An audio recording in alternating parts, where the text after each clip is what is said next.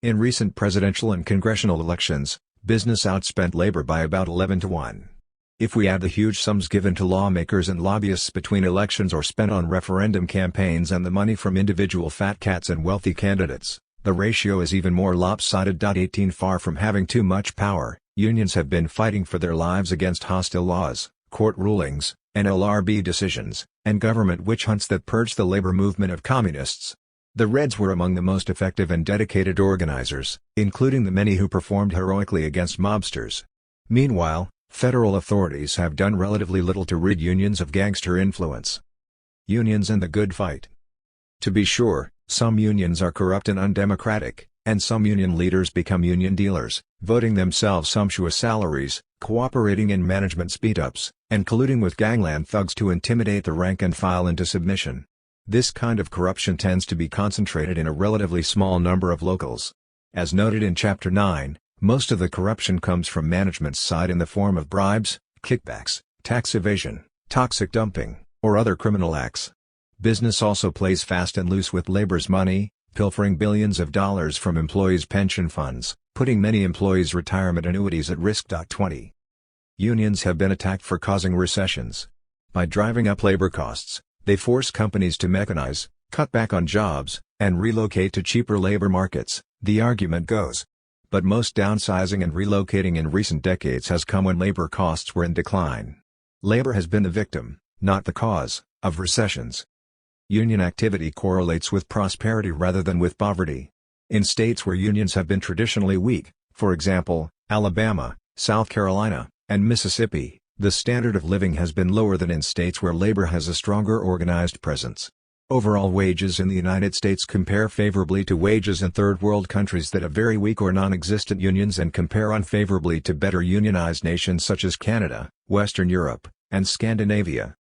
Unionized workers average 20% higher wages than non-union workers in this country, and are far more likely to have health insurance and other benefits. Even non-union workers benefit from the struggles of organized labor when their bosses make concessions in order to keep unions out. Criticisms and challenges from unions tend to produce better management performance. Occupational conditions and safety inspections generally are better at unionized workplaces than non-union ones. The higher the unionization rate, the less unequal is the distribution of income.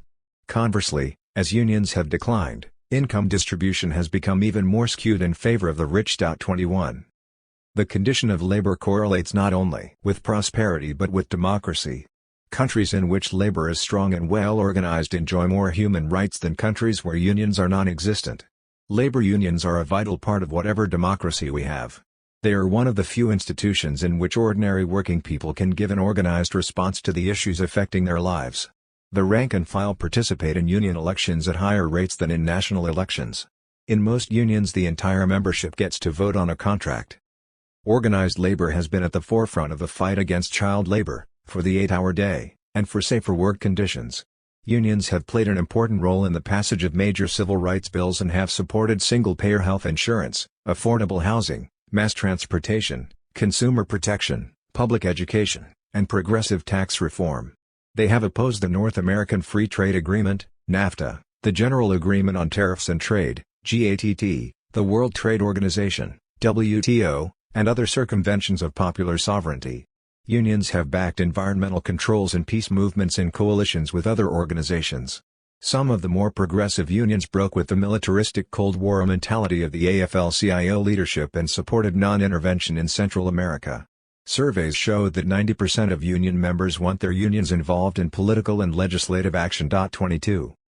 For organized labor to reverse its long decline, it needs repeal of the anti-labor laws that hamstring its ability to organize and win decent labor contracts. The NLRB must once again become an agency that defends, rather than undermines, the right to collective bargaining. Union leaders must avoid a collaborationist policy with management. They need to invest the billions of dollars in their pension funds in housing rehabilitation, community development, and other social programs beneficial to the rank and file. And AFL-CIO leaders must stop promoting a U.S. foreign policy that supports oppressive regimes, undermines independent unions, and preserves cheap labor markets in the Third World, to which U.S. jobs are then exported. 23. Human labor is the basis of our well-being and survival. Everywhere in the world, including the United States, it deserves far better treatment than it is getting. globalization, WTO, and the end of democracy. Among the recent undertakings of global business elites and their faithful governmental servants are NAFTA and the 1993 Uruguayan round of GATT. As presented to the public, NAFTA and GATT were going to abolish irksome regulatory laws, integrate national economies into a global trade system, and create more jobs and greater prosperity. The goal of the transnational corporation is to become truly transnational, poised above the sovereign power of any particular nation, while being serviced by the sovereign powers of all nations.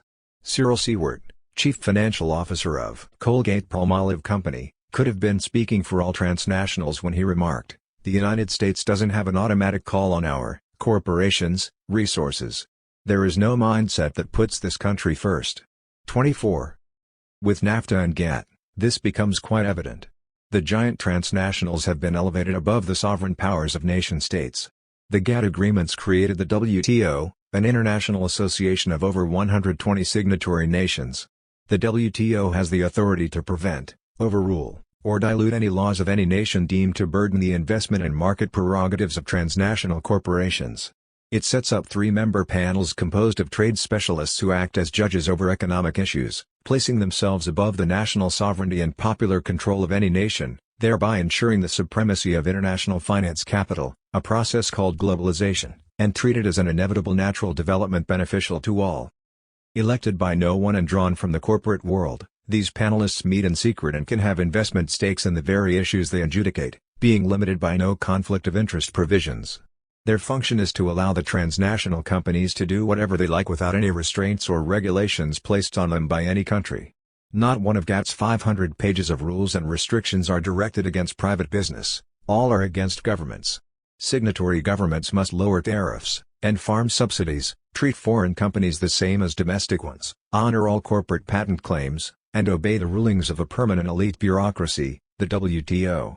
Should a country refuse to change its laws when a WTO panel so dictates, the WTO can impose fines or international trade sanctions, depriving the resistant country of needed markets and materials. 25. Acting as the supreme global adjudicator, the WTO has ruled against laws deemed barriers to free trade.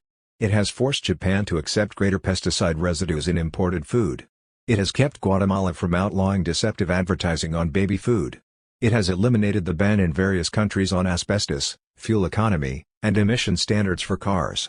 And it has ruled against marine life protection laws and the ban on endangered species products. The European Union's prohibition on the import of hormone-ridden U.S. beef had overwhelming popular support throughout Europe, but a 3-member WTO panel decided the ban was an illegal restraint on trade. The decision on beef put in jeopardy a host of other food import regulations based on health concerns. The WTO overturned a portion of the U.S. Clean Air Act banning certain additives in gasoline because it interfered with imports from foreign refineries. And the WTO overturned that portion of the U.S. Endangered Species Act forbidding the import of shrimp caught with nets that failed to protect sea turtles. 26. Free trade is not fair trade. It benefits strong nations at the expense of weaker ones, and rich interests at the expense of the rest of us, circumventing what little democratic sovereignty we have been able to achieve. 27 Globalization means turning the clock back on many 20th century reforms. No freedom to boycott products, no prohibitions against child labor, no guaranteed living wage or benefits, no public services that might conceivably compete with private profit-making, no health and safety protections that might cost the corporations any money. GATT allows multinationals to impose monopoly property rights on indigenous and communal agriculture. In this way agribusiness can better penetrate locally self-sufficient communities and monopolize their resources. Ralph Nader gives the example of the neem tree, whose extracts contain naturally pesticidal and medicinal properties. Cultivated for centuries in India, the tree has attracted the attention of various pharmaceutical companies, who filed monopoly patents, causing mass protests by Indian farmers. As dictated by the WTO, the pharmaceuticals now have exclusive control over the marketing of neem tree products, a ruling that is being reluctantly enforced in India. Tens of thousands of erstwhile independent farmers must now work for the powerful pharmaceuticals on terms set by them. In a similar vein, the WTO ruled that the U.S. corporation Ricetech has the patent rights to the many varieties of basmati rice grown for centuries by India's farmers. It also ruled that a Japanese corporation had exclusive rights in the world to produce curry powder. In these instances, free trade means monopoly corporate control. Such developments caused Malaysian Prime Minister Mahathir Mohamad to observe, We now have a situation where theft of genetic resources by Western biotech DNCs, transnational corporations, enables them to make huge profits by producing patented genetic mutations of these same materials. What depths have we sunk to in the global marketplace when nature's gifts to the poor may not be protected but their modifications by the rich become exclusive property? If the current behavior of the rich countries is anything to go by, globalization simply means the breaking down of the borders of countries so that those with the capital and the goods will be free to dominate the markets. 28. Under the free trade agreements, all public services are now at risk. A public service can be charged with causing lost market opportunities for business, or creating an unfair subsidy. To offer one instance, the single-payer automobile insurance program proposed by the province of Ontario, Canada, was declared unfair competition. Ontario could have its public auto insurance only if it paid U.S. insurance companies what they estimated would be their present and future losses in Ontario auto insurance sales, a prohibitive cost for the province. Thus the citizens of Ontario were not allowed to exercise their democratic sovereign power to institute an alternative not-for-profit auto insurance system. Education is a trillion-dollar industry, and private corporations want a big piece of it. If the issue is ever brought before the WTO or whatever trade council, public education and protests against corporate-run schools can be seen as a barrier to free market investments and lost market earnings for corporations involved in privatizing schools. It is probably only the fear of a heated public outcry that keeps the forces of privatization from moving more precipitously into the education market. International free trade agreements like GATT and NAFTA have hastened the corporate acquisition of local markets, squeezing out smaller businesses and worker collectives. Under NAFTA, better-paying U.S. jobs were lost as firms closed shop and contracted out to the cheaper Mexican labor market. At the same time, thousands of Mexican small companies were forced out of business. Mexico was flooded with cheap, high-tech, mass-produced corn and dairy products from giant U.S. agribusiness firms, themselves heavily subsidized by the U.S. government, driving small Mexican farmers and distributors into bankruptcy, displacing large numbers of poor peasants. The newly arrived U.S. companies in Mexico have offered extremely low-paying jobs, and highly unsafe and unhealthy work conditions. Under NAFTA, the U.S.-based Ethel Corporation sued the Canadian government for $250 million in lost business opportunities and interference with trade because Canada banned MMT, an ethyl-produced gasoline additive considered carcinogenic by Canadian officials. Fearing they would lose the case, Canadian officials caved in, agreeing to lift the ban on MMT, pay Ethel $10 million in compensation, and issue a public statement calling MMT safe. California also banned the unhealthy additive. This time a Canadian-based ethyl company sued California under NAFTA for placing an unfair burden on free trade. 29. We are told that to remain competitive under GATT, we will have to increase our output while reducing our labor and production costs, in other words, work harder for less. We will have to spend less on social services and introduce more wage concessions, more restructuring, deregulation, and privatization. Only then might we cope with the impersonal forces of globalization that are sweeping us along. In fact, there is nothing impersonal about these forces. Free trade agreements, including new ones that have not yet been submitted to Congress, have been consciously planned by big business and its governmental minions over a period of years in pursuit of a deregulated world economy that undermines all democratic checks upon business practices, and leaves all the world's population in the merciless embrace of a global free market. The people of any one province, state, or nation are now finding it increasingly difficult to get their governments to impose protective regulations or develop new forms of public sector production out of fear of being overruled by the WTO or some other international trade panel. 30. NAFTA and GATT are in violation of the U.S. Constitution, the preamble of which makes clear that sovereign power rests with the people. We the people of the United States, do ordain and establish this Constitution for the United States of America. Article 1. Section 1 of the Constitution reads, all legislative powers herein granted shall be vested in a Congress of the United States. Article 1. Section 7 gives the President, not some trade council, the power to veto a law, subject to being overridden by a two-thirds vote in Congress. And Article 3 gives adjudication and review powers to a Supreme Court and other federal courts as ordained by Congress. The 10th Amendment to the Constitution states, the powers not delegated to the United States by the Constitution, nor prohibited by it to the states, are reserved to the states respectively, or to the people.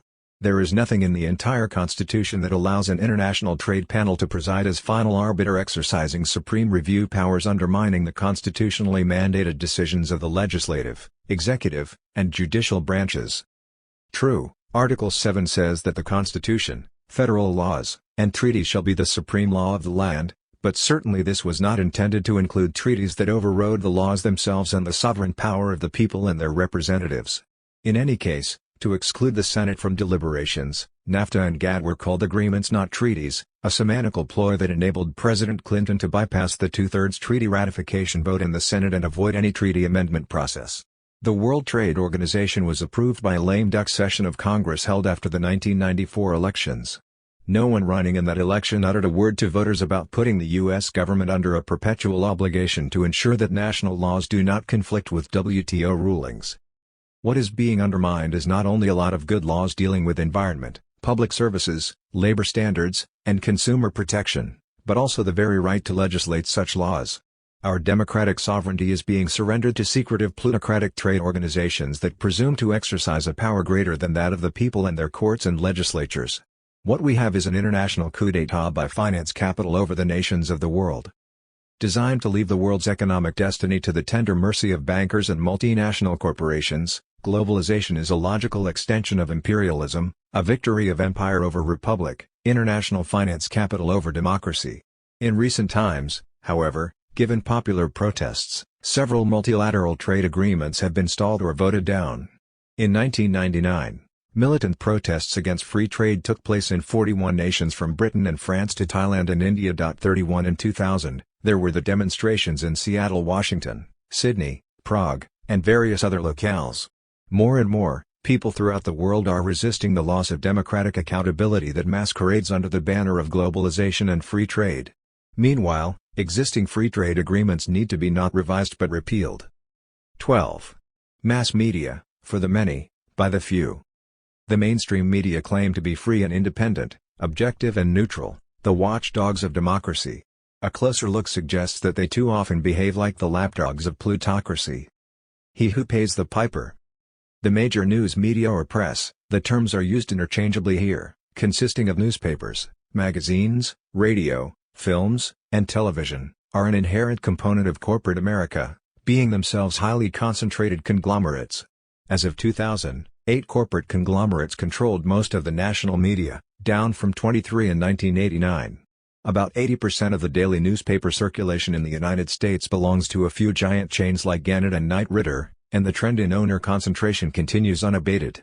Today less than 2% of U.S. cities have competing newspapers under separate ownership. 1. 6 major companies distribute virtually all the magazines sold on newsstands. 8 corporate conglomerates control most of the book sales revenues, and a few bookstore chains enjoy over 70% of book sales. A handful of companies and banks control the movie industry. 4 giant networks, ABC, CBS, NBC, and Fox, dominate the television industry, and a handful of corporations command most of the nation's radio audience. 2 NBC is owned by General Electric, Capital City/ABC by Disney, and CBS by Westinghouse. Jack Welch, CEO of General Electric, is a conservative who agreed to bankroll the rightist McLaughlin Group. Michael Jordan, head of CBS Westinghouse, is a rightist who has spoken out against government regulations of the free market. Fox Network is owned by right-wing billionaire and media mogul Rupert Murdoch, who bankrolls the Weekly Standard, a right-wing opinion magazine, and whose Fox News channel reportedly quizzed journalistic applicants on whether they were registered Republicans or not. 3. Banks such as Morgan Guaranty Trust and Citibank are among the major stockholders of networks. Representatives of powerful corporations, including IBM, Ford, General Motors, and Mobil Oil, sit on the boards of all the major networks and publications. The media conglomerates own not only television networks but other lucrative holdings such as cable companies, book publishing houses, magazines, newspapers, movie studios, satellite television, and radio stations. 4. Over the last 2 decades, the broadcast industry has used its immense lobbying power to kill what few regulations were in place to protect diversity and public interest programming. It spent more than $100 million to secure passage of the 1996 Telecommunications Act, which permits a single company to own television stations serving more than 1/3 of the U.S. public. By lifting restrictions on the sale of media properties, the act was supposed to bring a flowing of competition that would give consumers greater choice, lower cable prices, and cheaper local phone service. In fact, within 3 years, cable rates had risen 21% and local phone rates 10%. And now, One company can own up to 6 radio stations and 2 television stations in a single city, as opposed to the previous restriction of 1 radio and 1 TV outlet in any one market. Consequently, since 1996 there have been over 1,000 mergers of radio companies, with over half of the nation's 11,000 radio stations being bought up by large conglomerates. The upshot is fewer independent commentators with an alternative perspective on world affairs and community issues, and more hate radio types who spew their venom against feminists, ethnic minorities, the homeless, gays, labor unions, and environmentalists. 5. Media owners do not hesitate to exercise control over news content. They frequently kill stories they dislike and in other ways inject their own preferences. As one group of investigators reported, the owners and managers of the press determine which person, which facts, which version of the facts, and which ideas shall reach the public. 6. In recent times, media bosses have refused to run advertisements, stories, or commentaries that advocated single-payer health insurance, criticized U.S. military intervention in other countries, or opposed the North American Free Trade Agreement, NAFTA. Corporate advertisers are another influential group who leave their political imprint on media content. They might cancel advertising accounts not only when they feel that the reporting reflects poorly on their product, but also when they disapprove of what they perceive as a liberal drift in news and commentary. Network bosses are keenly aware of the control exercised by business sponsors. To quote former president of CBS Frank Stanton, "Since we are advertiser-supported, we must take into account the general objective and desires of advertisers as a whole." 7. The prize-winning Whitney Report, a PBS news show that revealed U.S. backing of death squads and dictators in Central America and other hot issues, went off the air because it could not procure corporate funding. 8. Lowell Bergman, former producer of 60 Minutes, says news producers are finding it more and more difficult to do pieces that are critical of Fortune 500 companies, or of sponsors or suppliers to the network. 9. Journalists can sometimes slip unusually critical information into stories, but if they persist, their reports are spiked, they are reassigned, and soon their careers are at risk. The media boss controls the journalist, not the other way around. Media chiefs have cancelled radio and television shows, such as Michael Moore's TV Nation, that contained relatively mild and flippant critiques of big companies. Jim Hightower's populist commentaries played on more than 200 ABC radio affiliates until cancelled by Disney soon after it took over ABC in 1997. Hightower has managed to reappear on a smaller number of independent stations. Television journalists Steve Wilson and Jane Acker lost their jobs after doing an investigative series on the dangers of hormones fed to cows, a report that Wilson and Acker say a Fox affiliate in Tampa, Florida, refused to run because it offended Monsanto. Mike Gallagher was let go by the Cincinnati Enquirer after reporting that Chiquita Banana Company sprayed its Latin American workers with pesticides, bribed Colombian officials, and smuggled cocaine in banana boats. Controversy developed around how Gallagher obtained his information. He pilfered some voicemail tapes, not whether the reports were true. 10. There are other examples. An Atlanta Journal-Constitution reporter was forced to resign after running stories that annoyed Coca-Cola and Atlanta banks, whose racist practices had been exposed.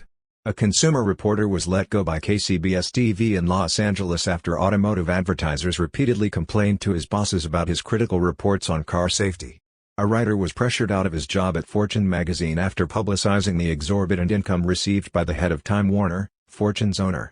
For a series of reports on the abuses of corporate America, Frances Sarah of the New York Times incurred the ire of her editors and was transferred to a Long Island beat. There she wrote articles on Shoreham nuclear power plant that contained some information running counter to the pro-nuclear editorial stance of the Times. Her final story was suppressed as biased. It reported that the plant was in serious financial trouble, which proved true. Sarah was never given a new assignment. 11.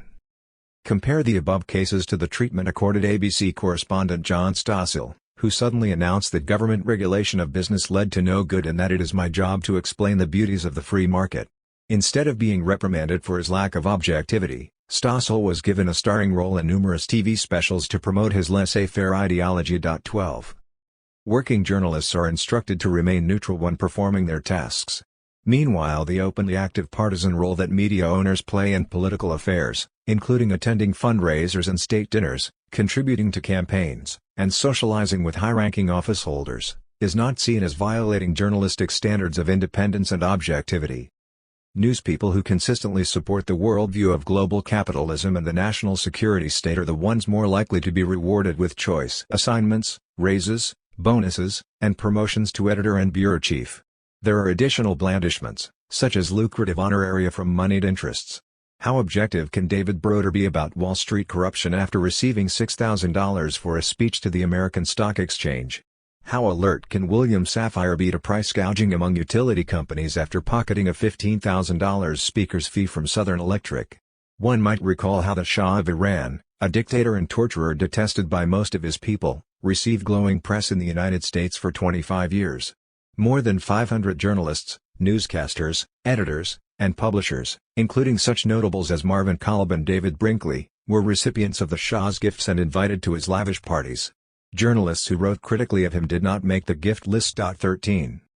On infrequent occasions, the news media will go against a strong corporate interest and give tentative exposure to consumer and environmental issues, as with the exposes on how the tobacco industry conspired to hook smokers by inserting more nicotine in cigarettes, and how smoking causes cancer. Of course, we knew about the link between smoking and cancer for over half a century. The press and policymakers took their time in giving the issue the attention it deserved, even then only after a growing public outcry and numerous class action suits against big tobacco. A host of other consumer issues such as carcinogens and cosmetics, radioactive materials in products sold on the market, the use of industrial waste sludge as fertilizers, and the unsafe quality of so many prescription and over-the-counter drugs, along with manifold issues relating to the environment, still do not get the attention they deserve. The ideological monopoly. Across the country, newspapers offer little variety in perspective and editorial policy, ranging mostly from moderately conservative to ultra-conservative, with a smaller number that are blindly centrist. Most independent dailies, along with the chains, rely heavily on the wire services and on big circulation papers for stories, syndicated columns, and special features. Despite conservative complaints about a liberal media, surveys show that Washington journalists, while more liberal on cultural issues such as abortion and school prayer, are decidedly more conservative on economic issues. They are more than twice as likely to support NAFTA and free trade, and far more in favor of trimming Medicare and Social Security. 14 In any case, as already noted, more important than the working journalists in shaping news content are the rich conservatives who own and control the major media. News reports on business rely almost entirely on business sources. The workings of the capitalist political economy remain virtually unmentioned. The tendency toward chronic instability, recession, inflation, and underemployment, the transference of corporate diseconomies onto the public, these and other such problems are treated superficially, if at all, by pundits who have neither the inclination nor the freedom to offer critical observations about our capitalist paradise. Poverty remains an unexplained phenomenon in the media.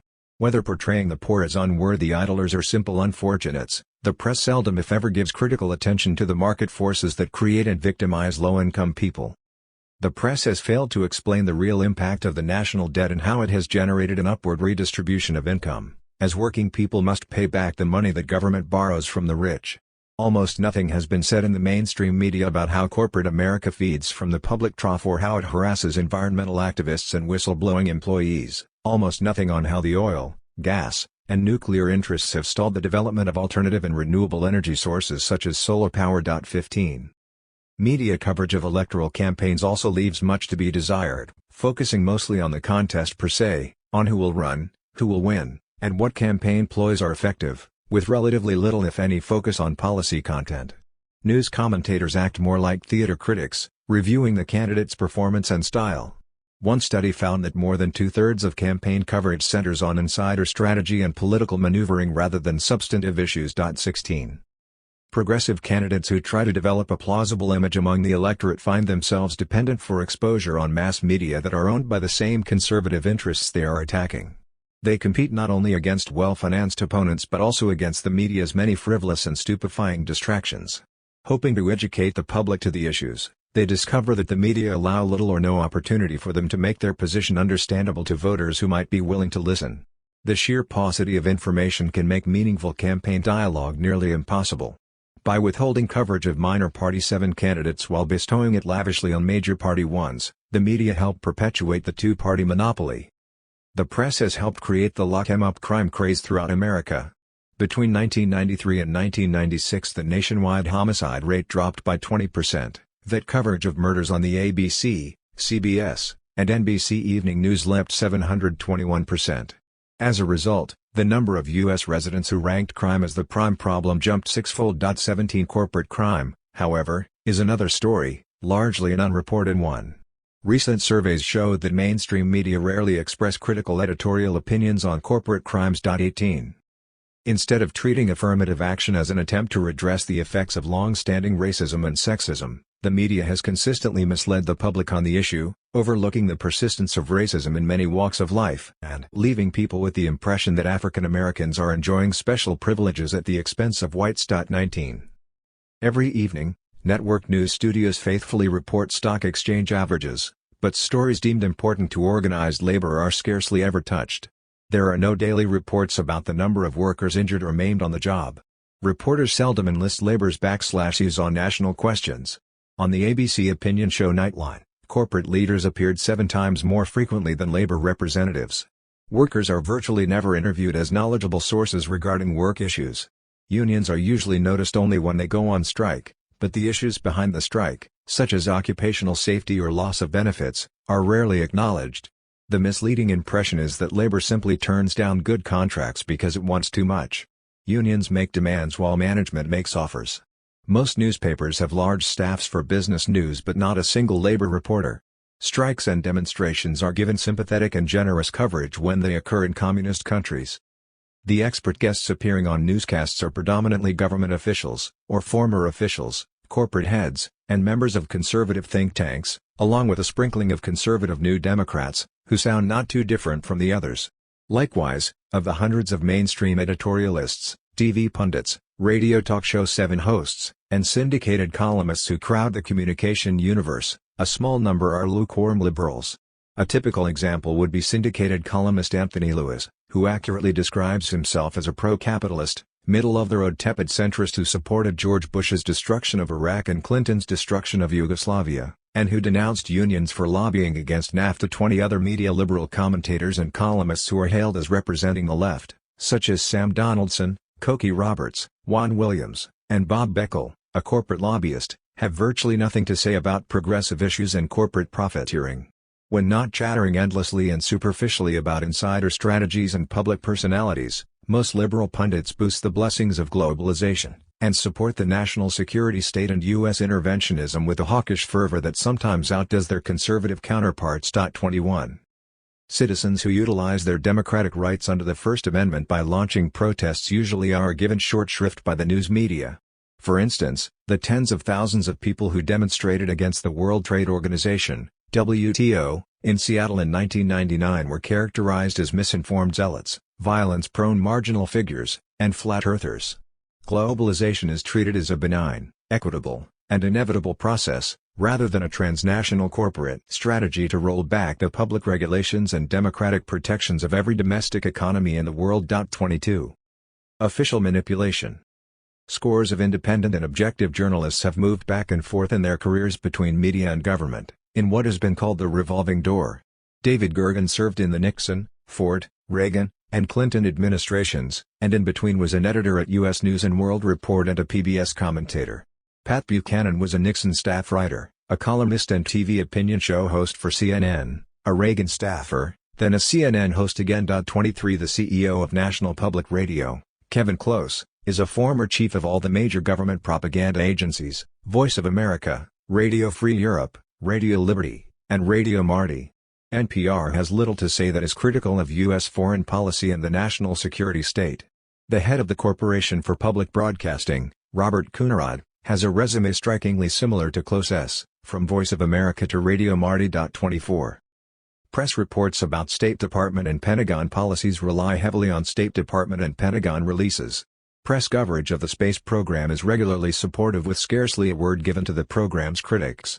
Little if any positive exposure is afforded anti-imperialist struggles throughout the world or domestic protests against U.S. overseas interventions against Third World peoples. Demonstrators and agitators who violently attack democratically elected governments in countries that resist the total embrace of the free market, such as post-communist Bulgaria and Yugoslavia, are hailed as purveyors of democracy and given lavish coverage, and are never condemned for their violence. Far from being vigilant critics of government policy, most news organizations act more like mouthpieces for officialdom's counter-revolutionary, free market globalism. The corporate media, along with NPR and PBS, portrayed the Vietnam War, the invasion of Grenada, the invasion of Panama, the destruction of Iraq, the destruction of Yugoslavia, and the growing U.S. intervention against revolutionary guerrillas in Colombia as arising from noble intentions, with no mention given to the underlying class interests and little attention to the horrendous devastation wreaked by U.S. forces upon the peoples of those countries. The U.S. press ignored the slaughter of some 500,000 Indonesians by the U.S.-supported militarists of that country, and the genocidal campaign waged by those same militarists in East Timor. The media made scant mention of the massive repression of dissident peasants, workers, clergy, students, and intellectuals in Uruguay, Guatemala, El Salvador, Zaire, the Philippines, and dozens of other U.S.-supported pre-capitalist regimes. Ever faithful to the official line, press coverage is energetically negative toward leftist movements and governments while being supportive of right-wing pre-capitalist ones and having little ill to say of the Central Intelligence Agency, CIA-supported counter-revolutionary mercenary forces, as in Angola, Mozambique, and Nicaragua, whose campaigns have taken hundreds of thousands of lives. 25. Also unreported is the widespread U.S.-supported terrorism in scores of countries, utilizing death squads, massacres, and mass detentions. Human rights violations in non-capitalist countries like China, Tibet, and North Korea are given wide play, while long-standing bloody and repressive violations in Turkey, Honduras, Indonesia, and dozens of other U.S.-supported, free-market countries receive scant notice. 26. The media remain largely supportive when U.S. presidents invade or bomb other countries. The press often chooses to act responsibly by not informing the public about U.S. covert actions and other questionable policies abroad and at home. Journalistic responsibility should mean the unearthing of truthful information no matter how troubling it be to the established powers. But the responsibility demanded by government officials and often agreed to by the news media means the opposite, the burying of troublesome information precisely because it is true. Sometimes media opinion makers are quite blatant in their partisan expressions. During the 1999 U.S. NATO bombing of Yugoslavia, which killed hundreds of innocent civilians and wrecked that country's entire economy, without the loss of a single American life, CBS Evening News anchor Dan Rather declared, "I'm an American, and I'm an American reporter. And yes, when there's combat involving Americans, you can criticize me if you must, damn me if you must, but I'm always pulling for us to win." Is Rather saying that he supports any U.S. one-sided slaughter regardless of the costs and immoral horrors perpetrated, regardless of the actual merits of the issues involved? 2. He sounds less like a dispassionate, objective news person and more like a jingoistic cheerleader. More than 400 U.S. journalists, including nationally syndicated columnists, editors, and some major publishers, have carried out covert assignments for the CIA over the last 4 decades, gathering intelligence abroad or publishing the kind of stories that create a climate of opinion supportive of the CIA's interventionist objectives. Included are personnel from The Washington Post, CBS, NBC, ABC, Newsweek, The Wall Street Journal, The Associated Press, and prominent press moguls such as William Palev, erstwhile head of CBS, Henry Luce, late owner of Time Incorporated, and Arthur Hayes Salzberger, late publisher of The New York Times. The CIA has owned more than 240 media operations around the world, including newspapers, magazines, publishing houses, radio and television stations, and wire services. Many Third World countries get more news from the CIA and other such Western sources than from Third World news organizations. 28. In a series of deeply researched articles in the San Jose Mercury News, Gary Webb exposed the CIA's involvement in the drug traffic between the Contras, U.S.-supported mercenary troops in Central America, and inner-city dealers in the United States. The series confirmed the worst suspicions of African American community leaders and set off a firestorm of controversy. Webb was swiftly subjected to a barrage of counterattacks from The Washington Post, New York Times, Los Angeles Times, and the major TV networks. They accused him of saying things he had not said. They focused on a few minor speculative points not firmly established while ignoring the more damning and well-substantiated heart of the investigation. And they unquestioningly accepted the CIA's claim that it was not involved in drug trafficking. Eventually, Webb's editor caved into the pressure, making a public self-criticism for having published the series. Webb left the Mercury News soon after. A subsequent report by the CIA itself largely confirmed his charges. 29.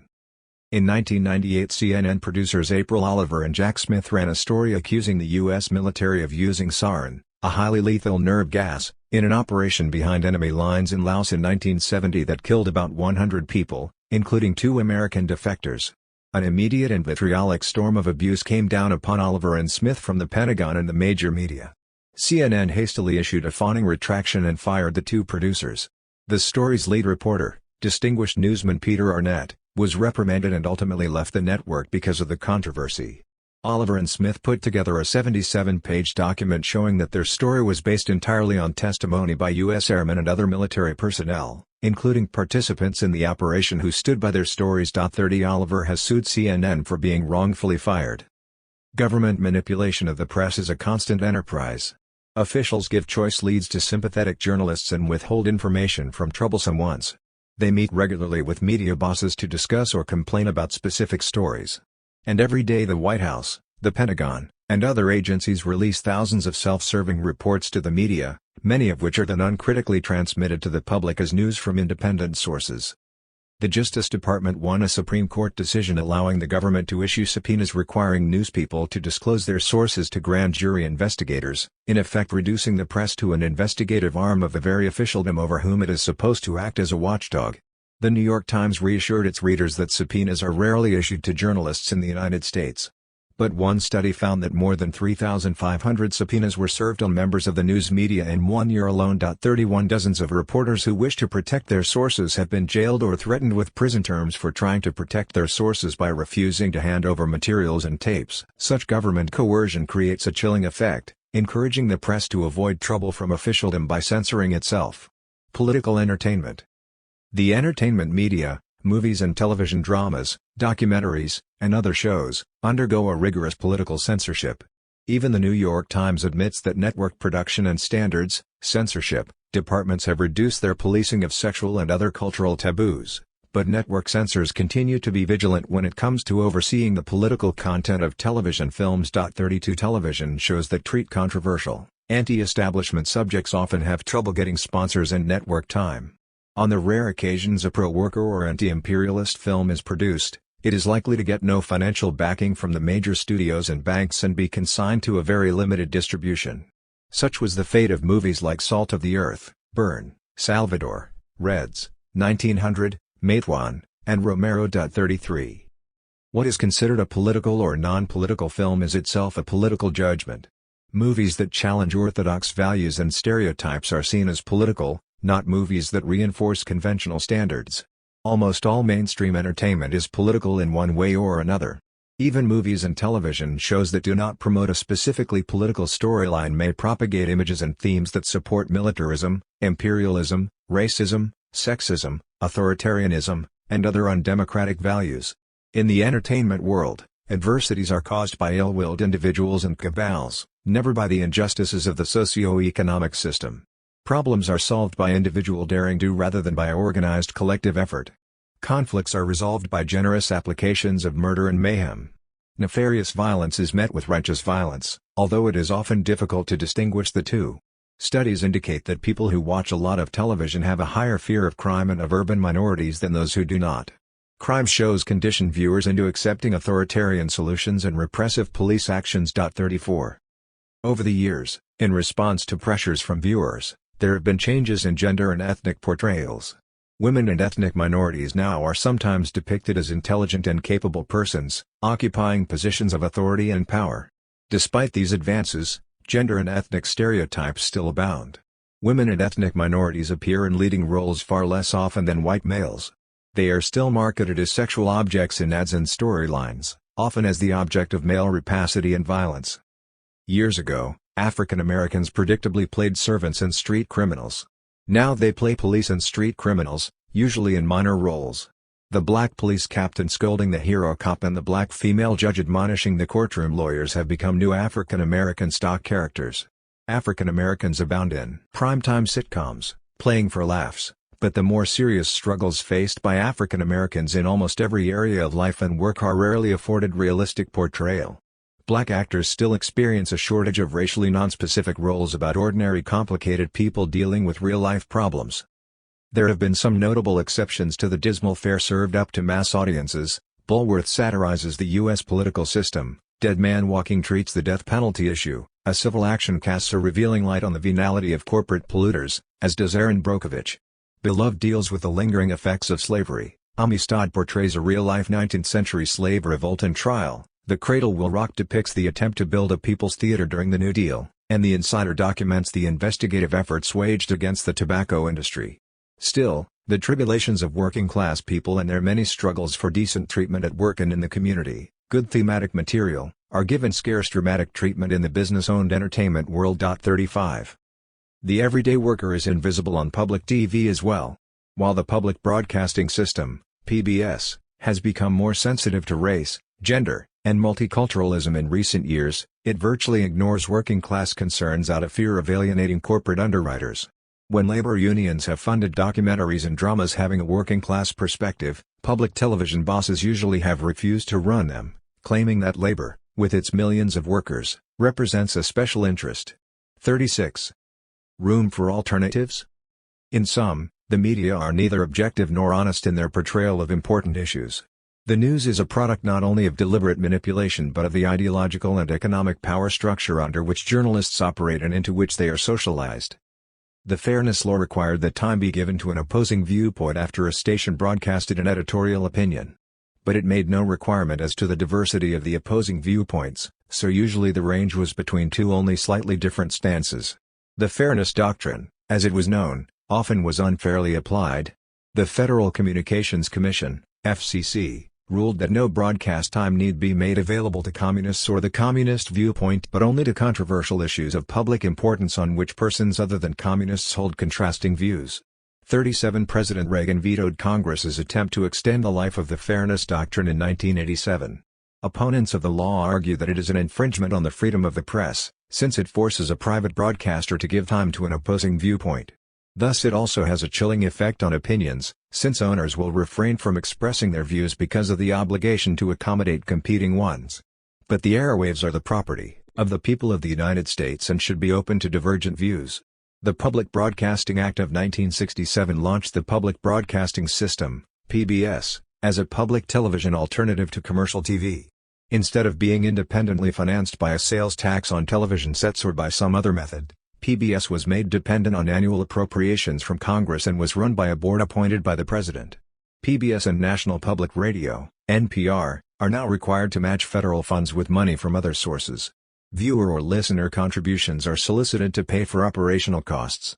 The programs themselves are financed by large corporations.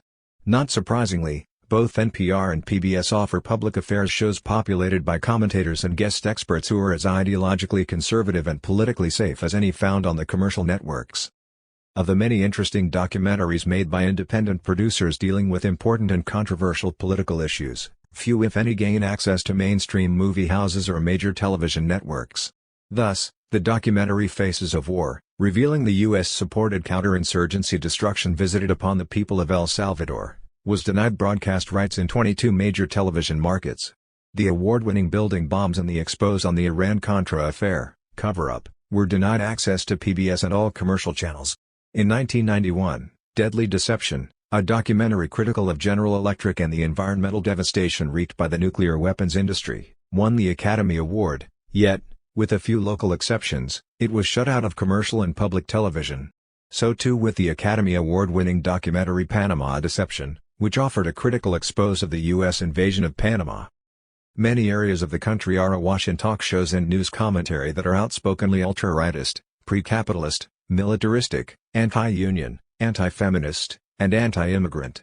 Wealthy conservatives have poured millions of dollars into building the Religious Rights Radio Network, consisting of 1,300 local stations, and its television network, the Christian Broadcasting Network, which has as many affiliates as ABC.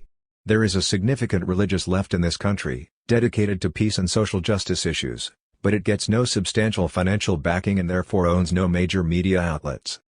Denied access to major media, the political left has attempted to get its message across through small publications that suffer chronic financial difficulties and sometimes undergo harassment from police, the Federal Bureau of Investigation, rightist vigilantes, the Internal Revenue Service, and the U.S. Postal Service. Skyrocketing postal rates affect a real hardship on dissident publications. While defending such increases as economically necessary, the government continues to subsidize billions of pieces of junk mail sent out every year by business and advertising firms. Pacifica Network's 5 radio outlets and other community and listener-sponsored stations sometimes offer alternative political perspectives, along with a great deal of cultural esoterica and conventional mainstream views. The Pacifica Board of Directors, as of 2000 dominated by persons unfriendly toward progressive radio, now seems determined to neutralize the few remaining dissident voices on the member stations and turn Pacifica into another NPR.38. A growing movement of mostly poor and inner-city individuals and communities across the country have set up unlicensed micro-radio FM stations, which have far less than 100 watts of power and transmit in a limited radius of 1 to 5 miles. Micro-radio advocates argue that they are public space and their broadcast outlets are too small to interfere with the larger signals. The real threat they pose is that low-income people and other dissidents might use the airwaves to voice heterodox views.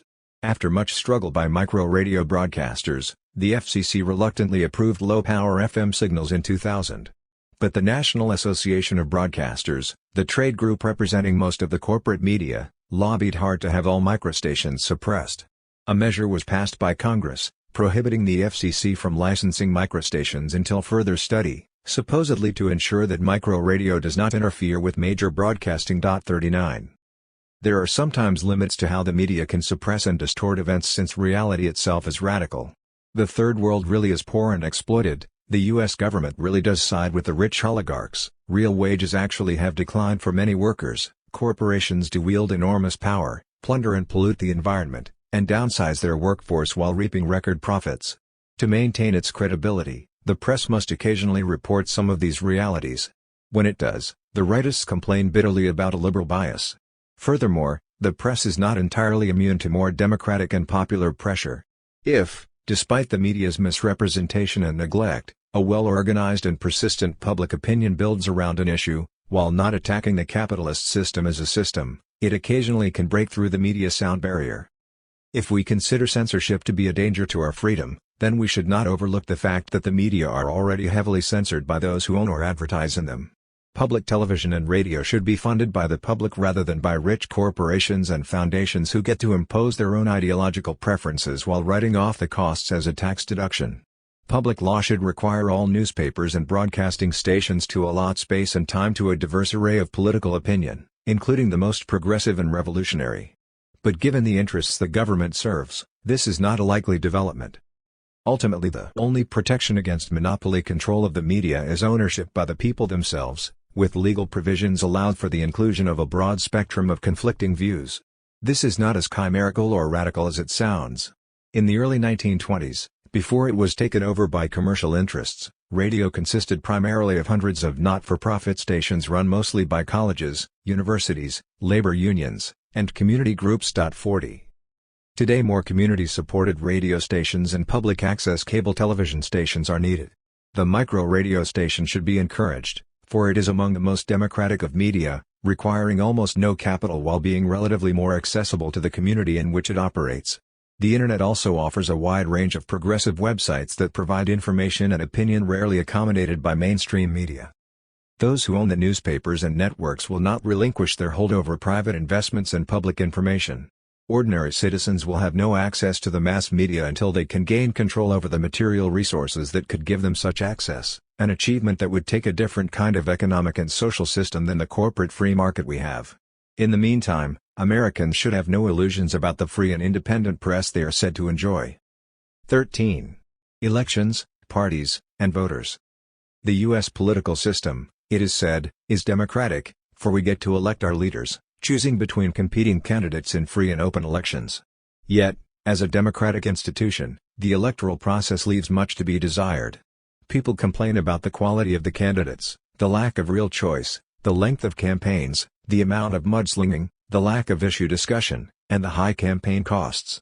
One survey found that only 23% agreed that the two-party system works well, while 67% thought it had real problems or was seriously dysfunctional. 1 This chapter lends support to the view. Republicrats and Demopublicans. For generations, professional party politicians ran the party machine, doling out little favors to little people and big favors to realty speculators, developers, business contractors, and machine leaders themselves. The party bosses were sufficiently occupied by the pursuit of office and patronage to remain untroubled by questions of social justice and never question the basic distribution of resources in society. Yet, Concerned with winning, they were capable of responding to strong popular sentiment at times. Old-fashioned political machines can still be found in a number of cities, but they seldom exercise influence beyond the local level.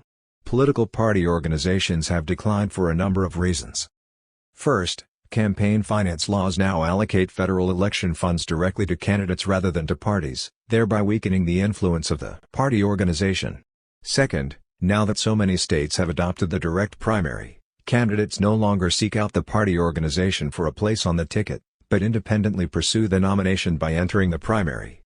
Third, since televised political ads can reach everyone's living room, the precinct captain is less needed to canvass the neighborhood and publicize the candidate.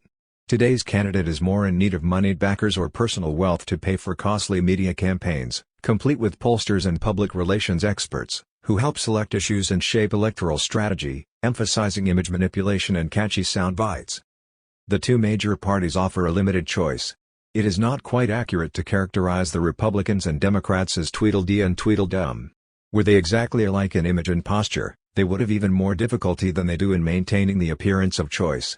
From the perspective of those who advocate a basic change in national priorities, the question is not, are there differences between the parties? But do the differences make a difference? On most fundamental economic class issues, the similarities between the parties loom so large as frequently to obscure the differences.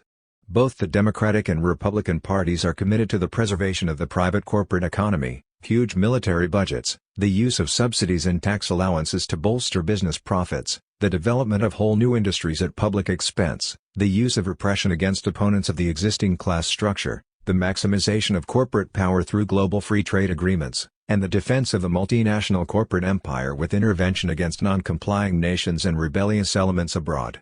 In short, most Republican and Democratic politicians are dedicated to strikingly similar definitions of the public interest, at great cost to the life chances of underprivileged people at home and abroad. This is especially true of the overlap between Republicans and New Democrats or Clinton Democrats, who have been the party of the business subsidies, tax breaks, and big military budgets almost as much as the GOP. 3 So, William Wynne Pissinger, former president of the International Association of Machinists, was moved to comment, "We don't have a two-party system in this country. We have the Demopublicans. It's one party of the corporate class, with two wings, the Democrats and Republicans." 4. Candidates compete vigorously for the prizes of office, expending huge sums in the doing, with campaign buttons, bumper stickers, and television and radio spots.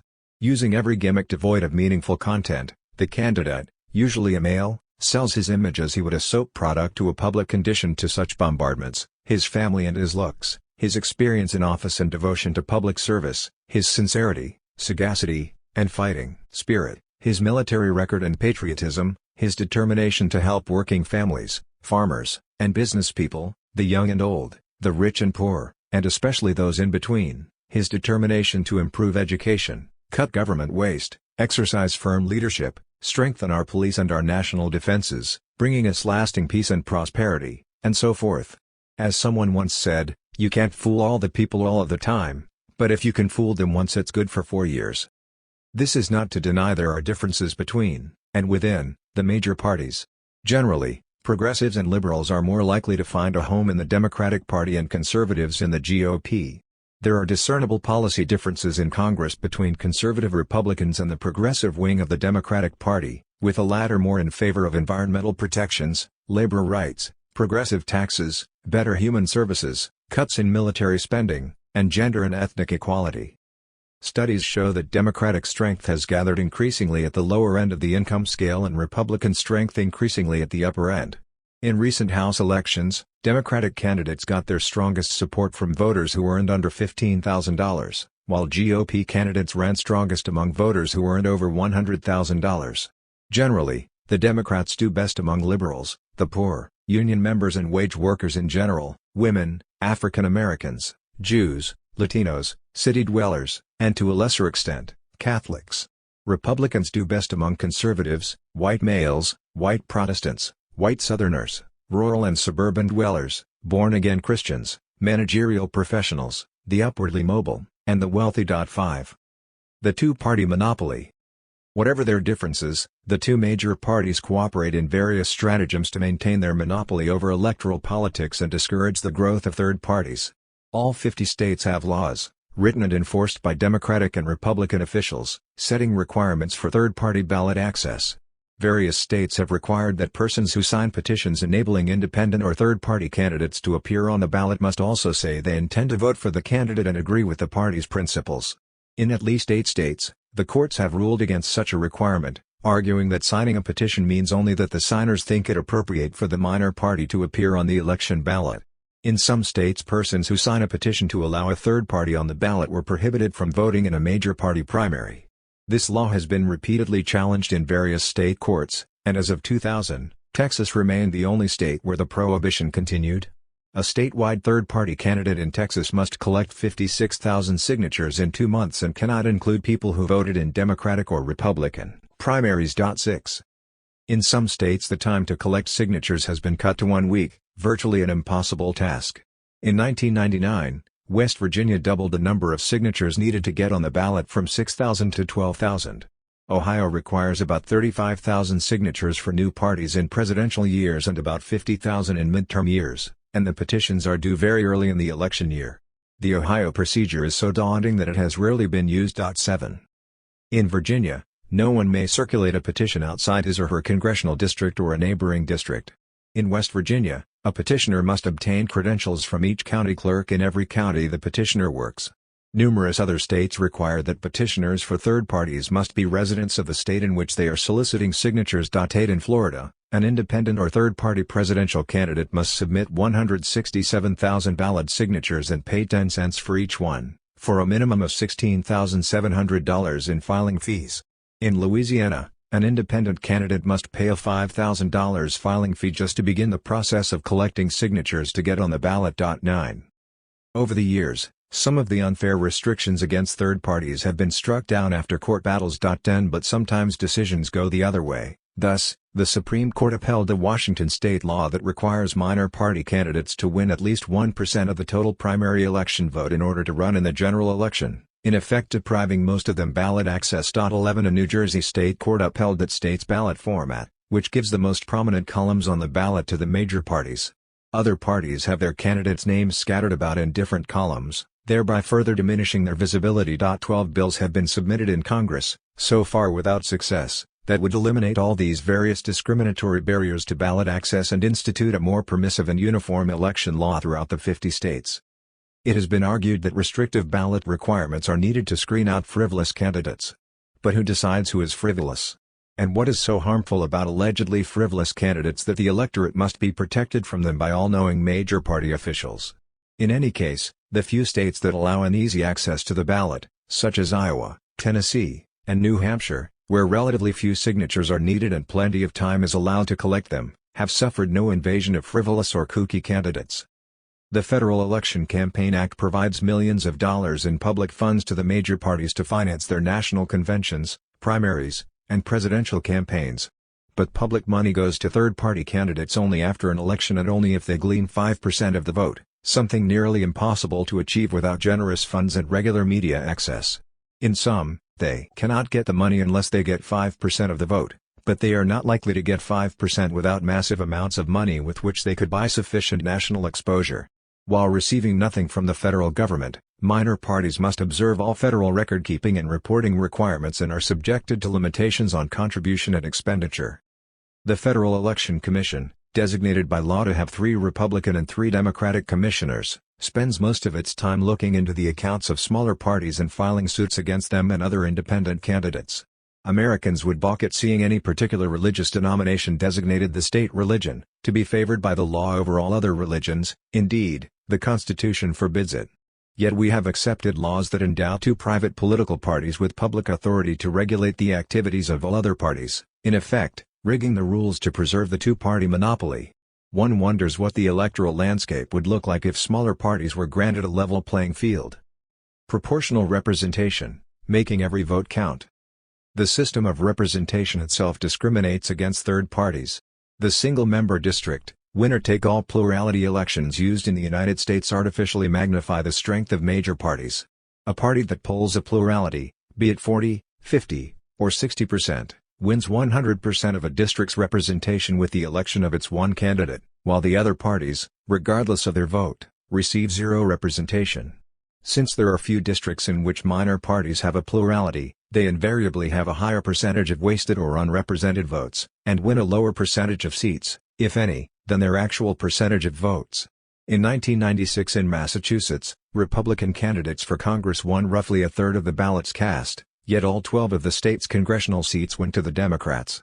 In Kansas, Nebraska, and Oklahoma, Democratic candidates won an average of 37% of the votes, yet all the congressional seats were won by Republicans. 13 Across the country, those living in safe Republican or safe Democratic districts and who support the weaker party have little reason to vote, so with supporters of minor parties everywhere.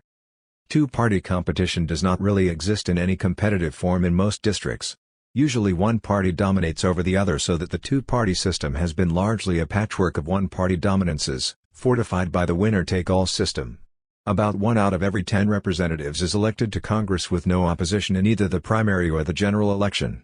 During the 1980s and 1990s, from 85 to 90% of incumbents who sought congressional office were re-elected. 14 Death and voluntary retirement seem to be the important factors behind the turnover in representative assemblies. In contrast to the single-member winner-take-all system is proportional representation, which provides a party with legislative seats roughly in accordance with the percentage of votes it wins. Let us say, 10 single-member districts were joined into one 10-seat district. Instead of the winner taking all, a party that gets around 50% of the vote would get only 5 seats, and one that received 30% would get 3 seats, and one that received 20% would get 2 seats. Every vote would win some representation. Some political scientists and publicists argue that proportional representation, PR, is an odd, alien, overly complicated system that encourages the proliferation of splinter parties and leads to legislative stalemate, fragmentation, polarization, and instability. They laud the two-party system because it supposedly allows for cohesion, stable majorities, and measured competition. 15 But the much-lauded two-party stability is often just a code word for lack of choice and lack of coherent agendas, clear differences, and responsiveness to popular sentiment. Furthermore, there is nothing odd or quirky about proportional representation. It is the most widespread and popular voting system in the world. Some form of PR is used in virtually every country in Europe, from Austria and Belgium to Sweden and Switzerland. Single-member, winner-take-all is used in Great Britain, Canada, and the United States. In November 1993, New Zealand adopted proportional representation in a national referendum by a vote of 85 to 15%.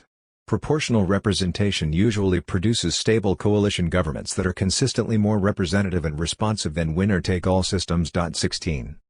Proportional representation voting systems are not unmanageably complicated. Citizens are able to cast votes for their preferred candidates and for parties that more closely reflect their interests. Nor is PR completely alien to the United States. Some local governments and school districts around the country have employed it. Between 1915 and 1960, 5 Ohio municipalities used PR, and it enabled ethnic and political minorities to win representation on their city councils. In 1945, in the last PR race for the New York City Council, Democrats won 15 seats, Republicans 3, Liberals and Communists 2 each, and the American Labor Party 1, and public interest in city council elections was high. Proportional representation was abolished in New York not because it didn't work but because it worked too well, giving representation to a variety of leftist views. Today, under winner-take-all in New York, the Democrats have 34 council seats, the Republicans have 1, and smaller parties are frozen out. 17. Wedded to the unfair advantages of the current system, Democrats and Republicans in Congress passed a law in 1967 requiring all states to set up single-member, winner-take-all districts. In 1995, an African-American congresswoman from Georgia proposed the Voters' Choice Act that would repeal the single-member requirement and allow states to run elections under some form of proportional representation. The proposal was buried in committee. The present system deprives minority parties not only of representation but eventually of voters too, since not many citizens wish to waste their ballots on a minor party that seems incapable of achieving a legislative presence. Sometimes it does not even seem worth the effort to vote for one of the two major parties in districts where the other major party so predominates and will be winning the sole representation. If we had PR, however, every vote would be given some representation, and people would be more likely to vote. This partly explains why voter turnout ranges from 36 to 42% for congressional elections, and around 50% for presidential contests, while in countries that have PR, Turnouts range from 70 to 90%. 18 With proportional representation, there is a broader and more varied choice of parties, a higher rate of participation, and a more equitable representation of ethnic minorities and women than in our two-party system. Rigging the game. The electoral system is rigged in other ways. A common device is redistricting, changing the boundaries of a constituency ostensibly to comply with population shifts but also to guarantee a preferred political outcome. U.S. House of Representative districts and state legislative districts are drawn every 10 years, after the national census is taken, by the various state legislatures, subject to veto by the governors. In almost all instances of districting, political and party considerations are given prime play. Often the purpose of redistricting is to weaken the electoral base of progressive members in Congress, state legislatures, or city councils, or dilute the electoral strength of new or potentially dissident constituencies. In Philadelphia, a Latino community of 63,000 anticipated control of at least one and possibly two seats in the Pennsylvania Assembly. Instead, their cohesive community was divided into a number of districts, none of which had more than a 15% Latino population. Chicago's Puerto Rican and Mexican American community suffered a similar plight. The New York City Council split 50,000 working-class black voters in Queens into 3 predominantly white districts, making them a numerical minority in all 3. And in Los Angeles County and 9 Texas counties, heavy concentrations of Latinos were divided into separate districts to dilute their voting power. A common form of redistricting is the gerrymander, in which district lines are drawn in elaborately contorted ways so as to maximize the strength of the party that does the drawing. 19 Sometimes gerrymandering is used to deny minority representation, as in the redistricting examples just given. Other times it is used to assure minority representation, by creating a district that manages to concentrate enough African American voters so as to allow the election of an African American. Conservative opponents condemn such practices as racial gerrymandering and reverse discrimination. But defendants argue that though such districts may look bizarre on a map, they are the only way to abridge a white monopoly and ensure some black representation in states where whites remain overrepresented even after the redistricting. One such district was the 12th Congressional in North Carolina, which elected Mel Watt, a progressive African American, in 1992. Federal courts had it redrawn 3 times in 6 years, ostensibly because of the racial gerrymandering. By 1998 Watt found himself running in a district that was almost 70% white and only 55% Democratic. He won re-election nevertheless, but only after a difficult campaign. Representatives Eva Clayton of North Carolina and Sanford Bishop and Cynthia McKinney of Georgia, all African American progressives, also faced redistricting, and while all 3 managed to win re-election in 1998, they represented districts that were no longer safe. In 1993 and 1996 the U.S. Supreme Court invalidated congressional district plans in North Carolina and Texas because of racial gerrymandering. 20 But in 1999, with surprising unanimity, the court ruled that even a conscious concentration of black voters did not automatically make a district unconstitutional, as long as the state's primary motive was political rather than racial. 21 Federal courts generally have argued that race cannot be the primary factor in drawing a district, even in a state with a long-standing pattern of shutting out African American representation. At the same time, the courts have accepted the political gerrymandering that shapes so many districts around the country. Thus, in Texas, with less than a majority of the statewide vote, the Democrats, drawing the district lines to their satisfaction, won 21 of the 30 congressional seats, with Republican voters being packed into the remaining districts that elected Republican incumbents. After the 1990 census, the Republican administration of George Bush directed certain states to maximize the number of districts packed with African American and Latino voters. Bush had an ulterior motive: by corralling minorities, who voted heavily Democratic, into electoral ghettos, the GOP would have a better chance of carrying the more numerous surrounding white districts. 22. Proportional representation provides a more equitable form of representation. Even if districts are redrawn by a neutral computer method, under the winner-take-all method there is a kind of gerrymander effect, that is, large numbers of voters will be left without any actual representation. As one PR advocate explains, if I'm a Democrat living in the Dallas suburbs, and they do a computer-driven map that leaves me in a 65% Republican district, then I've been effectively gerrymandered out of an opportunity 7 to elect a person who represents my interests, and the shape of the district doesn't matter. 23 But with PR, the 5 Republican suburban districts would be made into one composite district with 5 representatives, and Democratic votes would count toward electing 1 or 2 of the 5. The national census taken every 10 years undercounts low-income voters, missing more renters than homeowners and many poor residents in overcrowded neighborhoods and remote rural areas. Low-income people also tend to be less forthcoming with census takers.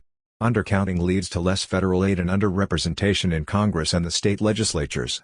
According to the Census Bureau, the 1990 census missed an estimated 8.4 million people and double-counted or improperly tallied 4.4 million, including many affluent whites who had more than one residence. 24 To get a more accurate tally, the Census Bureau planned to supplement door-to-door counts with sampling data.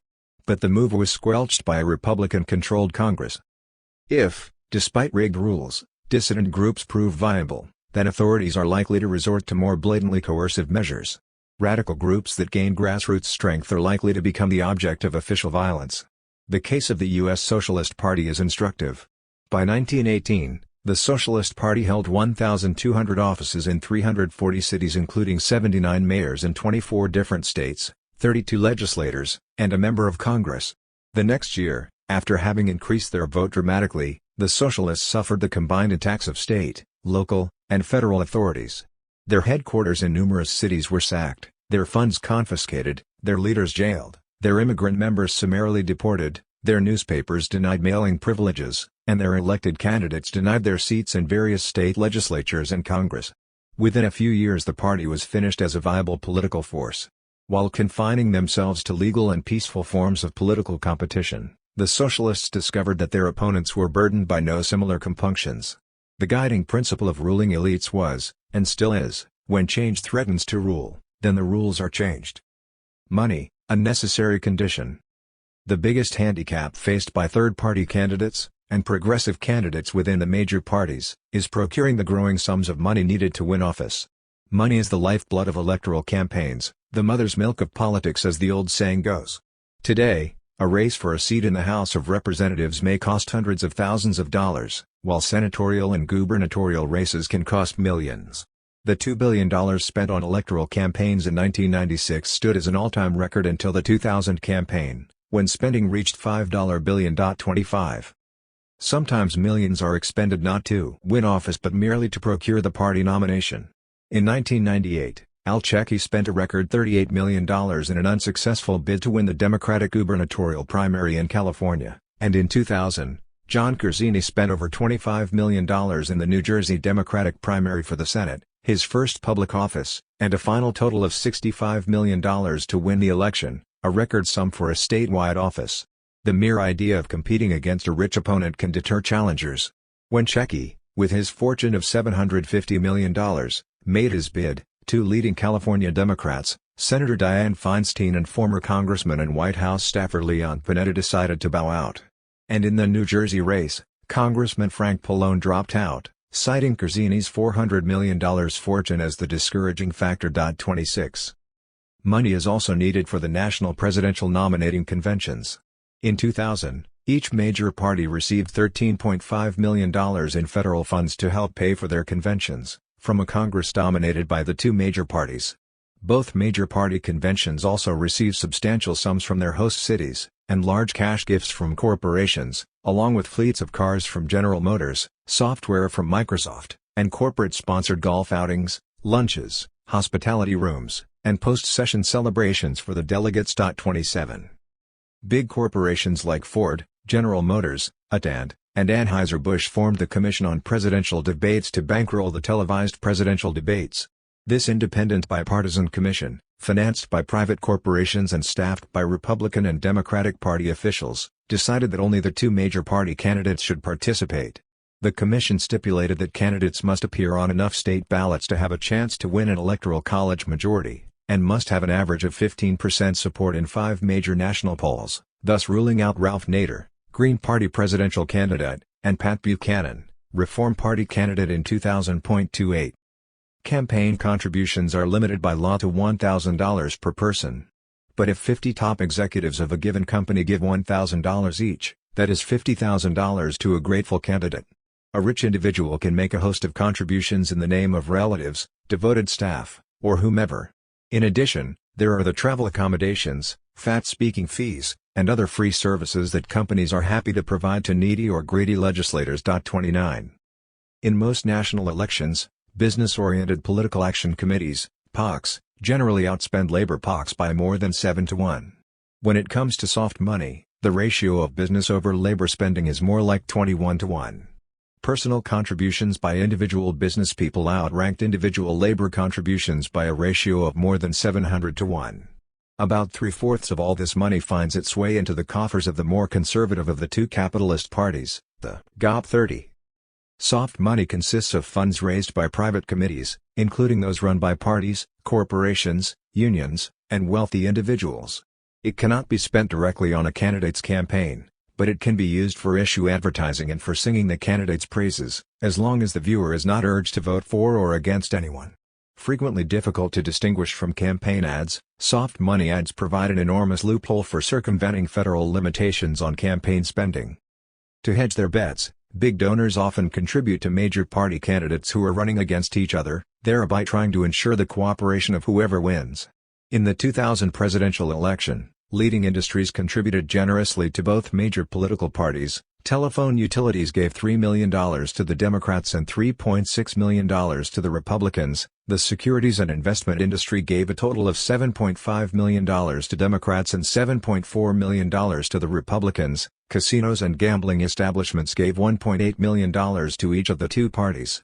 The insurance industry and air transport industry, along with General Motors, Ford, Chrysler, Textron, Rockwell, AT&T, Microsoft, Time Warner, ExxonMobil, Philip Morris, Walt Disney, Coca-Cola, Citigroup, Blue Cross/Blue Shield, and scores of others gave to both parties, usually substantially more to the Republicans. 31 generous sums are even doled out to lawmakers who run unopposed, to ensure influence over the preordained victor.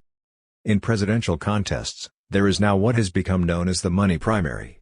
A candidate who can gather early and massive funding becomes designated as the frontrunner, or at least is guaranteed survival as a candidate through much of the primary campaign. During the 2000 Republican presidential primaries, George W. Bush, the son of former President George Bush, won the money primary by raising $50 million 4 months before the first primary in New Hampshire. That sum came from just 0.03% of the U.S. public. 32 Several of Bush's GOP primary opponents dropped out because of insufficient funds after they discovered that most of the big contributors they hoped to tap had already written their checks to Bush. By July 2000, at the time he was nominated as the Republican candidate for president, Bush had already spent $97.2 million, and the actual campaign against his Democratic opponent had not yet even begun. Bush also received $67.5 million in public funds for the general election. 33 And some, well before voters have a chance to make up their minds, a handful of rich contributors are winnowing the candidate field, determining who will be chosen to run in the election. Only a select few can vote in the money primary. Money is needed for public relations consultants, pollsters, campaign workers, campaign offices, telephones, computers, faxes, mailings, and media advertisements. Yet it is argued by some political scientists and pundits that money is not a major influence since better-financed candidates sometimes lose, as demonstrated by Steve Forbes, who spent $30 million in 2000 and still failed to gain the GOP presidential nomination. Electoral victory, the argument goes, is more likely to be determined by other factors such as party label, ideology, and incumbency. The largest sums go to entrenched incumbents who are expected to win, so money does not bring victory, it follows victory. In response, we might note that the bigger spenders may not always win, but they usually do, as has been the case over the last 15 years in more than 80% of House and Senate races. In the 1996 congressional races, 88% of the candidates who spent the most money won the election. Even in open races, with no incumbent running, better-funded candidates won 75% of the time in 1996.34. Money influences not only who wins, but who runs, and who is taken seriously when running. Candidates sometimes are backed by party leaders explicitly because they have personal wealth and can use it to wage an effective campaign. It is true that a multimillionaire like Steve Forbes failed to gain the GOP nomination. But even though he was of lackluster personality, and had never held public office in his life, he won primaries in 2 states and was considered a serious contender throughout the campaign because he had enough money to pay for thousands of television ads and hundreds of campaign workers. Candidates who win while spending less than their opponents still usually have to spend quite a lot. While not a surefire guarantor of victory, a large war chest, even if not the largest, is usually a necessary condition. Money may not ensure victory, but the lack of it usually guarantees defeat. Without large sums, There is rarely much of a campaign, as poorly funded minor party candidates have repeatedly discovered. The influence of money is also evident in the many state ballot initiatives from Florida to California relating to health care, transportation, environmental issues, and other vital questions. In most instances, there initially is strong voter support for the public interest position, then as the campaign progresses and big business wages a heavily financed pulverizing blitz of television ads, outspending its opponents by as much as 50-1 in some cases, the tide turns in business's favor. 35. Some conservative pundits like George Will, mistaking wealth for a virtue, think big money in politics is good for democracy. They argue that campaign spending reform would impose an unhealthy limitation on elections. But there is a growing awareness in the United States of the undue and undemocratic influence of money. In Georgia, civil rights leaders have launched a court challenge mandating the creation of publicly financed campaigns for state Senate elections because winners were enjoying a more than 300% spending advantage over losers. In Maine, voters pundits that money is not a major influence since better-financed candidates sometimes lose, as demonstrated by Steve Forbes, who spent $30 million in 2000 and still failed to gain the GOP presidential nomination. Electoral victory, the argument goes, is more likely to be determined by other factors such as party label, ideology, and incumbency. The largest sums go to entrenched incumbents who are expected to win, so money does not bring victory, it follows victory. In response, we might note that the bigger spenders may not always win but they usually do, as has been the case over the last 15 years in more than 80% of House and Senate races. In the 1996 congressional races 88% of the candidates who spent the most money won the election. Even in open races, with no incumbent running, better-funded candidates won 75% of the time in 1996.34. Money influences not only who wins, but who runs, and who is taken seriously when running. Candidates sometimes are backed by party leaders explicitly because they have personal wealth and can use it to wage an effective campaign. It is true that a multimillionaire like Steve Forbes failed to gain the GOP nomination. But even though he was of lackluster personality, and had never held public office in his life, he won primaries in 2 states and was considered a serious contender throughout the campaign because he had enough money to pay for thousands of television ads and hundreds of campaign workers. Candidates who win while spending less than their opponents still usually have to spend quite a lot. While not a surefire guarantor of victory, a large war chest, even if not the largest, is usually a necessary condition. Money may not ensure victory, but the lack of it usually guarantees defeat. Without large sums, there is rarely much of a campaign, as poorly funded minor party candidates have repeatedly discovered. The influence of money is also evident in the many state ballot initiatives from Florida to California relating to health care, transportation, environmental issues, and other vital questions. In most instances, there initially is strong voter support for the public interest position, then as the campaign progresses and big business wages a heavily financed pulverizing blitz of television ads, outspending its opponents by as much as 50-1 in some cases, the tide turns in business's favor. 35. Some conservative pundits like George Will, mistaking wealth for a virtue, think big money in politics is good for democracy. They argue that campaign spending reform would impose an unhealthy limitation on elections. But there is a growing awareness in the United States of the undue and undemocratic influence of money. In Georgia, civil rights leaders have launched a court challenge mandating the creation of publicly financed campaigns for state Senate elections because winners were enjoying a more than 300% spending advantage over losers. In Maine, voters' 15th Amendment, ratified in 1870, written in the blood of Civil War, prohibited voter discrimination because of race. But it took another century of struggle to make this right something more than a formality.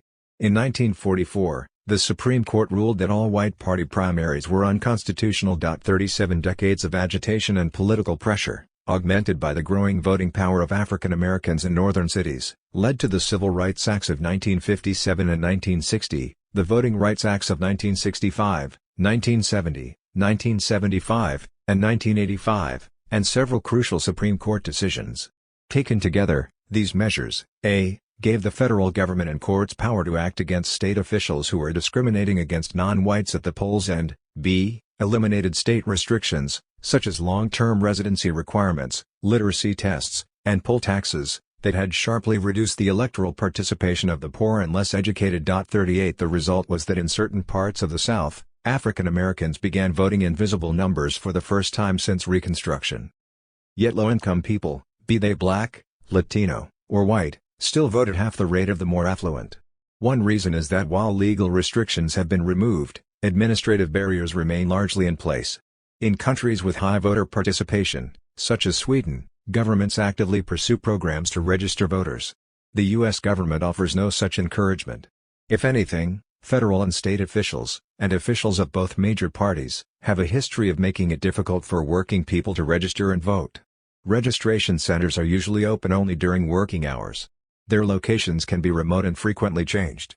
A change of residence requires a change of registration. Registration forms are frequently unnecessarily complex, acting almost as a kind of literacy test. They are sometimes in short supply, mal-distributed, and sluggishly processed. Elections are held on a workday, Tuesday, with polls closing by early evening. And polling places are sometimes not situated in readily accessible places.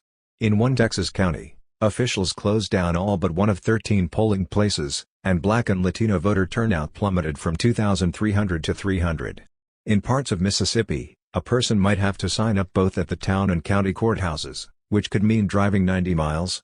During the 1988 Democratic primary, Flint, Michigan's 91 polling places were reduced to 9 to discourage a protest vote for Jesse Jackson, an African-American liberal Democrat. 39.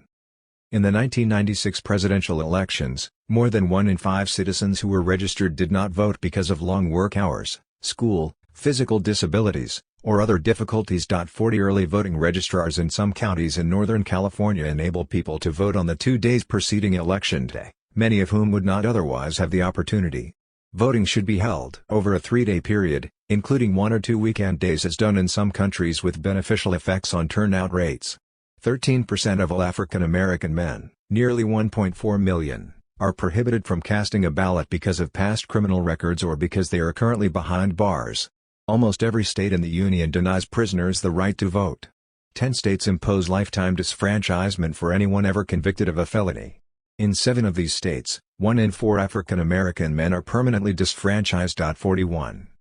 During the 1980s, Reagan administration officials threatened to cut off federal aid in order to discourage state and local agencies from assisting in voter registration drives. The threats were partially successful. Federal officials also urged states to prohibit registration drives at food lines, some did. Voting rights activists who tried to register people in welfare offices were arrested. In 1986, Federal Bureau of Investigation, FBI, agents streamed into southern counties and interrogated over 2,000 African Americans about whether their ballots were fraudulently cast. While finding no evidence of fraud, the FBI did. In 1992, Congress passed a motor voter bill that sought to increase voter turnout among the elderly, the poor, and the infirm, by allowing citizens to register as they renew their driver's licenses, or apply for Social Security, unemployment, welfare, or disability benefits. President Bush vetoed it. The next year a bill was passed allowing registration at motor vehicle and military recruiting offices but, to avoid a Republican Senate filibuster, the bill made no provision for registration at welfare and unemployment offices. Often presumed to have died out with old-time machine politics, crooked electoral methods are still very much with us. The computer-based punch card systems used nowadays in most electoral jurisdictions are at least as susceptible to error, accident, and deliberate manipulation as paper ballots and mechanical lever voting machines. Investigations reveal numerous opportunities for tabulation errors and distorted counts. In an election in St. Louis, ballots in working-class African American wards were more than 3 times less likely to be counted as those in white wards. Computer irregularities were found in locales in at least 7 other states. 42. These irregularities are not usually of a random nature. Largely Republican-leaning counties use optical scanners that record 99.7% of the votes, while the punch card systems usually in predominantly lower-income Democratic counties record only 97% of the votes. So approximately 3% of Democratic votes are discarded. 43. In one of the closest contests in U.S. history, the 2000 presidential election between Vice President Al Gore and Texas Governor George W. Bush, the final result hinged on how the vote went in Florida, which gave Bush a razor-thin margin on election night. Post-election investigations revealed serious irregularities. Punch card ballots were printed in a confusing manner, causing several thousand Gore supporters to mistakenly vote for another candidate. Voters who realized they had made a mistake were denied a new ballot, even though the law stipulates up to 3 ballots in case of error. Punch card ballots were nullified or disputed more often in pro-Gore precincts than in pro-Bush ones. Voting machines read nearly 4% of the punch cards as blank or invalid. By contrast, ballots read by modern optical scanning systems rejected only about 1.4%. The more modern equipment tended to be in predominantly white pro-Bush precincts.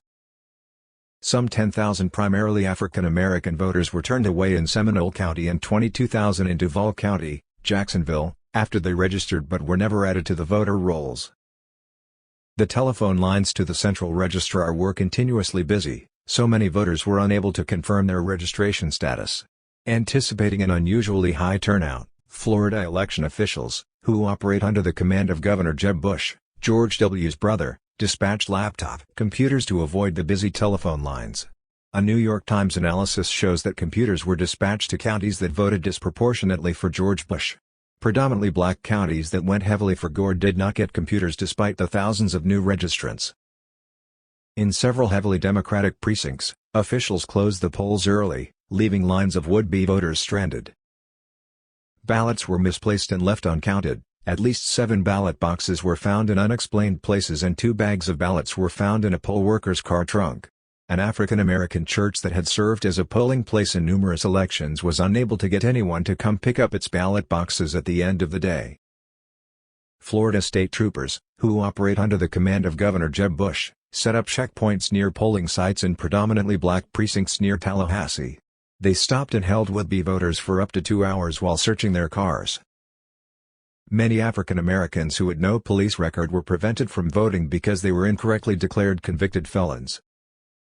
Over 200 Puerto Rican voters in Orange County were required to show 2 photo IDs before being permitted to vote, which many did not have. The legal requirement under Florida law was only 1 photo ID.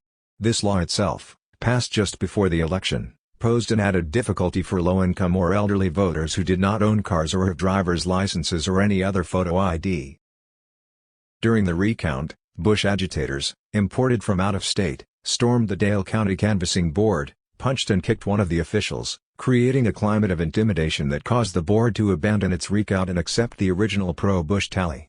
These various illegal and coercive actions, targeting areas heavily populated by Gore supporters, suppressed enough votes in Florida to give that state, the Electoral College, and the presidency to George W. Bush. 44. After the decision by the U.S. Supreme Court to halt the Florida recount in the contested counties, see Chapter 17, media organizations commissioned their own counts, gaining access to the ballots under Freedom of Information legislation. The result as of December 22, 2000, with the recounting of so-called undervotes in only one county, indicated that Al Gore was ahead by 140 votes. In the 1993 New Jersey election, a Republican political consultant claimed that his party paid substantial sums to African American ministers and Democratic campaign workers to refrain from urging their parishioners and constituents to vote on Election Day. "I think to a certain extent we suppressed the vote," he boasted. 45 According to the Standard View, working-class people and the poor have a low turnout because they are wanting in information, education, and civic awareness. But if they are so naturally inclined to apathy, one wonders why entrenched interests find it necessary to take such strenuous measures to discourage their participation.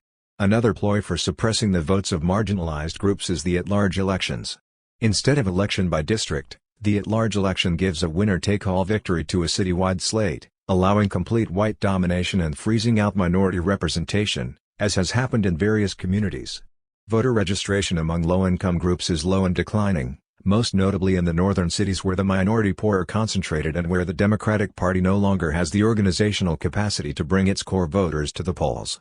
At the same time, voter participation rates among the affluent are increasing. 46 Non-voting has a feedback effect. As fewer among the poor and the ethnic minorities vote, the politicians pay even less attention to them, further convincing the non-participants that officialdom is unresponsive and that voting is a futile gesture.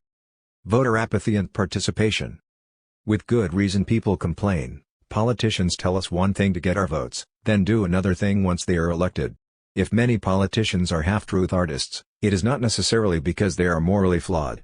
More often, they are caught in the contradiction of having to be both a candidate of the people and a servant to the desires of wealthy contributors and corporate capitalism.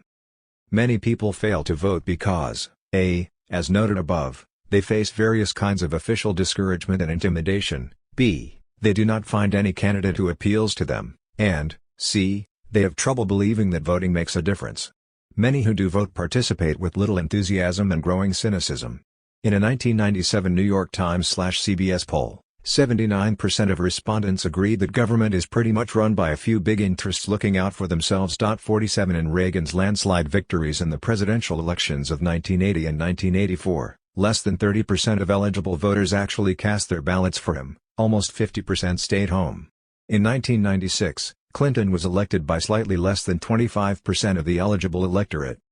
Voter turnout has been in decline since the mid-1960s.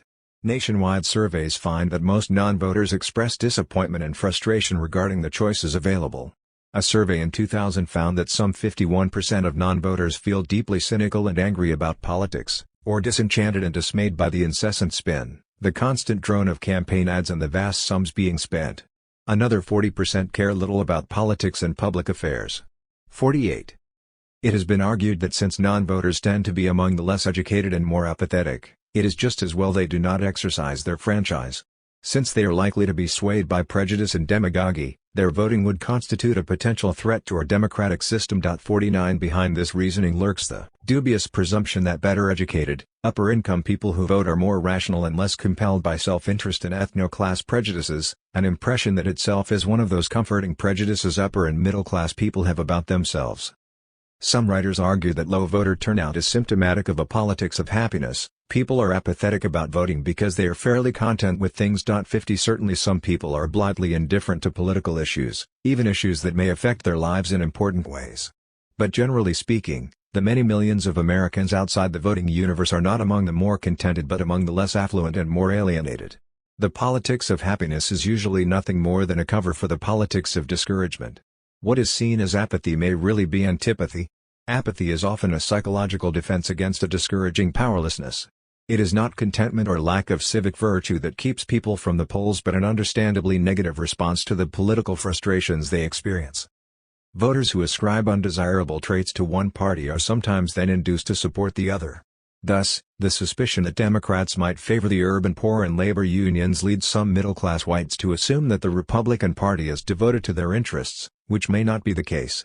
Similarly, the identification of Republicans as the party of big business suggests to some working-class voters that, in contrast, the Democrats are not for business but for the little man, a conclusion that often may be unfounded. Delegates to the Republican National Convention in 2000 were more conservative on issues than a majority of registered Republican voters. 1 in 5 delegates put their net worth at $1 million or more. Most were white middle-aged males opposed to campaign finance reform, affirmative action, gay rights, progressive income tax, stronger environmental policies, and legal abortion. They supported a federal law to impose prayer in the schools but not federal funds for school repair programs. The chances of finding a GOP delegate with a family income under $25,000 was 50 to 1. At the Democratic National Convention the odds were better, 14 to 1, but still hardly representative of a wider U.S. public. 51. When magnified by partisan rhetoric, the differences between the parties appear worrisome enough to induce millions of citizens to vote, if not for then against someone. Voters who have no great hope that one candidate will do much for them might persistently fear that the other will make things even worse. This lesser of two evils appeal is the single most effective inducement to voter participation. Voters are offered a candidate who violates their interests and who is dedicated to the preservation of corporate globalism, then they are presented with another candidate who promises to be even worse. Thus, they are not so much offered a choice as forced into one, voting not so much for as against someone. When presented with distinct issue-linked choices, voters do respond, in the main, according to their pocketbook interests and other specific preferences.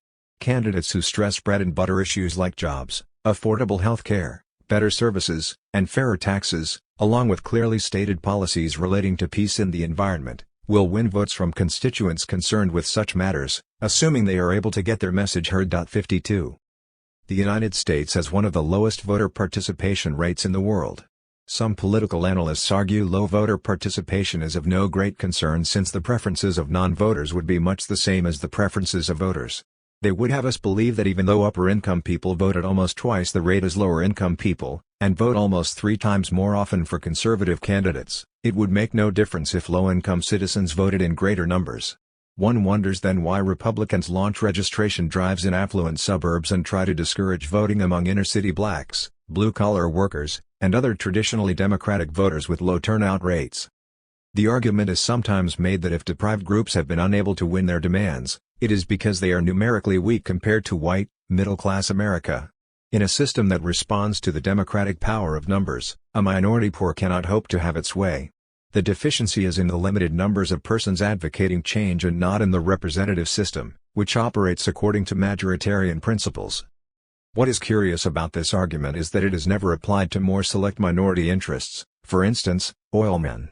Now oilmen are far less numerous than the poor, yet the deficiency of their numbers, or of the numbers of other tiny minorities like bankers, industrialists, and billionaire investors, does not result in any lack of government responsiveness to their wants.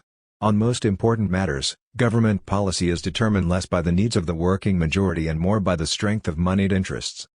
Democratic input. There are two sweeping propositions that are often mistakenly drawn from what has been said thus far. 1. It does not matter who is elected, and 2. Elected officials are indifferent to voter desires and other popular pressures. Both these notions are far from being the whole picture. Having correctly observed that two-party elections are designed to blur real issues, some people incorrectly conclude that what Democrats and Republicans do once elected to office is inconsequential and farcical.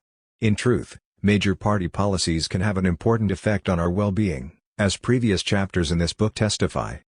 In Western Europe, benefiting from the more democratic system of proportional representation, left-oriented parties have established a viable presence in parliaments, even ruling from time to time. So they have helped create work conditions superior to those found in the United States.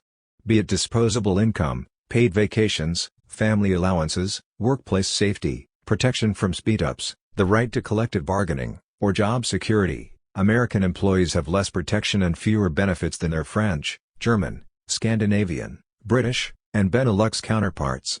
Western Europeans have lower heart and cancer rates and spend substantially less on medical care. Among industrialized capitalist nations, the United States ranks 17th in longevity, and possesses one of the highest unemployment rates and one of the lowest levels of social services. There is ample indication that elected representatives are not totally indifferent to voter demands, since, along with money, votes are still the means to office and empowerment. To be sure, office holders often respond with deceitful assurances and empty promises. For instance, the heaviest applause line in Jimmy Carter's inaugural address was his vow to move this year a step towards our ultimate goal, the elimination of all nuclear weapons from this earth. His administration then went on to build 2 or 3 more nuclear bombs a day. In an elaborate publicity campaign, President Reagan pledged a war against narcotics, and then went on to cut federal funds for drug rehabilitation and drug enforcement. Be this as it may, the pressures of public opinion and the need to maintain electoral support sometimes place limits on how single-mindedly policymakers serve the moneyed powers and how unresponsive they remain to the needs of ordinary people. Thus, in 1993 President Clinton modified his militaristic policy on Somalia because of the public outcry regarding the loss of U.S. lives in that country. And in the face of resistance from senior citizens who vote in great numbers, leaders in both parties repeatedly have had to retreat from undermining Social Security. Generally speaking, over the long haul just about every life-affirming policy that has come out of government originated not with presidents, cabinet members, congressional leaders, or other policy elites, but with the common people. So popular struggles have won advances in women's rights, civil rights, public education, health care, the 8-hour day, workers' benefits, occupational safety, environmental protection, consumer protection, and the abolition of child labor, and mustered opposition to U.S. military attacks upon other countries. In sum, the range of electoral choices is so structured as to raise a serious question about the representative quality of the political system. Politics has always been principally a rich man's game. Ironically, the popular election, the one institutional arrangement ostensibly designed to overcome the advantages of wealth and register the will of ordinary people, is itself greatly dependent on wealth. The way people respond to political reality depends on the way that reality is presented to them. If large numbers have become apathetic and cynical, including many who vote, it is at least partly because the electoral system and the two-party monopoly resist the kind of creative involvement that democracy is supposed to nurture. It is one thing to say that people tend to be uninvolved and poorly informed about political life. It is quite another to maintain a system that propagates these tendencies with every known distraction and discouragement. Still, in the face of all obstacles, third-party challenges continue to arise among people who seek a democratic alternative, bringing to mind the observation made years ago by the great American socialist Eugene Debs, I would rather vote for what I want and not get it than vote for what I don't want and get it.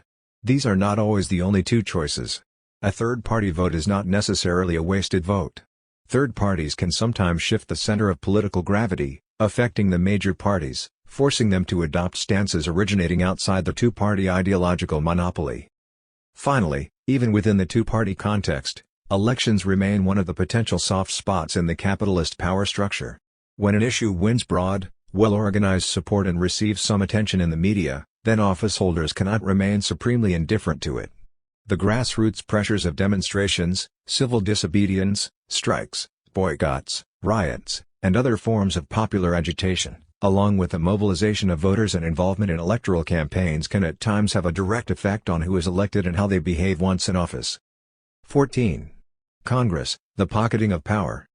The framers of the Constitution separated governmental functions into executive, legislative, and judicial branches and installed a system of checks and balances to safeguard against abuses of power and protect property from the leveling impulses of the democratic populace. The Congress they created is a bicameral body, divided into the House of Representatives, whose seats are distributed among the states according to population, and the Senate, with 2 seats per state regardless of population. Thus 9 states, California, New York, Florida, Texas, Pennsylvania, Illinois, Ohio, Minnesota, and New Jersey, contain more than half the nation's population but only 18% of the Senate's seats. Whom and what does the Congress represent? A Congress for the money.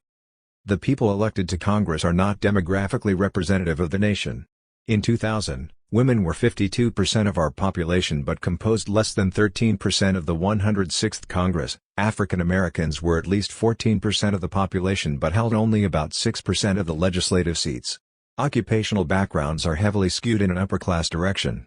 Although they are only a small fraction of the population, lawyers, many of them corporate attorneys, compose about half of both houses. Bankers, investors, entrepreneurs, and business executives compose the next largest occupational group in Congress. More than 70 members of both houses hold commissions with one or another branch of the military, mostly as senior officers. There are almost no blue-collar persons or other ordinary working people in Congress. 1. The people who represent us in Congress have personal incomes that put them in the top 5% bracket, and experience a vastly different lifestyle from the ordinary citizens they claim to represent. We get transportation policy made by lawmakers who never have to endure the suffocation of a crowded bus, agricultural policy by those who never tried keeping a family farm going, safety legislation by legislators who never worked in a factory or mine, medical policies from persons who never have to sit for hours in a crowded clinic, and minimum wage laws by people who never have to wait on tables or mop an office corridor. Rather than slates of candidates backed by a cohesive party organization united around a common program, congressional elections are individualized district-by-district contests, fueled more by personalized candidate appeals and image manipulation than by substantive issues. As already noted, the major campaign weapon is money. Congress is the best money can buy, said the humorist Will Rogers. The quip is truer than ever, given the skyrocketing costs of media-driven electoral campaigns. Members of Congress go where the money is, scrambling for congressional committee assignments that deal with issues of greatest interest to big donors. In 6 years, members of Congress took $36.5 million in campaign donations from the banking industry. In return, bankers were granted deregulation and savings and loan bailout legislation that will cost the U.S. public $500 billion. Political Action Committees, PACs, with direct interest in banking gave members of House and Senate banking committees $5.8 million over a 2-year period. But because he believed banks should be regulated in the public interest, Henry Gonzalez, D-Tex, who was chair of the House Banking Committee, received but a pittance. 2. The food industry has handed out $41 million in campaign contributions over the past decade, 1/3 of it to members of the House and Senate Agriculture Committees. Despite growing public concern about food safety, the industry has managed to block any legislation to tighten regulations on processing meat, poultry, and other foods. Lawmakers who received contributions from tobacco companies were 3 times more likely to have voted against increased funding to crack down on cigarette sales to minors. 3. Well-placed contributions by other wealthy interests have brought them similar legislative support. There is an old saying, the dollar votes more times than the man. The power of money works ceaselessly to reduce the influence of citizens who have nothing to offer but their votes. Most senators and many House representatives get the greater part of their money from outside their districts or home states. Senator Robert Dahl, Archon, worked hard for a billion-dollar tobacco subsidy, and received generous contributions from the tobacco industry. But tobacco is virtually an unknown crop in Kansas, the state that elected him, so whom was he representing? 4. Likewise, senators who received the largest sums from defense contract pucks were almost twice as likely to support higher military spending than those who received little, regardless of how much defense industry existed in their respective states. 5. Many legislators profess to be uninfluenced by the money they accept. Senator Durenberger, Republican Minnesota, maintained that the $62,775 he received from the chemical industry hasn't had any effect on me. These people contributed in the hope that I'd be a senator, and not on the condition that I'd vote for their legislation. 6. But did the chemical industry give Durenberger money because they were just utterly taken by his personal qualities? More likely it was because he voted the way they liked on key issues. Politicians can claim that money does not influence their votes, but their votes influence the money flow. Big donors might be strung along now and then, contributing in the hope of buying a legislator's eventual support, but they do not long reward those who habitually oppose them. Legislators themselves admit they feel obliged to accommodate big contributors. At a Senate Democratic caucus, Senator Harold Hughes said his conscience would not allow him to continue in politics because of the way he had been forced to raise money. Senator Hubert Humphrey concurred, bemoaning the demeaning and degrading way he had to raise money, and how candidates literally had to sell their souls. 7. Lobbyists, the other lawmakers. Lobbyists are persons hired by interest groups to influence legislative and administrative policies. Some political scientists see lobbying as part of the information process. The office holder's perception of an issue is influenced primarily by the information provided him or her, and the lobbyist's job is to be the provider. But too often the arguments made on behalf of an issue are less important than who is making them and what interests he or she represents. As one congressional committee counsel explains it, there's the 23-year-old consumer lobbyist and the businessman who gives you $5,000. Whom are you going to listen to? 8. Along with the slick brochures and expert testimony, corporate lobbyists offer the succulent campaign contributions, the volunteer campaign workers to help members of Congress get re-elected, the fat lecture fees, the insider stock market tips, the easy term loans, the high-paying corporate directorship upon retirement from public office, the lavish parties and accommodating female escorts, the prepaid vacation joints, luxury hotels, lavish buffets, and private jets, and the many other hustling enticements of money. Everyone has a price, Howard Hughes once told an associate who later recalled that the billionaire handed out about $400,000 yearly to councilmen and county supervisors, tax assessors, sheriffs, state senators and assemblymen, district attorneys, governors, congressmen and senators, judges, yes, and vice presidents and presidents, too. 9. Business lobbyists outnumber legislators in Washington by more than 75-10. Perhaps most influential of all is the Business Roundtable, the trillion-dollar voice of big business, composed of 190 chief executives of the nation's blue-chip corporations, one or another of whom enjoy access to key figures in the White House, the Cabinet, and Congress. Credited with thwarting or watering down antitrust, environmental, pro-labor, and pro-consumer measures, the Roundtable exercises an influence over government eclipsing just about any other special interest group. Some of Washington's top lobbying groups are funded by foreign governments that are among the world's worst human rights abusers, including Turkey, Kuwait, Indonesia, Guatemala, Colombia, Saudi Arabia, Zaire, and the CIA-supported UNITA rebel group in Angola. 11. High-powered Washington lobbyists are usually corporate attorneys, business people, ex-legislators, ex-congressional aides, or former public officials with good connections in government. There exists what amounts to a revolving door between business lobbying and government service. Officials who are especially responsive to lobbying interests can be rewarded with lucrative positions in private business when they leave government service. The most effective resource lobbyists have at their command is money. Money buys access to the office holder and, beyond that, the opportunity to shape his or her judgments with arguments of the lobbyist's choosing. Access alone does not guarantee influence. Almost a century ago, before he became President of the United States, Woodrow Wilson pointed out, "Suppose you go to Washington and try to get at your government.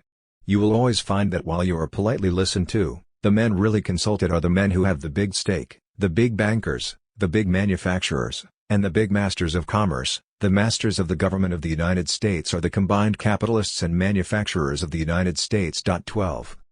When a fundraising dinner in Washington attended by President Bush netted the Republican Party $9 million, with individual donations ranging up to $400,000. Presidential Press Secretary Marlin Fitzwater defended the event. "The donors are buying into the political process. That's what the political parties and the political operation is all about." Asked how less wealthy persons could buy into the process, Fitzwater said, "They have to demand access in other ways." 13. Lobbyists dispense considerable sums. Professional lobbying firms like Cassidy and Associates and Patton Boggs rake in anywhere from $4 to $7 million a year serving clients like General Dynamics, NBC, Aetna, and Adant. These figures are probably on the low side because of loopholes in reporting requirements. In addition, there are 600 corporations with full-time lobbying offices in Washington, D.C. Taken all together, lobbying is easily a $1 billion a year industry. 14. In 1996, under pressure from public interest groups, Congress passed a lobbying bill that put a $100 limit on gifts and meals, except for presents from family and longtime friends. 15. Even with these strictures, money remains a crucial factor in the influence system. Those who argue that lobbyists are effective not because of money but because they shape the information flow might consider that the ability to disseminate information and propagate one's cause itself presumes organization, expertise, time, and labor, things money can buy. In addition, the mere possession of great wealth and the control of industry and jobs give corporate interests an advantage unknown to ordinary working citizens, for businesses' claims are paraded as the needs of the economy and, as it were, of the nation itself. Over 40,000 lobbyists prowl the Capitol's lobbies, hence their name, or seek favorable rulings from agencies within the vast executive bureaucracy. Members of Congress sometimes rely on lobbyists to write speeches and plant stories in the press on their behalf. Lobbyists will even draft legislation and sit next to lawmakers during subcommittee hearings. For example, a draft bill penned by a lobbying firm representing agribusiness, and designed to stifle pesticide regulation, read nearly word for word like the bill submitted 2 months later in the House by a GOP House member from California. 16. Lobbyists enlist members of Congress to exert influence on executive agencies in order to get government contracts, government posts, and favorable administrative rulings for business clients.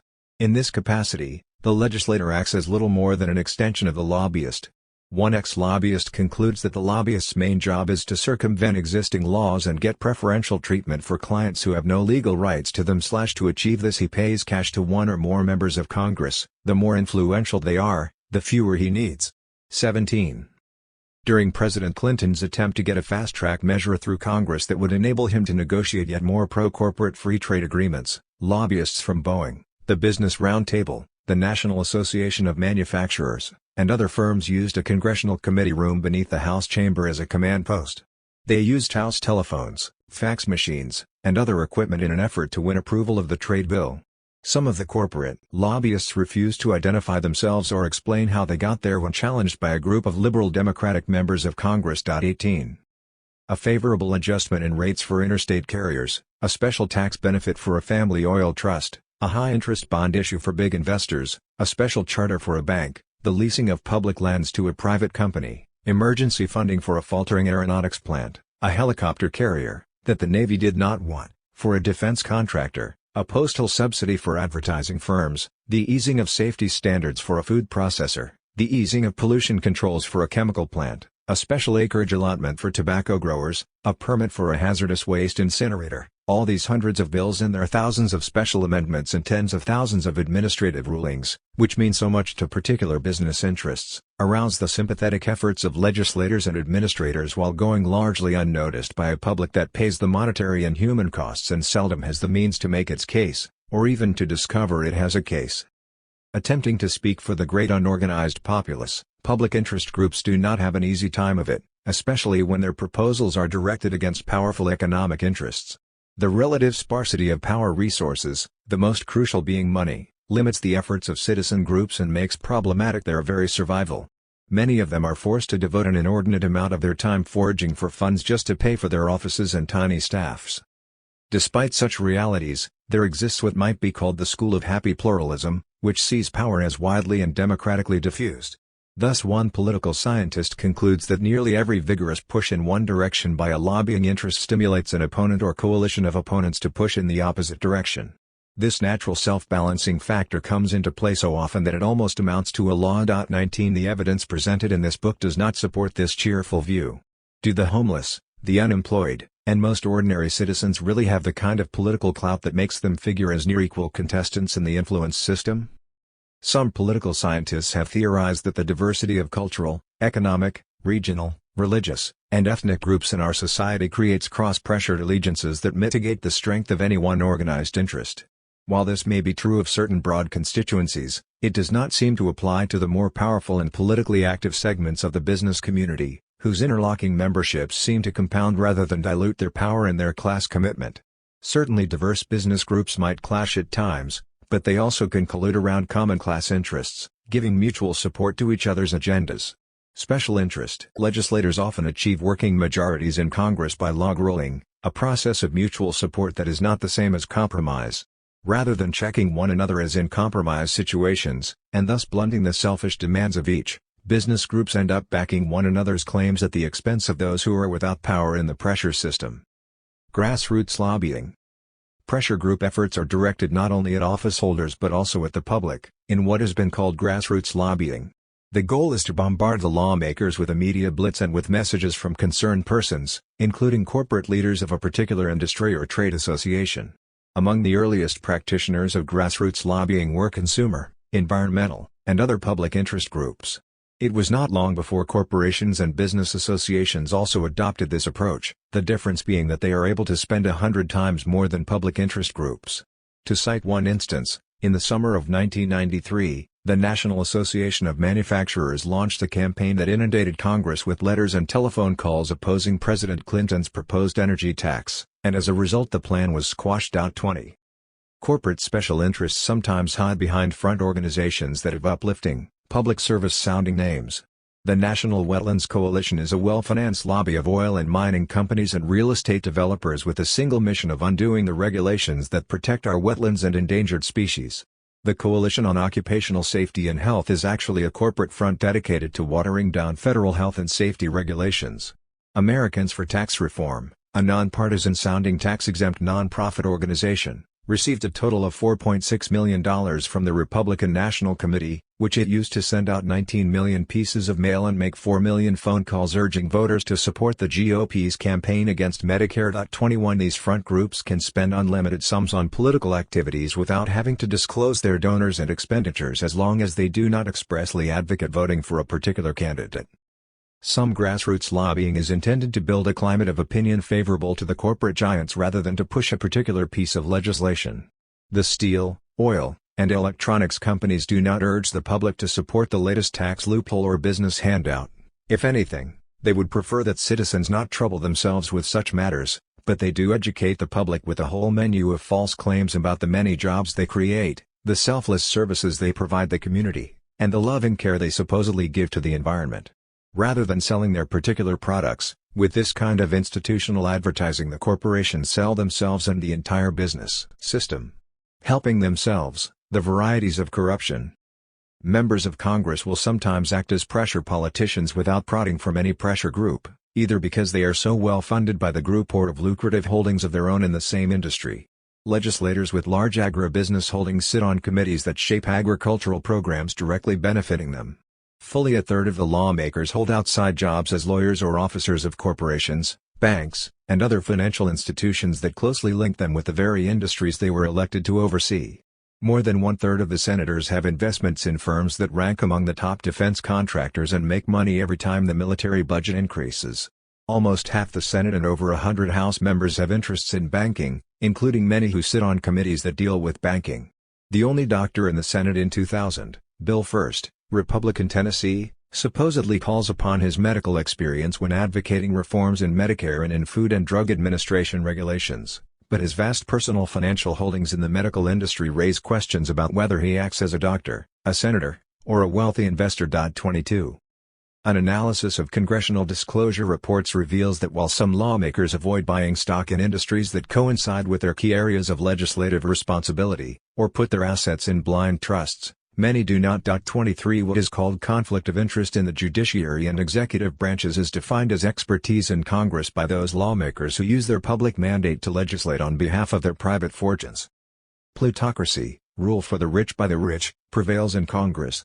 With unusual candor, Senator Daniel Patrick Moynihan, DNY, remarked, At least half of the members of the Senate today are millionaires. We've become a plutocracy. The Senate was meant to represent the interests of the states. Instead, it represents the interests of a class. 24 The lower chamber too is going upper class, in what one critic called an evolution from a House of Representatives to a House of Lords. 25 Many House and Senate members file financial disclosure forms that give a vague and incomplete listing of their personal wealth.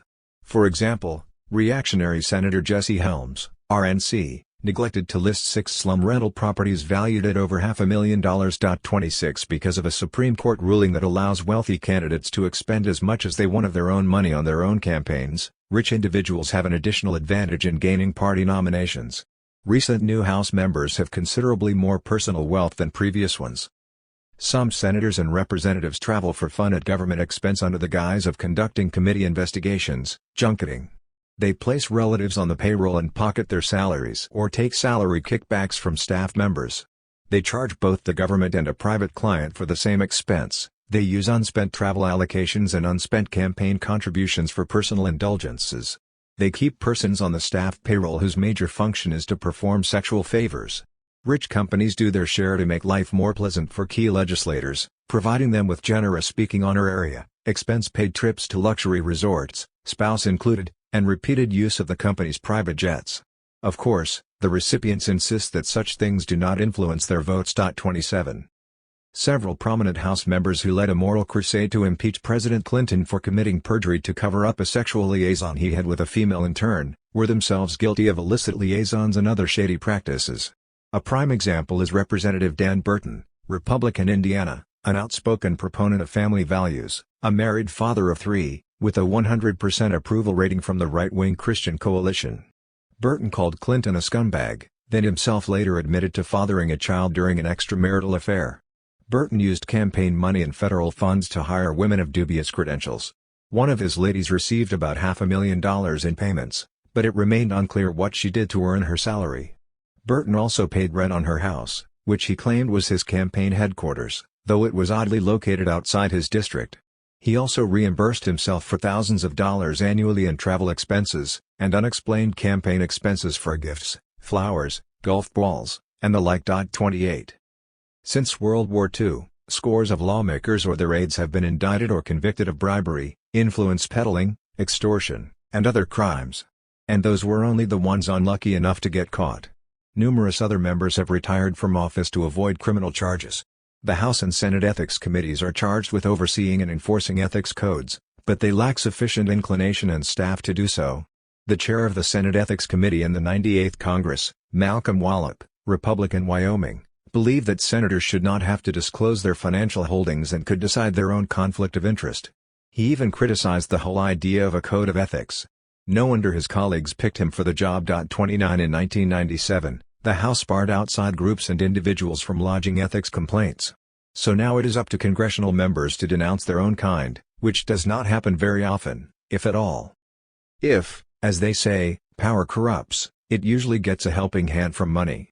Members of Congress are not the only culprits. In just one 6-year period, the number of public officials convicted included 3 cabinet officers, 3 governors, 34 state legislators, 20 judges, 5 state attorneys general, 28 mayors, 11 district attorneys, 170 police officers, and a U.S. vice president, Spiro Agnew, who resigned in exchange for the dropping of charges of bribery, extortion, and income tax evasion. A U.S. president, Richard Nixon, escaped impeachment and jail by resigning from office and being granted a pardon from his successor, Gerald Ford.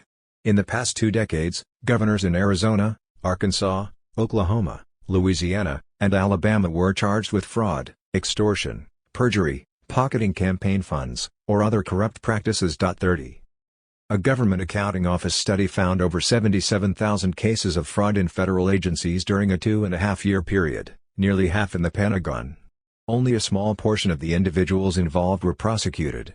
In 1975, 53 federal executive officials were indicted for crimes. By 1985, the number had jumped to 56,331. The Nixon administration was implicated in scandals involving the sale of wheat, price supports for dairy producers, an out-of-court settlement with ITT, corruption in the Federal Housing Administration, stock market manipulations, and political espionage, the Watergate affair.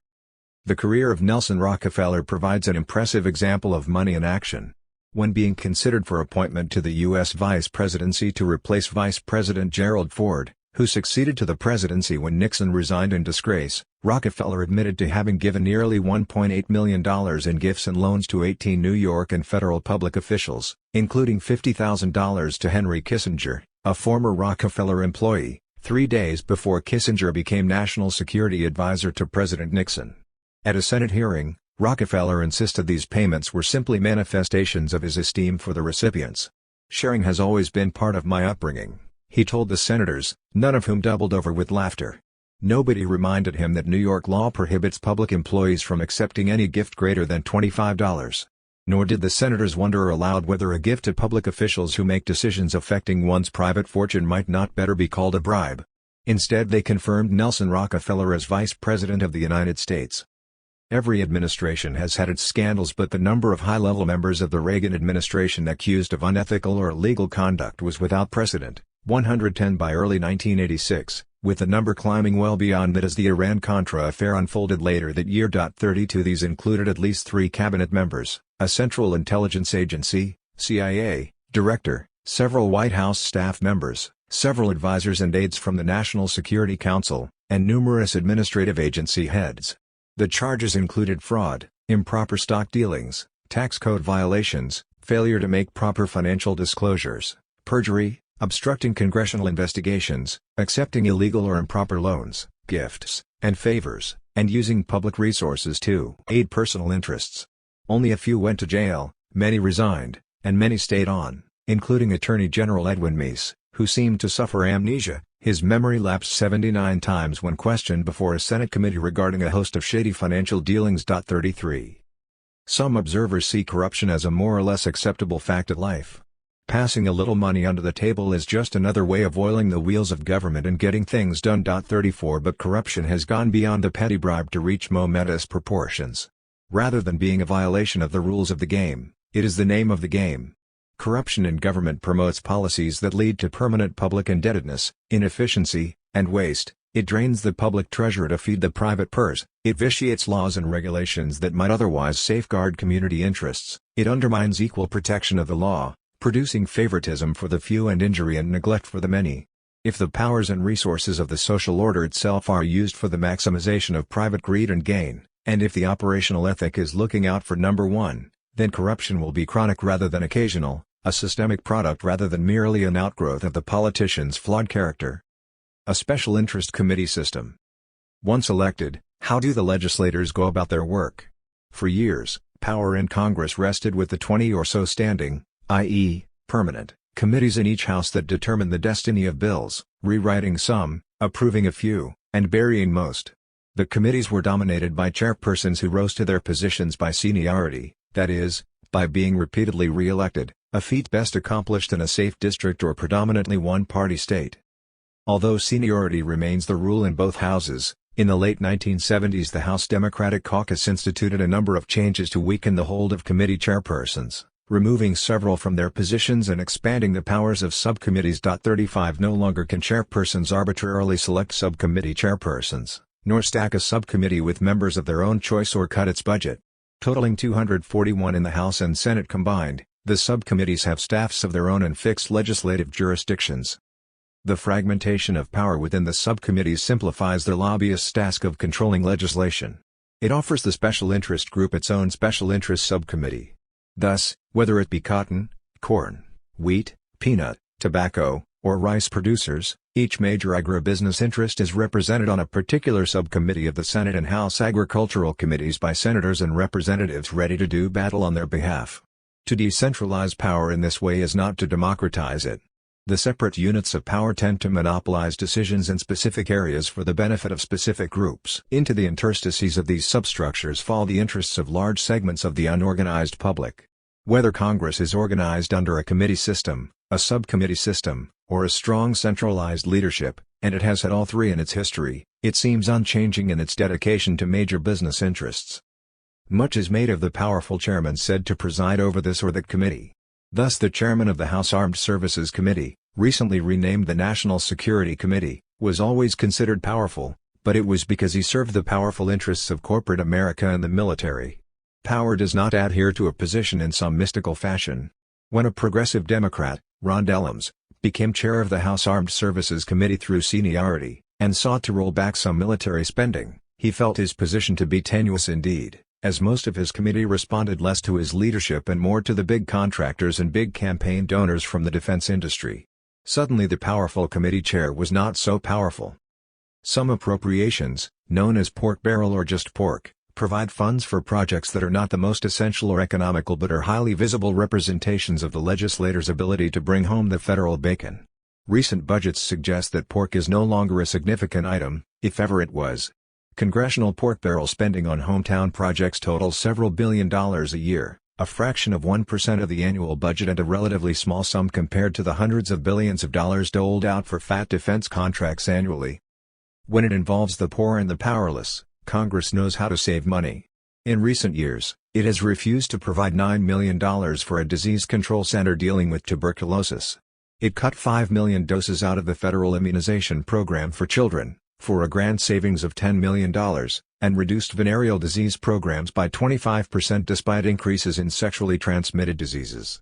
To teach people rugged self-reliance, a Republican-controlled Congress, with assistance from conservative Clinton Democrats, cut food programs for infants and senior citizens, assistance programs for the disabled, home care and therapy programs for the infirm and handicapped, and medical care, home heating aid, and job and housing programs for low-income families and the elderly. 36.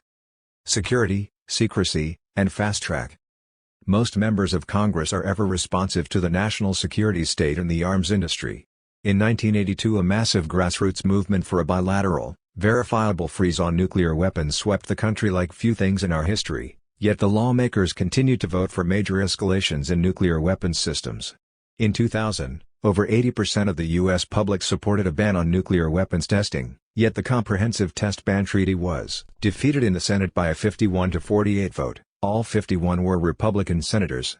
In 1986 opinion polls showed that by large majorities the public opposed aid to the Nicaraguan mercenaries who were waging war against Nicaragua from U.S.-furnished bases in Honduras, yet Congress voted $100 million in aid to the mercenaries.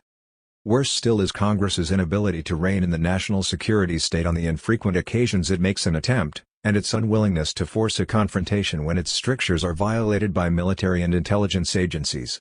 Thus when lawmakers ruled that there should be no more than 55 U.S. military personnel in El Salvador, the restriction was soon flouted. When Congress ruled that no military aid to El Salvador could be approved without periodic presidential certification of human rights improvement, certification was granted in blithe disregard of the facts with little complaint from Congress. No aid was to be given to mercenary forces in Nicaragua. Yet funds for right-wing contra-terrorists continued to be found even during the period of the most stringent congressional prohibitions. 37 More recently, in 1998 it was discovered that the Pentagon was continuing to aid Indonesian military units despite a congressional ban intended to curb the torture and murders committed by these same units.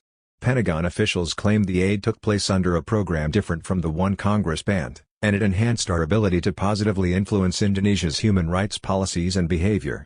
No evidence was provided to show an improvement in the military's human rights record. 38. The Pentagon and various intelligence agencies, including the CIA, the Defense Intelligence Agency, DIA, and the National Security Agency, NSA, sponsor fellowship programs that enable them to place their paid employees on congressional staffs for a year at a time, handling sensitive data and influencing lawmakers, who rely heavily on staff for advice and information. The mere presence of fellows from the intelligence community with their particular worldview would influence the Congress differently than would a cadre of fellows from, say, anti-poverty or environmental organizations. 39 There is little to prevent fellows from being assigned to congressional staffs for the express purpose of spying on particular senators or representatives. When DIA congressional fellows return to their agency, they serve in its legislative liaison office, applying what they learned during their stint on Capitol Hill to influence Congress in ways useful to the intelligence agency. Congressional fellowships are also awarded to employees of corporate firms with an interest in military contracts and other legislation, including General Electric, General Dynamics, and DuPont, with no provision made for possible conflict of interest. When public opinion is aroused, Congress is likely to respond by producing legislation that appears to deal with the issue while lacking real muscle. Thus we are treated to a Lobbyist Registration Act that does little to control lobbyists and an Occupational Safety Act that has grossly insufficient enforcement provisions. Legislators tend to be most heedful when public sentiment is aroused and if election time is approaching. Before the 1982 and 1986 congressional elections, even under the threat of President Reagan's vetoes, the Democrat-controlled Congress pushed through a number of important human services and environmental programs. Congressional committees hold many of their sessions behind closed doors, keeping the public in the dark while keeping influential business groups informed. "The thing that really makes me mad is the dual standard," complained a Senate committee staff member. "It's perfectly acceptable to turn over information about what's going on in committee to the auto industry or the utilities but not to the public. 40 Secrecy can envelop the entire lawmaking process. A bill cutting corporate taxes by $7.3 billion was, a. drawn up by the House Ways and Means Committee in 3 days of secret sessions, b. passed by the House under a closed rule after only 1 hour of debate with, c. about only 30 members present who, d. passed the bill without benefit of a roll call vote." Legislation can have deceptive packaging and hidden contents. A bill that raised the minimum wage by 85 cents contained lesser-known provisions that favored transnational corporations with tax incentives and tax shelters, and made it easier for companies to roll back worker benefits and raid retirement and pension funds. Several years later, another minimum wage bill contained a huge cut in estate taxes for the rich. 41. After suffering public rebuke for attempting a sweeping rollback of environmental programs, the Republican leadership in Congress took a stealthier tack in 1998, inserting their anti-environmental provisions as brief riders in larger appropriations and other legislation. These proposals included increased logging in a rare U.S. temperate zone rainforest in Alaska, blocking restoration of salmon habitats, and preventing government education programs on global warming. 42. Some of the most significant legislation is drafted clandestinely. Without benefit of public hearings and public debate, a coterie of high-placed government officials and corporate executives secretly put together the North American Free Trade Agreement, NAFTA, a 2,000-page bill that went largely unread by the lawmakers voting on it. In November 1993, the bill was given a promotional media blitz by the Clinton administration and presented to the House of Representatives with a fast-track proviso. Fast-track requires that Congress accept or reject the agreement in toto without amending it and with only 2 days of debate. In 1997, the combined power of big business lobbyists and a furiously energetic president faced off against a strong mobilization of labor unions, environmentalists, and other public interest groups in an attempt to force through another fast-track free trade agreement that would give transnational corporations still more sway over governments, including state and local ones. This time Congress voted down the fast-track proposal, effectively killing the proposal, a victory for the people and a defeat for globalization. 43. The legislative labyrinth. As intended by the framers of the Constitution, the very structure of Congress has a conservative effect on what the legislators do. The staggered terms of the Senate, with only 1/3 elected every 2 years, are designed to blunt any mass sentiment for a sweeping turnover. The division of the Congress into 2 separate houses makes legislative action all the more difficult, often giving an advantage to those who desire to prevent reforms. A typical bill before Congress might go the following route: after being introduced into, say, the House of Representatives, it is committed to a committee, where it can be pigeonholed or gutted by the chair, or parceled out to various subcommittees for hearings, where it might meet its demise. Or it might be reported out of subcommittee to full committee intact or greatly rewritten. Then it is sent to the Rules Committee, which might pigeonhole it, thus killing it. Or the Rules Committee could negotiate with the Standing Committee for a rewriting of certain provisions. Or the House might vote, by at least 2/3, to bypass the Rules Committee and bring the bill directly to the House floor. The Rules Committee regulates the amount of time for debate and what provisions may or may not be open for amendment. Then the bill goes before the House, which can reject or amend the rule. The House resolves itself into the Committee of the Whole House, allowing suspension of House rules, including quorum requirements, to debate, amend, pass, or reject the bill, or recommit it to the originating committee for further study. If passed by the Committee of the Whole, the House reconstitutes itself and then decides the bill's fate. If passed by the House, the bill is sent to the Senate, which either places it directly on its calendar for debate and vote or refers it to a standing committee to repeat the same process of hearings and amendments. It can die in committee or be sent to the Senate floor. The Senate might defeat the bill or pass the House version either unchanged or amended. If the House refuses to accept the Senate amendments, a conference committee is put together consisting of several senior members from each House. Should the conference committee be able to reach a compromise, The bill is returned to both houses for a final vote. A bill that does not make it through both houses before the next congressional election must be reintroduced and the entire process begun anew. If passed by both houses, the bill goes to the president, who either signs it into law or vetoes it. The president's veto can be overridden only by 2/3 of the members of each house who are present and voting. If the president fails to sign the legislation within 10 days after passage, it automatically becomes law unless Congress adjourns in that time, in which case it has been pocket vetoed and so dies. The bill that survives this legislative labyrinth to become law may be only an authorization act to bring some program into existence. Congress then must repeat the entire process for an appropriations bill to finance the authorization, something the lawmakers occasionally fail to do. Various dilatory tactics, from time-consuming quorum calls to Senate filibusters, help to thwart legislative action. Senate rules allow a small but determined number of senators to filibuster a bill to death or dilute it by exercising the threat of filibuster. This right of unlimited debate is a peculiarity the Senate has retained from its earliest days to preserve its historic role of blunting the majoritarian will of a democratic government. For 70 years, until the 1950s, the filibuster was wielded by Southern Democrats to block 257 anti-lynching bills. Today a filibuster can be broken with a cloture petition that requires 60 votes, something not easily achieved. In the 1980s and 1990s, the Republicans used the filibuster far more frequently than did Democrats. They filibustered or threatened to filibuster bills that supported arms control, public financing of congressional campaigns, limits on private campaign spending, legal abortions at military hospitals, human rights conditions on military aid to El Salvador, a modest tax rate increase for the rich, accessible voter registration for the poor and unemployed, outlawing the use of scabs as permanent replacements of strikers, and a $16.3 billion jobs program. 44 During 1993 alone, the first year of the Clinton administration, the Senate Republicans forced cloture votes on some 60 bills. In 1998, a bill that banned lobbyist gifts and meals and a bill designed to end loopholes in campaign financing were killed when proponents could not achieve the 60 votes needed to overcome a filibuster threat. About 80% of the bills never make their way out of the legislative labyrinth to become law. Many of these are better left buried. But the lawmaker's wisdom is not the only determinant of what gets through. Class power is also at work.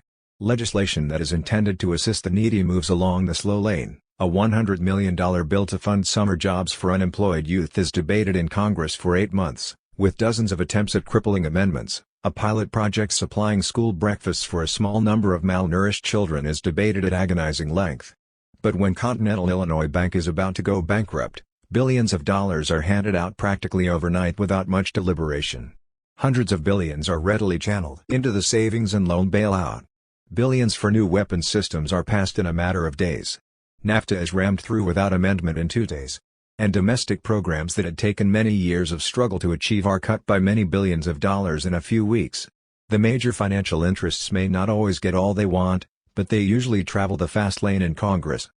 One Democratic senator reminded his party colleagues that they were too responsive to moneyed interests and were neglecting to keep up appearances as the party of the people. In a speech on the Senate floor urging that the scientific patents of the $25 billion space program not be given away to private corporations but applied for public benefit, Russell Long, D.L.A., candidly remarked, "Many of these, corporate, people have much influence. I, like others, have importuned some of them for campaign contributions for my party and myself. Nevertheless, we owe it to the people, now and then, to save 1 or 2 votes for them. This is one such instance. We Democrats can trade on the dubious assumption that we're protector of the public interest only so long if we permit things like these patent giveaways. 45 Here Senator Long provided a perfect example of how the need to maintain Democratic appearances can sometimes lead to actual Democratic advocacy. For some members of Congress, getting re-elected is their major concern, for others it is their only concern. In any case, the great majority of them are quite successful at it. The turnover in Congress is rarely more than 15 or 20%. There are several reasons for this. Campaign funding. By definition, incumbents are persons who have already demonstrated an ability to muster enough money and votes to win. Once in office, they have opportunities to gather additional financial support. Senate incumbents raise twice as much money as challengers, and House incumbents raise over 3 times more. 46. Constituent service. Members of Congress build support by doing casework for constituents, locating a Social Security check or getting someone into a veterans hospital. They maintain a staff in the district home office. They do little favors for little people and big favors for big people, gathering votes from the former and campaign money from the latter. Exposure and name recognition. Incumbents use their franking privileges, free mailing, to correspond with constituents and send out newsletters and promotional sheets that herald the officeholder's devoted efforts on behalf of his or her constituents. Members issue press releases, get their names in hometown media, and generally enjoy a long head start over potential challengers in self-advertising and name recognition. One-party dominance. Some states and districts are demographically inclined toward one party or another, and many districts are gerrymandered to concentrate party strength in lopsided ways, so much so that it is sometimes difficult to recruit a challenger. Earlier retirements. With the workload and fundraising tasks becoming ever more onerous, members of Congress are retiring in growing numbers. The inability to effect important changes frustrates some, while highly lucrative jobs in private industry entice others. The consolation of a generous pension is an additional inducement. Those who face tough re-election challenges and have problems raising funds usually are more inclined to quit than those who occupy comfortably safe and well-financed seats. Term limits. Some conservatives, most notably Presidents Nixon and Reagan, have wanted to abolish the 22nd Amendment, which places a two-term limit on presidential incumbents. They had no problem with limitless incumbency for Republican presidents. No conservatives have urged term limits on Supreme Court justices or federal judges. The judiciary is heavily populated with relatively young conservative ideologues. They target only Congress and those state legislatures in which the Democrats have a long-standing majority. Conservatives had nothing against limitless incumbency in Congress when conservative Southern Democrats or Republicans dominated the influential committee leadership positions.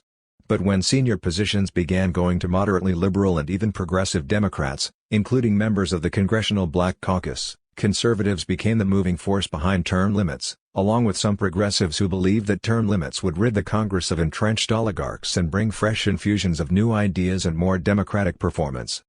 While promising to improve legislative performance, term limits will more likely do the opposite, creating a rotating amateur Congress that faces a long-entrenched national security state and professional bureaucracy. Congress would be composed largely of freshmen and sophomores who would be even more dependent on professional lobbyists. Members would also be increasingly dependent on congressional staffers who are elected by no one, including committee and subcommittee staffers who sometimes serve for decades. And when one recalls that it takes many years of struggle to pass major public interest legislation, we might wonder who in Congress will be able to stick around long enough to see things through, especially since term limits would wipe out whatever progressive leadership now exists, which is the real objective of its major sponsors. Term limits have been voted in for a number of state legislatures. The results are just what critics expected. In California, after voters passed a proposition limiting assembly tenure to 6 years and Senate tenure to 8, the liberal Democratic leadership of the state legislature was forced out of office. There is weaker leadership in both the Assembly and the Senate, with perpetually inexperienced legislators being outdone by a governor and his vast bureaucracy seizing more power than ever. Lobbyists have become more powerful because they, like the governor, have the time and experience to manipulate information. Without benefit of an experienced Assembly or Senate leadership, legislators commit frequent tactical and procedural errors. Sometimes there are prolonged debates on frivolous resolutions but hardly any debate on bills of important substance. Like herding cats, it takes hours just to get everybody in line for a single vote. Many are distracted by new campaigns for other offices. 47 With brief term limits, the elected position is seen more than ever as a temporary career, a prelude to something else. So legislators are more inclined to depart even before their terms are finished in order to take an appointive post or run for a seat that is opened up in the state Senate or the U.S. Congress. In the main state legislature, the same inexperience shows. The budget passed in record time largely because new legislators, not fully understanding what they were voting for, did not drag out debate. The majority whip of the Maine House of Representatives, a 29-year-old Democrat who has served only 3 years, observes, "You're beginning to see staff have stronger power in the legislature, and lobbyists too. They have real institutional memory. If you go to committee meetings, the new people are changing laws that have just been passed or reconsidering bills that were resoundingly defeated last year." 48 The same has been observed in other states with term limits. By 2008 the 20 or so state legislatures that have term limits will have undergone a complete turnover, ridding themselves of any traces of long-term legislative experience. In 1992, highly publicized and well-financed initiatives to limit congressional terms to 6 or 12 years, depending on the state, 1 voter endorsements in 14 states, the limits applied only to the congressional delegations of the respective states. Several years later, without judging the merits of term limits, the Supreme Court ruled that Article 1 of the Constitution prohibits a state from erecting new qualifying barriers for congressional candidates, including incumbents running for re-election. 49. A touch of democracy. Behind Congress there stands the entire corporate social order, with its hold over the material resources of society, its control of information and mass propaganda, its dominant influence over most cultural institutions, and its well-placed policymakers, organized pressure groups, high-paid lobbyists, influence-peddling lawyers, and big corporate contributors. Given all this, it is surprising that any Democratic victories are won in Congress. Yet progressive forces do manage to get things through from time to time. The lawmakers are not entirely untouched by popular pressures. Votes still count and therefore so do voters. Hence, over the years, worthwhile laws regarding public health and safety, the environment, housing and jobs, and other such things have become law. The legislators also perform democratic watchdog functions over administrative agencies, checking to see why a Labor Department field office is not functioning, why a Social Security office is being closed, why a cancer clinic has not received its funding, why vacancies in an agency investigating racketeering have not been filled, why a report on wage rates at rural hospitals has not been released, why compensation has not been made to injured veterans, and other such matters. The most useful watchdog of government, the General Accounting Office, GAO, created by Congress to investigate everything from military waste to environmental abuse, operates at the request of specific legislators and reports directly to Congress. This congressional watchdog function is an important democratic pressure on behalf of ordinary people, prodding a recalcitrant and often secretive federal bureaucracy. Even during the rightist Reagan and Bush presidencies, Congress approved the expansion of Medicare, and it strengthened major civil rights statutes, federal ethics standards, and environmental programs. It bolstered programs for AIDS victims, drug addicts, and the homeless, and extended unemployment insurance and new protections for workers facing mass layoffs. The lawmakers passed a plant closing notification bill and imposed sanctions on South Africa because of its racist apartheid policy. Congress, then, is not just a special interest arena. It is also a place where larger critical issues are sometimes treated. There are some 90 progressive members in the House, 50 who often respond to the needs of the many rather than the greed of the few, impelled both by their own political commitment and by popular pressure. What victories they win are almost always hard-fought, for the high ground is usually occupied by the conservative coalition, composed mostly of Republicans and conservative New Democrats, aligned with the rather conservative Democratic Leadership Council, who frequently manage to block or seriously mull any liberal agenda for change. And when the White House also is on their side, conservatives score decisive victories against the hard-won gains of labor and public interest groups. In sum, Congress is still a place where democratic inputs can be registered, where progressive forces occasionally can mount attacks against a conservative status quo or maintain some, partially successful, defense against the free market rightist rollback. A more democratic Congress would be one that is more responsive to voters and less dependent upon moneyed interests for financial support. How can that be achieved? The only money that comes with no strings attached comes from each citizen equally, from all the taxpayers, through their government, money that does not obligate the officeholder to any special interest or privileged group. What is needed is a system of public campaign financing that neutralizes the influence of private money. We need full public funding of House and Senate elections and primaries. Candidates who accept public funding would have to agree to limit their spending to the amount of the public allocation. Those who decline taxpayer money would be free of that spending limit, but their opponents would then qualify for matching funds equal to any amount spent by the privately funded candidate. Limitless private funding would be allowed, but it would be neutralized and equalized by public funding. In addition, the soft money loophole discussed in the previous chapter needs to be closed tight. The strictest prohibitions should be placed on lobbyists' perks, the honoraria, free travel, and other gifts and services that are little more than legalized bribery.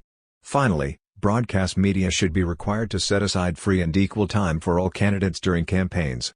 The airwaves are the property of the American people, part of the public domain. While broadcasters are granted licenses to use the airwaves, they do not own them. It is no infringement on their free speech to oblige them, as a public service, to make some portion of broadcast time available to office seekers who want to exercise their free speech. With public financing of campaigns, limits on private perks, and free access to media, candidates and office holders would be liberated from the incessant task of raising money and less bound to moneyed interests. and major public office would be more accessible to others besides the rich or those supported by the rich. 15. The President, Guardian of the System. In this chapter our task is to take a non-worshipful look at the presidency. The President, we are told, plays many roles: chief executive, chief legislator, commander-in-chief, head of state, and party leader. Seldom mentioned is the President's role as promoter and guardian of corporate capitalism. The President is the embodiment of the executive-centered state system that defends American corporate interests at home and abroad. Salesman of the system. Presidents do their share to indoctrinate the American people into the ruling class ideology. Every modern president has had occasion to praise the free enterprise system and denounce collectivist alternatives. The President is the American system's top salesman. America is standing tall. America is the greatest, exulted President Ronald Reagan to a nation with 35 million citizens living below the poverty level, a record trade deficit, and a runaway national debt. Prosperity, our presidents tell us, is here or not far off, but so are the nation's many wild-eyed enemies, be they communists, revolutionaries, terrorists, Islamic fanatics, or whatever. There is no shortage of adversaries abroad supposedly waiting to pounce upon the United States, thwarted only by huge U.S. military budgets, and a strong national security state. Presidents usually downplay crises relating to the economy and emphasize the ones needed to justify arms spending, overseas military interventions, and free market reforms. Whether Democrat or Republican, liberal or conservative, the president tends to treat capitalist interests as synonymous with the nation's well-being. Presidents greet the accumulation of wealth as a manifestation of a healthy national economy, regardless of how that wealth is applied or distributed. America will achieve new heights spurred on by freedom and the profit motive, President Reagan announced. "This is a free enterprise country," said President Bill Clinton. "I want to create more millionaires in my presidency than President Bush and Vice President Quayle did." 1. Presidents describe the overseas investments of giant corporations as U.S. interests abroad, to be defended at all costs, or certainly at great cost to the populace. A president's primary commitment abroad is not to democracy as such but to free market capitalism.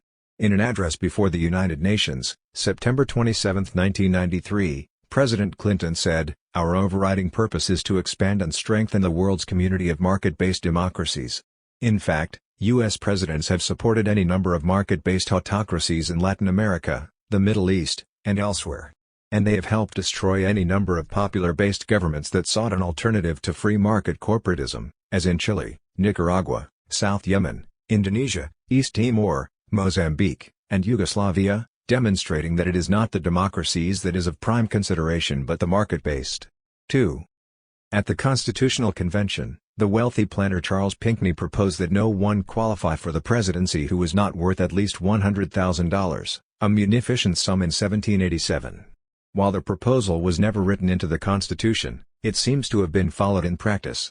Since World War II, and frequently before then, just about all presidential candidates on the Republican and Democratic tickets have been millionaires either at the time they first campaigned for the office or by the time they departed from it. One might ponder the diverse social backgrounds of the two major candidates in the 2000 presidential election. Vice President Al Gore was a Democrat and a multimillionaire. His father had been a U.S. Senator. Gore's opponent, Governor George W. Bush of Texas, was a Republican and a multimillionaire. His father had been a U.S. Senator and U.S. President.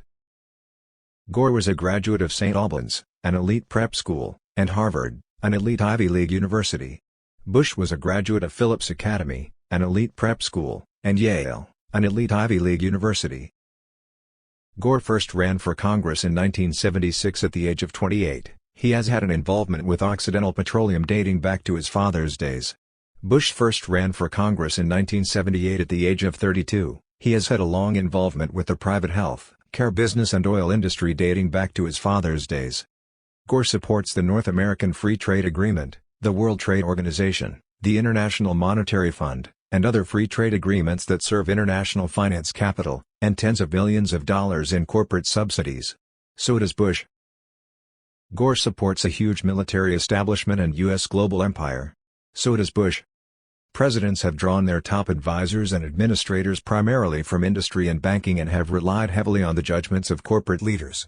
One description of President Ford could easily apply to any number of other White House occupants. He follows the judgment of the major international oil companies on oil problems in the same way that he amiably heeds the advice of other big businesses on the problems that interest them. He is a solid believer in the business ideology of rugged individualism, free markets and price competition, virtues that exist more clearly in his mind than they do in the practices of the international oil industry. 3. Whatever his class origins, it is probably not easy for a president to remain keenly aware of the travails endured by ordinary working people. He lives like an opulent potentate in the White House, a rent-free, 132-room mansion set on an 18-acre estate, with a domestic staff of about 100, including 6 butlers and 5 full-time florists, a well-stocked wine cellar, tennis courts, a private movie room, a gymnasium, a bowling alley, and a heated outdoor swimming pool. In addition, the president has the free services of a private physician, a dozen chauffeured limousines, and numerous helicopters and jets, including Air Force One. He has access to the imperial luxuries of Camp David and other country retreats, free vacations, a huge expense allowance, and, for the few things he must pay for, a $200,000 annual salary. Journalists and political scientists have described the presidency as a man-killing job. Yet presidents take more vacations and live far better and longer than the average American male. After leaving office they continue to feed from the public trough. 4 ex-presidents, Ford, Carter, Reagan, and Bush, are multimillionaires, yet each receives from $500,000 to $700,000 in annual pensions, office space, staff, and travel expenses, along with full-time Secret Service protection costing $5 million a year for each.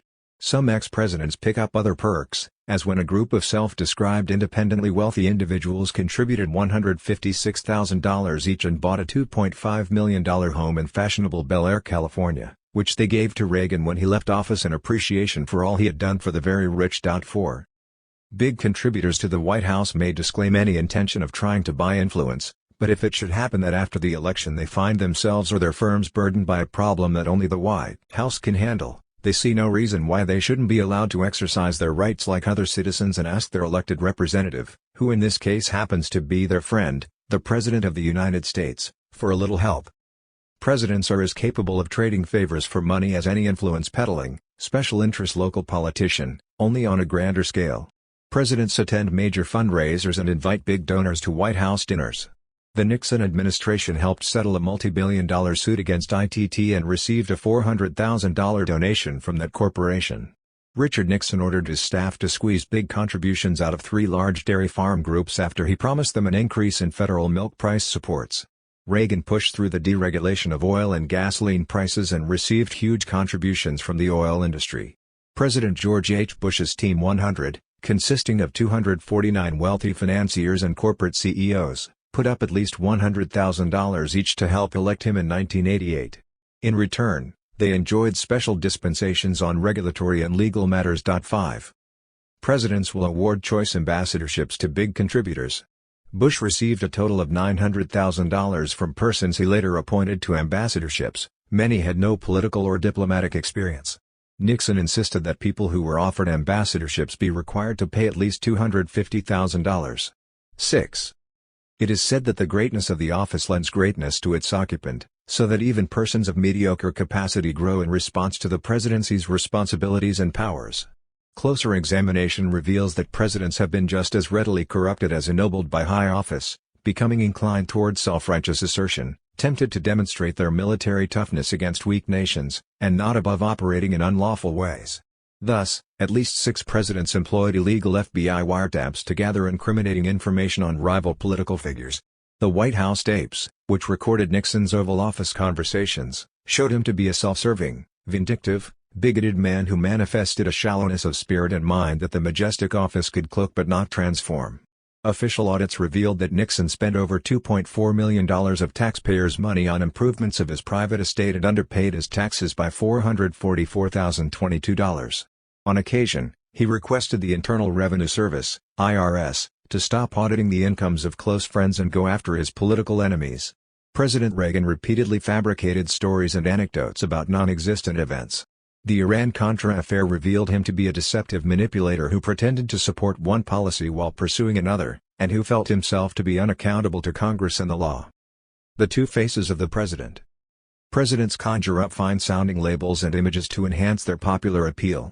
Roosevelt had his New Deal, Truman his Fair Deal, Kennedy his New Frontier, Johnson his Great Society, Reagan his American Renaissance, Bush his New World Order, and Clinton his New Prosperity.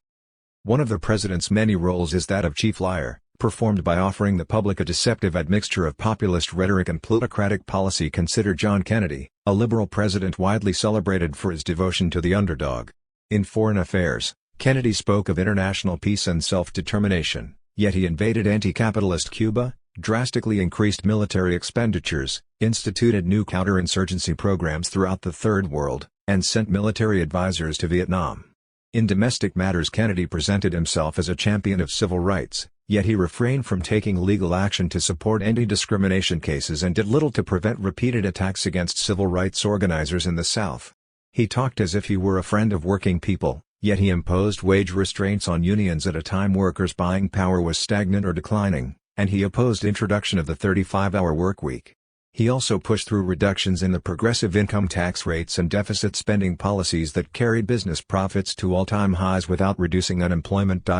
Nevertheless, Kennedy was hated by right-wingers because of his call for a re-evaluation of our attitudes toward the Soviet Union, his differences with the Federal Reserve System and the steel industry, his friendliness with civil rights leaders, his atmospheric test ban treaty with the Soviets, his attempts at bringing the Central Intelligence Agency, CIA, under White House control, and his reluctance to attempt another invasion of Cuba and unwillingness to initiate a massive land war in Vietnam.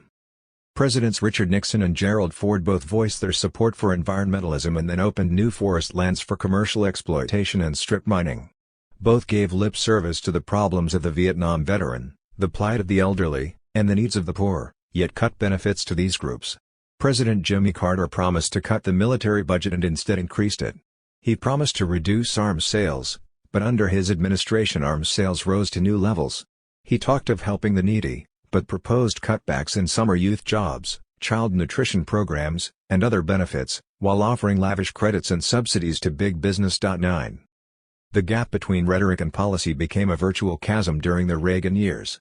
Reagan lauded our veterans for their great sacrifices, but offered a budget that reduced veterans' health care. Before an African American audience in Washington, D.C., he described himself as a champion of racial equality without mentioning that he advocated tax breaks for segregated private schools and had drastically cut inner-city programs while doing little to enforce Fair Deal. Kennedy his New Frontier, Johnson his Great Society, Reagan his American Renaissance, Bush his New World Order, and Clinton his New Prosperity. One of the president's many roles is that of chief liar, performed by offering the public a deceptive admixture of populist rhetoric and plutocratic policy. Consider John Kennedy, a liberal president widely celebrated for his devotion to the underdog. In foreign affairs, Kennedy spoke of international peace and self-determination, yet he invaded anti-capitalist Cuba, drastically increased military expenditures, instituted new counterinsurgency programs throughout the Third World, and sent military advisors to Vietnam. In domestic matters, Kennedy presented himself as a champion of civil rights, yet he refrained from taking legal action to support anti-discrimination cases and did little to prevent repeated attacks against civil rights organizers in the South. He talked as if he were a friend of working people, yet he imposed wage restraints on unions at a time workers' buying power was stagnant or declining, and he opposed introduction of the 35-hour workweek. He also pushed through reductions in the progressive income tax rates and deficit spending policies that carried business profits to all-time highs without reducing unemployment. 8. Nevertheless, Kennedy was hated by right-wingers because of his call for a re-evaluation of our attitudes toward the Soviet Union, his differences with the Federal Reserve System and the steel industry, his friendliness with civil rights leaders, his atmospheric test ban treaty with the Soviets, his attempts at bringing the Central Intelligence Agency, CIA, under White House control, and his reluctance to attempt another invasion of Cuba and unwillingness to initiate a massive land war in Vietnam. Presidents Richard Nixon and Gerald Ford both voiced their support for environmentalism and then opened new forest lands for commercial exploitation and strip mining. Both gave lip service to the problems of the Vietnam veteran, the plight of the elderly, and the needs of the poor, yet cut benefits to these groups. President Jimmy Carter promised to cut the military budget and instead increased it. He promised to reduce arms sales, but under his administration arms sales rose to new levels. He talked of helping the needy, but proposed cutbacks in summer youth jobs, child nutrition programs, and other benefits, while offering lavish credits and subsidies to big business. 9. The gap between rhetoric and policy became a virtual chasm during the Reagan years. Reagan lauded our veterans for their great sacrifices, but offered a budget that reduced veterans' health care. Before an African-American audience in Washington, D.C., he described himself as a champion of racial equality without mentioning that he advocated tax breaks for segregated private schools and had drastically cut inner-city programs while doing little to enforce. And Kosovo. Like numerous administrations before him, Clinton maintained a crippling embargo against Cuba. He called for peace and democracy in Haiti, yet backed the militarists and tried to undermine the democratic elections of 2000 when the more populist anti-free market party won. Clinton signaled his intention to increase funding for intelligence operations and maintain the CIA at its ongoing level.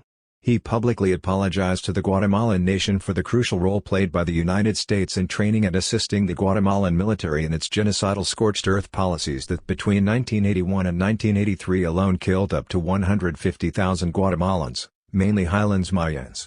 At the same time, his administration was quietly reinitiating full U.S. military training and aid to the Guatemalan military, even as human rights atrocities continued. 13.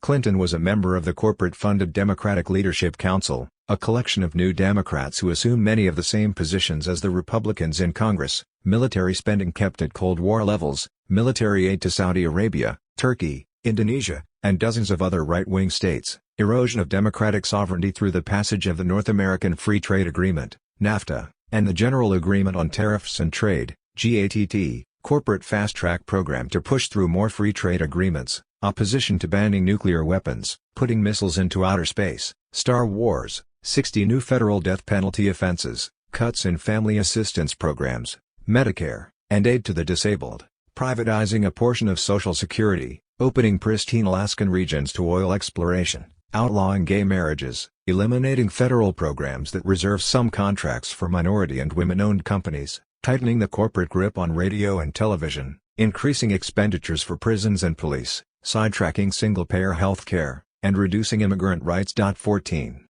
Most of Clinton's appointees were of corporate background. Some of the few liberal nominees he offered up, such as Lanny Guinier, were quickly withdrawn when they met with conservative opposition.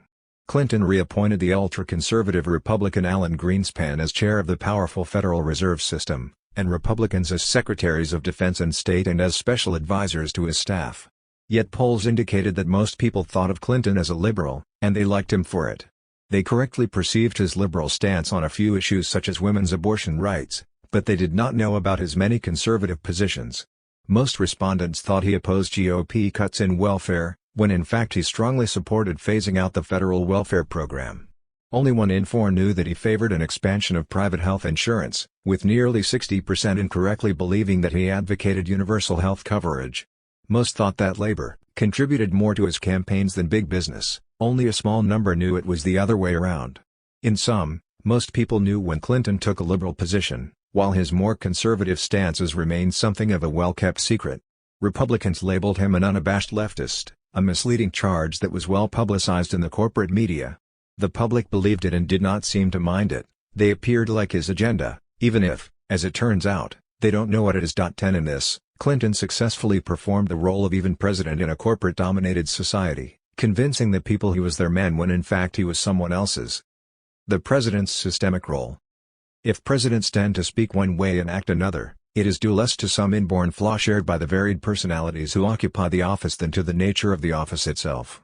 Like other politicians, only more so, the president is caught between the demands of democracy and the powers of plutocracy. He must satisfy the major interests of corporate America while making a show of. He also must do for the capitalist system what individual capitalists cannot do. The president must reconcile conflicts between various business interests, usually deciding in favor of heavy industry and big finance and against light industry and small business. Sometimes he must oppose the interests of individual companies or industries, keeping them in line with the overall needs of the corporate economy. Hence he might do battle with an industry like steel, as did Kennedy, to hold prices down in order to ease the inflationary effects on other producer interests. When engaged in such conflicts, the president takes on an appearance of opposing the special interests on behalf of the common interest.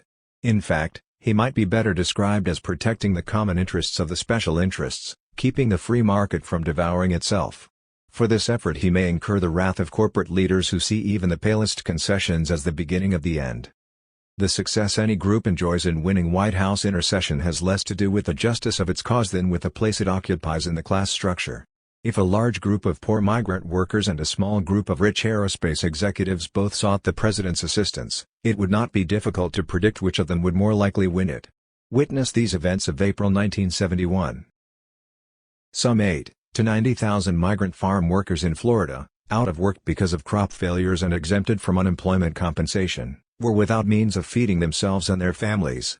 The workers demonstrated peacefully in large numbers outside President Nixon's Florida vacation residence, hoping to get the White House to intercede. They were met only by the police, who dispersed them with swinging clubs. Eventually the farm counties were declared disaster areas. But the government emergency relief money ended up in the hands of the big commercial growers who had sustained the crop losses. Since the migrant workers had no residence in the state, they did not qualify for relief or receive a single $16. During the very week the farm workers were being clubbed by police, leaders of the aerospace industry placed a few telephone calls to Washington and were invited to meet quietly with the president to discuss their company's problems. Later that same day the White House announced a $42 million authorization to the aerospace industry to relocate, retrain, and in other ways assist its top administrators, scientists, and technicians.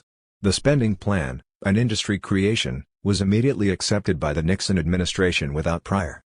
Was the president responding to a national interest or a special interest when helping the aerospace industry? Much depends upon how the labels are applied. If we believe the national interest requires that the profits and strength of the industrial and military establishment, of which the aerospace industry is a part, be maintained even at great cost, then the president was responding to a national interest. The president's first responsibility is to tend to the corporate economy, not to sustain farm workers who represent a marginal group and are therefore a limited special interest. So, when workers act to disrupt and weaken the sinews of industry, as have striking coal miners, railroad operators, and steel workers, the president may see fit to deal summarily with them. When Ronald Reagan complained that special interests were resisting his attempts to serve the national interest with his budget-cutting efforts, he was using a motif long propagated by political scientists who define special and national interests by some abstract measure, particular versus broad, and not by the class interest involved, owners versus employees and consumers. Thus, Reagan was able to portray the social needs of working people, a constituency of millions, as a narrow parochial special interest, while a coterie of big companies had national, indeed international, interests. Other people would argue that the national interest is not served when giant industries receive favored treatment at the expense of workers, taxpayers, and consumers. That the corporations have holdings that are national and often multinational in scope does not mean they represent the interests of the nation's populace. The national interest or public interest should encompass the ordinary public rather than relatively small groups of corporate elites. Contrary to an established myth, the public monies distributed to these favored few do not trickle down to the mass of working people at the bottom, as the hungry farm workers can testify. Whichever position one takes, it becomes clear that there is no neutral way of defining the national interest. Whatever policy the president pursues, he is helping some class interests rather than others. It is a matter of historical record that presidents usually have chosen a definition of the national interest that serves the giant conglomerates, at some cost to us lesser mortals. A loaded electoral college. Under Article 2, Section 1 of the Constitution, presidents are directly elected not by the people but by a majority of electors, appointed in such manner as the various state legislatures might direct. The number of electors each state has is equal to the total number of its congressional representatives and senators. When voting for the president we are actually voting for one or another slate of party-designated electors who are morally, but not in all states legally, bound to abide by the popular vote. 18 Since 1796 at least 15 electors have failed to support their party's candidate. Thus, in 1960 a Nixon elector from Oklahoma voted for Senator Harry Byrd, as did 6 of the 11 Alabama electors pledged to John Kennedy. 26 states, representing 268 electoral votes, have passed laws requiring electors to follow the popular vote. The Supreme Court has declared these laws constitutional. The Electoral College, as it has come to be known, remains an undemocratic anachronism, designed by the framers of the Constitution to act as a filter of popular passions. In keeping with their class prejudices and interests, the framers assumed that the electors would generally be propertied and educated gentlemen who supposedly would meet in their respective state capitals months after the election to deliberate and select a president, acting as a damper on popular passions. It was expected that candidates would seldom achieve a majority of the Electoral College, in which case the election would be thrown into the House of Representatives, where each state would vote as a single unit. By awarding a state's entire electoral vote on a winner-take-all basis to the candidate who wins a plurality of the popular vote, the Electoral College creates artificial or exaggerated majorities.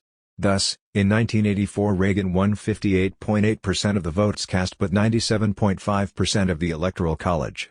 The distribution of votes sometimes becomes more important than the actual number of votes.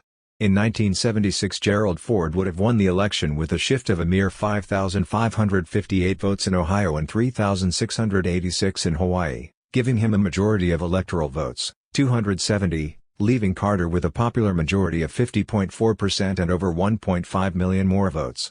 In 2000, Democrat Al Gore won the popular vote by over 500,000 ballots but lost the presidency to George W. Bush, who scraped through with a bare Electoral College majority and what many observers saw as a stolen victory in Florida. The Electoral College also distorts the popular vote by giving each state, regardless of its population, 2 extra votes, equivalent to its seats in the U.S. Senate. Since the Republicans control a number of relatively less populated western and southern states, this gives them proportionately more electoral votes per popular votes, which helps explain how Bush was able to win the Electoral College with fewer votes than Gore in 2000. He won more states. It is also nigh impossible for a third-party candidate, whose support is thinly spread around the nation rather than concentrated in one region or a few states, to carry a state and make a showing in the Electoral College. This further discourages voters from considering third-party candidates. It has been argued that by treating the large states as giant blocks of electoral votes, the Electoral College enhances their importance, and since large states like New York and California tend to be liberal, this works to the advantage of liberals. But there is no set correlation between state size and ideology.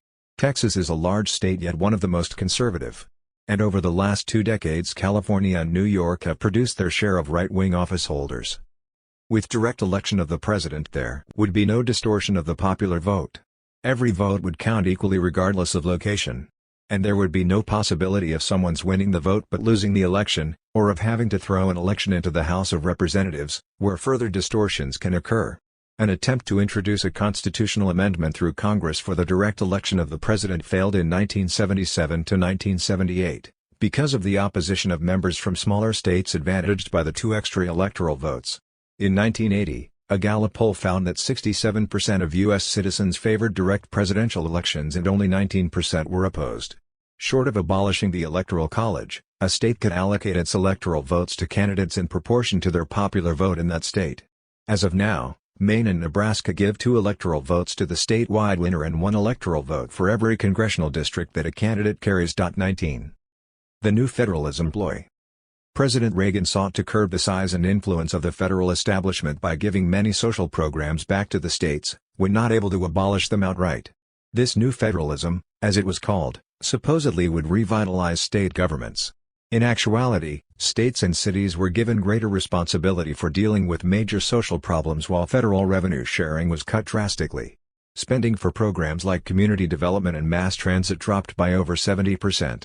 The remaining federal monies were allocated in block grants to the state governments instead of directly to needy urban areas, as previously done. The effect was to create new bureaucracies at the state level that shortchanged the cities and favored the relatively prosperous small towns and suburban communities. 20.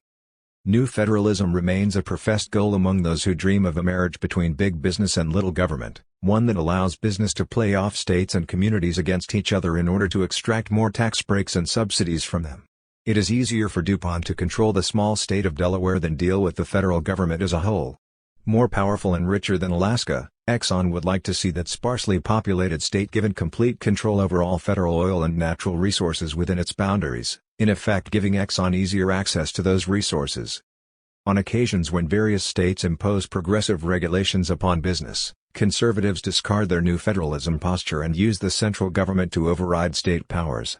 For instance, the Reagan administration, ever mindful of the interests of the nuclear industry, argued that the states were prohibited from establishing nuclear plant emission standards more stringent than those imposed by federal authorities. Since 1787, conservatives have been for a strong central government or a weak one, strong state and local governments or weak ones, depending on which arrangement served owning class interests at any particular juncture.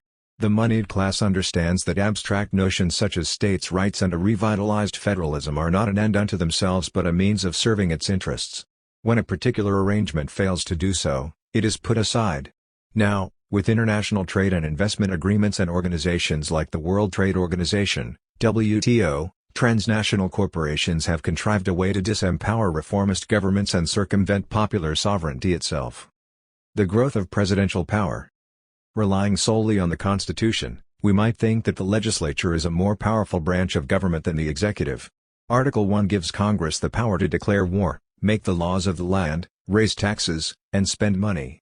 Article 2 seems more limited. It gives the President the power to appoint ambassadors, federal judges, and senior executive officers, subject to Senate confirmation, and to make treaties, subject to ratification by 2/3 of the senators present.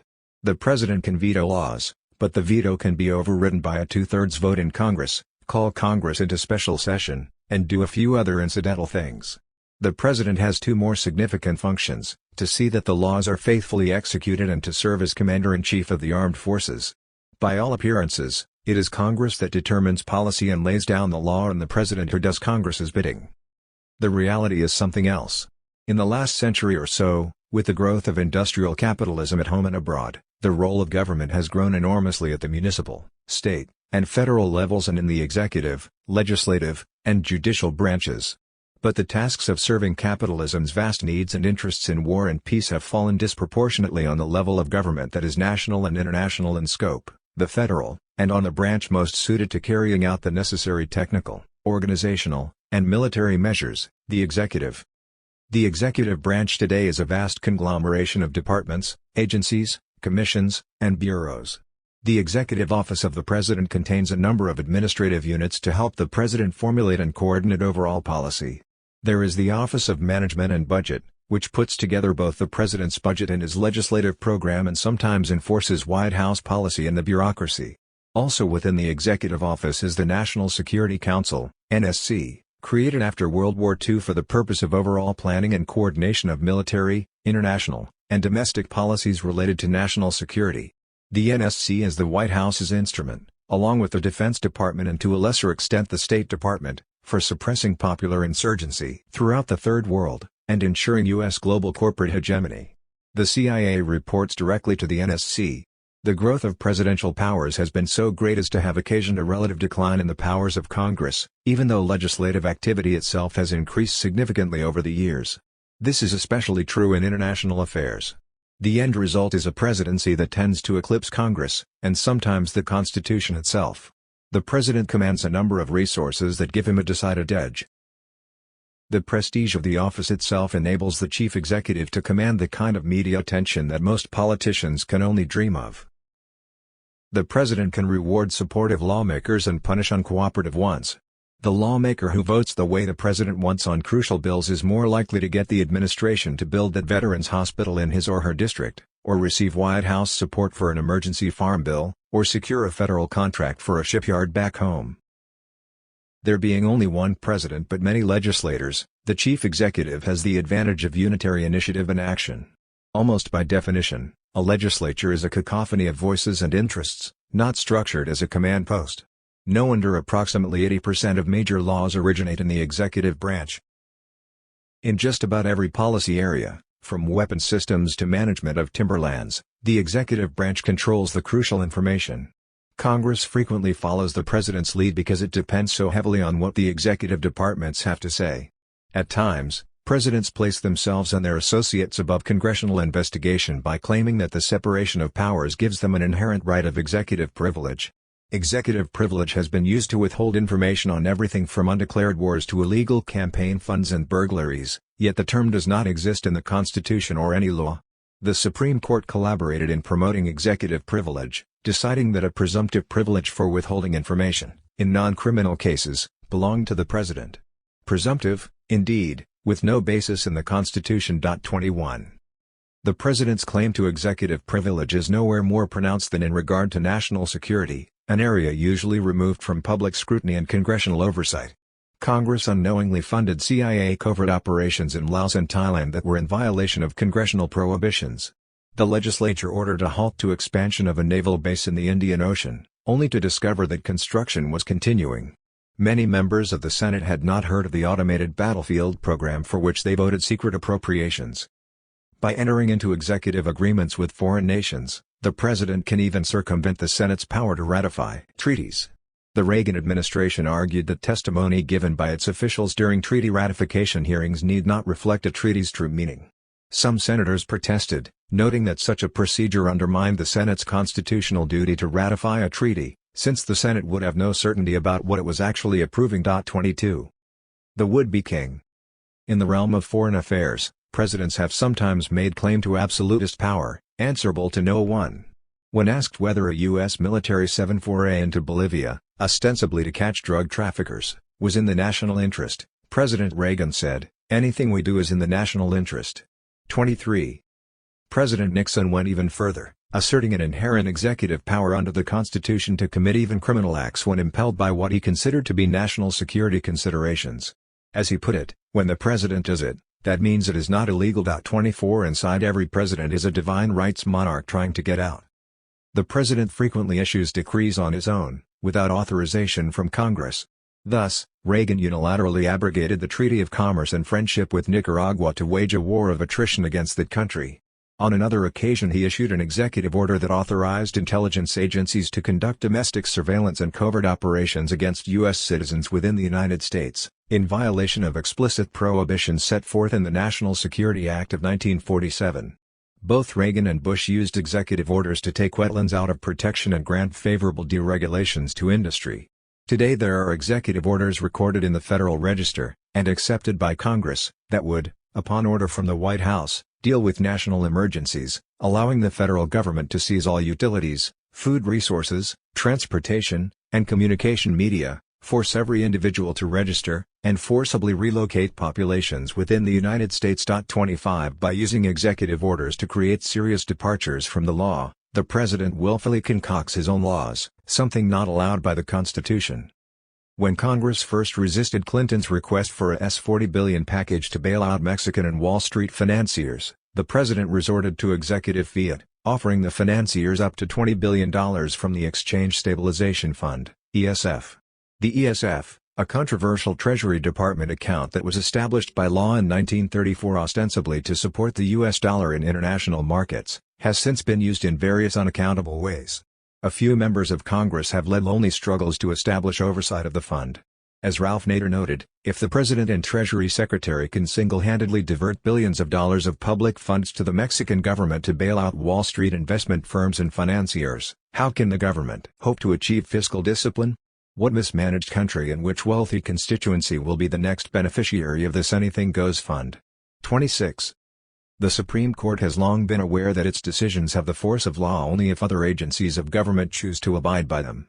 In recent years Congress has been coming to the same realization, developing a new appreciation of the executive's power to command directly the personnel, materials, and programs needed for carrying out decisions. The peculiar danger of executive power is that it executes. The executive alone has the power of implementation, acting, or refusing to act, with the force of state, to exercise extraordinary and sometimes unlawful initiatives of its own. Some instances drawn from the last 2 decades illustrate how the executive can circumvent the law at home and abroad. The Reagan administration terminated Social Security benefits for hundreds of thousands of disabled Americans. When federal courts found the rulings to be illegal, the administration announced it would simply ignore the unfavorable court decisions. When a federal judge ordered the first Bush administration to make surplus federal property available to the homeless under a 1987 law, the White House ignored the order. Both the Reagan and Bush administrations refused to spend billions appropriated by Congress for housing and low-income programs, and impounded billions intended for improvements in mass transit and air safety. Congress prohibited military sales to Guatemala, yet the White House agreed to sell $14 million worth of military equipment to the government, asserting that since the sale would be a cash transaction, it would not violate the congressional ban. The General Accounting Office, GAO, revealed in June 1993 that the Pentagon had deliberately misled Congress about the cost, performance, and need for nuclear weapons systems. 27. Congress itself has sometimes collaborated in the usurpation of its power, granting each president, and a widening list of executive agencies, confidential funds for which no detailed invoices are required. The growth of unaccountable executive power is nowhere more evident than in the realm of international crisis and conflict. "War is the true nurse of executive aggrandizement," wrote James Madison in 1787. It was not the intent of the framers of the Constitution to confer upon the President any power to start a war. That power was intended for Congress alone. But some 200 years later, U.S. presidents invaded the sovereign states of Grenada and Panama, bombed Iraq and Yugoslavia, and supported proxy wars against Cuba, Angola, Mozambique, Afghanistan, Cambodia, and Nicaragua, forcibly overthrowing governments and engaging in unlawful arms sales, blockades, and other acts of war, including the arming and training of mercenary forces, without a declaration of war from Congress. While Congress debated whether to declare war on Iraq, President Bush announced, "I don't care if I get one vote in Congress. We're going in." 28 Against the expressed will of Congress, U.S. planes and bases were used to support the war against Nicaragua. Recent presidents have claimed a constitutional and historic power to conduct foreign affairs that could not be limited by Congress. The power of a sole ruler to make war, treating the army as his personal force, is the power of a king.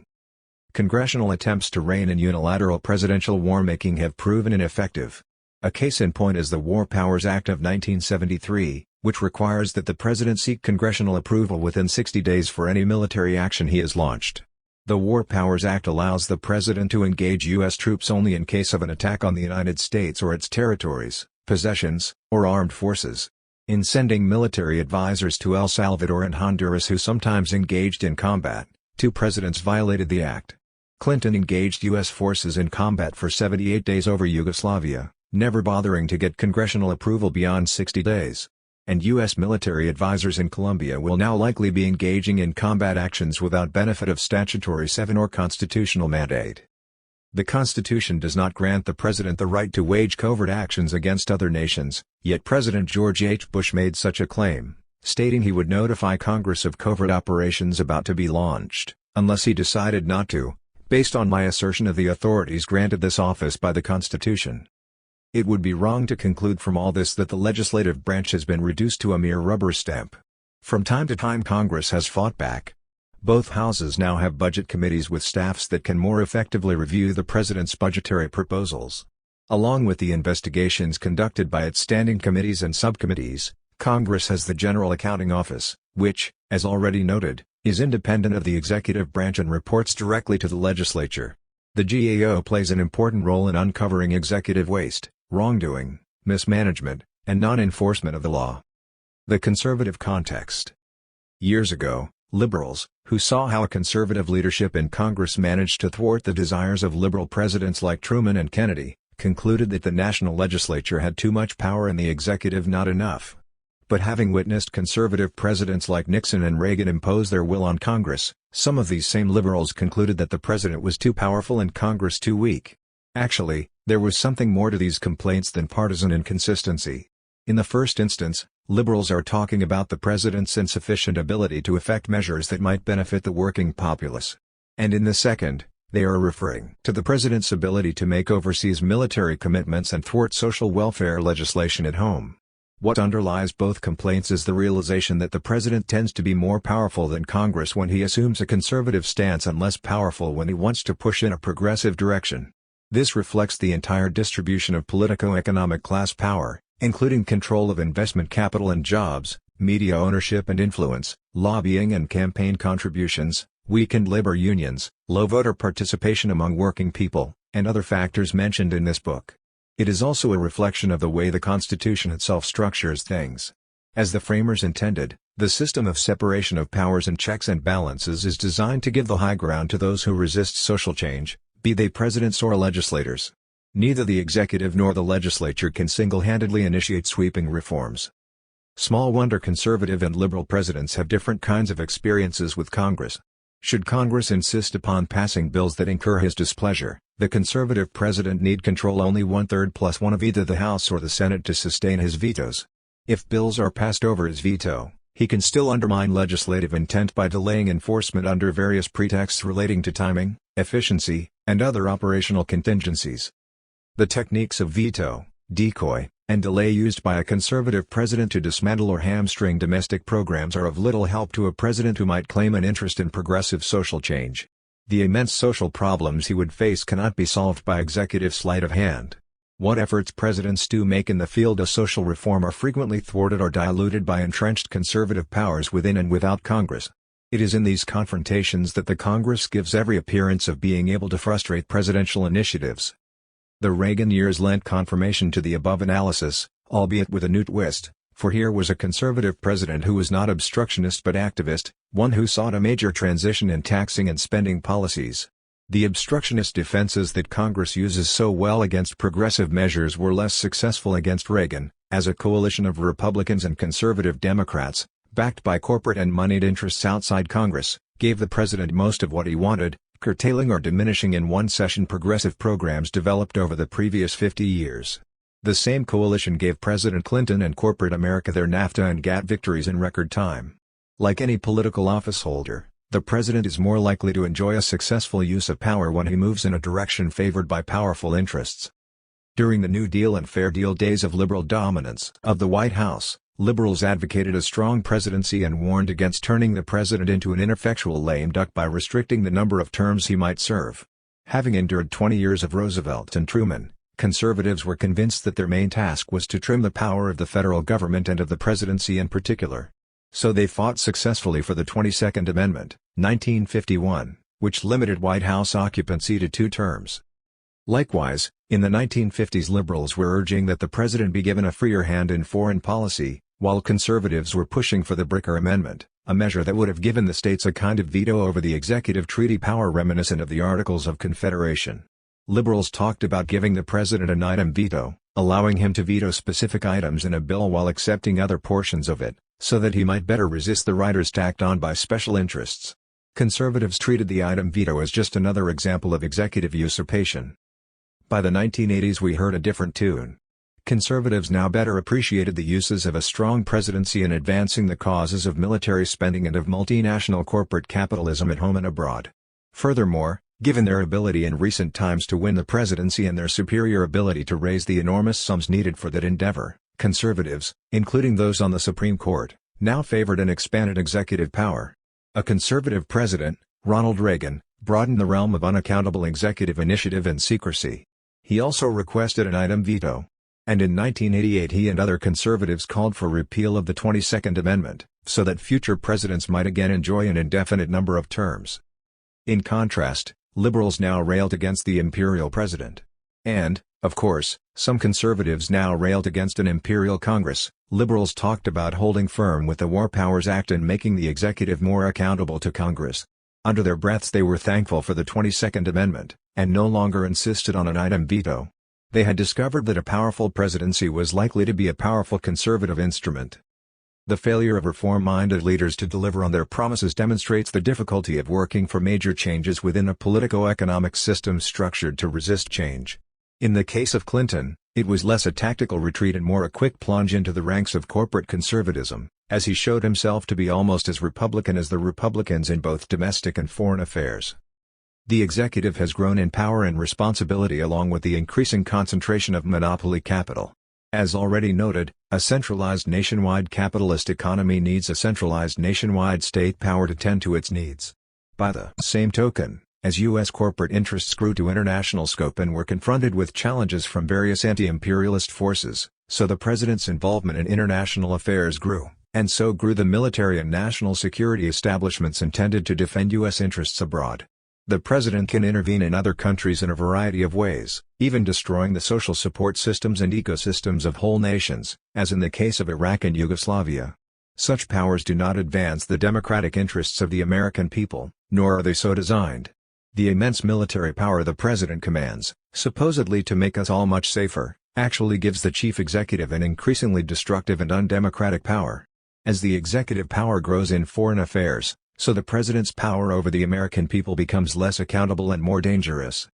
Although the president and the government are often held responsible for the economy, they do not have that much control over it. The purpose of executive economic involvement is to sustain and advance the process of free market capital accumulation. There is, then, not likely to be much progressive change from the top of the social pyramid, no matter who is in the White House, unless there is also a mass social unrest and mobilization for fundamental reforms at the base. 16. The political economy of bureaucracy. Some people would have us believe that bureaucracy is a malady peculiar to socialism or other variants of the welfare state.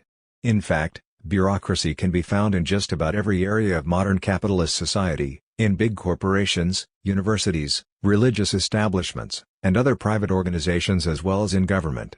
A model bureaucracy is an organization that a. systematically mobilizes human effort and material resources for explicitly defined projects or purposes, b. is staffed by career personnel with specialized skills, and c. is coordinated by a hierarchy of command accountable to some authority. 1. Bureaucracy can be used to administer a national health program or run a death camp. Much depends on the politico-economic context in which it operates. The myth and reality of inefficiency. Bureaucracies have certain bothersome characteristics that seem to inhere in the nature of the beast. For instance, the need for consistent and accountable operating procedures can create a tendency toward red tape and a limited capacity to respond to new initiatives. The need to divide responsibilities over widely dispersed areas can cause problems of coordination and accountability. And for the average citizen there are the incomprehensible forms and labyrinthine runarounds orchestrated by the petty autocrats and uncaring paper pushers who sometimes inhabit the bureaucracies of private business as well as government. Still, bureaucracies perform crucial and complex tasks, for better or worse. The feat of landing men on the moon, observes Dwayne Lockhart, was not only a scientific achievement but a bureaucratic one as well. To the same might be said of the Vietnam War, the Social Security 7 system, and the farm, highway, housing, and defense programs. According to the prevailing ideology of corporate America, public bureaucracy is expensive, inefficient, and a drain on the more productive private economy. The proposed remedy is to hand over most public programs to private contractors, privatization, or abolish them altogether. Free marketeers insist that everything works better in the hands of the private sector, and government should be run more like a business. One might wonder how that could be possible. Government deals with complex social problems, conflicting goals, and competing constituencies. Exactly what businesses should government be run like? The 50,000 firms that go bankrupt every 7 years?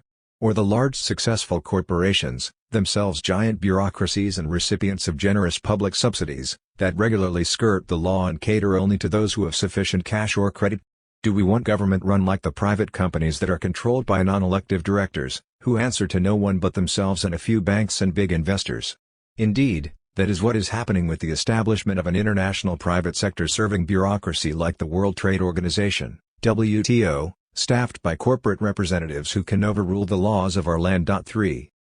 If we run government like a business, whatever that means, then who will take care of the costly, non-profit public services that the public, and business itself, relies on for its existence?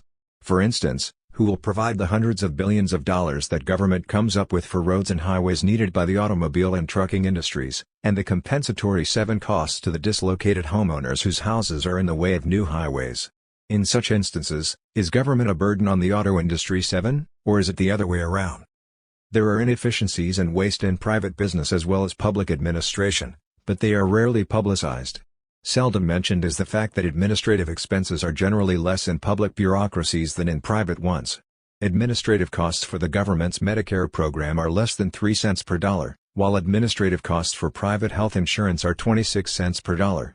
Government administrators generally work longer hours for less pay than managers in private bureaucracies. In recent decades, top federal salaries have declined in buying power, accounting for inflation, while the earnings of top corporate executives have skyrocketed. 4. Social Security 7 has been a more reliable and less expensive retirement program than private pension plans, which is one reason private industry hates it. A Roper poll asked people to estimate the administrative costs of Social Security as a percentage of benefits. Conditioned to think that government programs must be inefficient and costly, respondents guessed 50%, on average. Actually only 1% is spent on administration. By comparison, the administrative costs for private insurance are about 13% of annual payments. 5. Likewise, administrative costs average less at public hospitals than at for-profit hospitals. 6. Corporate leaders want to eliminate social spending programs not because they don't work but because they often do. And when they do, they demonstrate the parasitic nature of an owning class. Thus, Conrail demonstrated that a government-owned rail system could give better service at less cost than the investor-owned lines it replaced. But this very success is intolerable to those who correctly see non-profit public ownership as a threat to private profit ownership. So, Conrail was privatized, sold back to private investors, at a bargain price. Free marketeers have argued that the vast sums spent on the war against poverty have not reduced poverty. In fact, supplemental security income, created in 1972, provides a minimum monthly income for the elderly and disabled, along with more generous Social Security payments. With all this spending, poverty among the elderly should have dropped after 1972. It did. Government spending worked. Other major poverty programs did not lift many people out of poverty, but they were never fashioned to raise anyone's income above the poverty line. They were meant to provide benefits that reduced misery, and they did. Other federal programs have worked. Without family assistance, the number of people who live in illness and destitution would easily double, and so would the costs to society. In one decade, government requirements for smoke detectors, seatbelts, speed limits, emergency public health facilities, and safety features on consumer products have helped produce a 21% drop in accidental fatalities. $1 spent on childhood immunization saves $10 in later medical expenses. Federal funds to ameliorate inequality in education produced strong scholastic gains among low-income students in inner-city schools and others in the lowest performance quartile.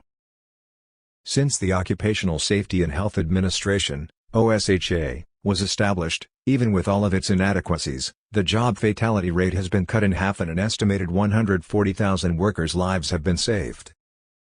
With the advent of food stamps, hunger and malnutrition were reduced substantially. 7. Such programs are opposed by the business community because they expand the public sector, and shore up alternative sources of support, leaving people less desperately competing for jobs, less willing to work harder and harder for less and less.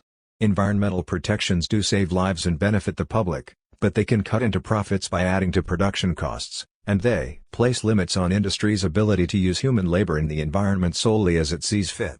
Public housing did dramatically reduce overcrowding between 1940 and 1980, but it also created a supply of residences that competed with the private housing industry. Rent control did keep millions of units affordable while allowing landlords to make reasonable profits, but it also cut into landlord profits. 8. The efficacy of public programs can be appreciated when the programs are abolished or diminished. The cuts in public housing and rent control were accompanied by a sharp rise in homelessness. The closing of venereal disease clinics fueled an increase in VD cases. The heartless cuts in welfare and nutrition payments brought more hunger to children. Reduction in education funding increased the number of substandard, overcrowded schools. An elimination or watering down of worker safety rules, safety information on medical devices, clean air standards, and pesticide controls is costing the nation dearly in human life and a greatly damaged ecology. 9. Deregulation and privatization. As we have seen in earlier chapters, while claiming to be self-sustaining and cost-efficient, the private sector regularly feeds out of the public trough, devouring a host of tax-funded subsidies and supports. Business does not want to see an end to this bonanza, it just wants an end to any regulations that require it to waste good money on living wages, worker benefits, occupational safety, environmental protections, consumer quality controls, and regulated rates. In those policy areas, the free marketeers want deregulation.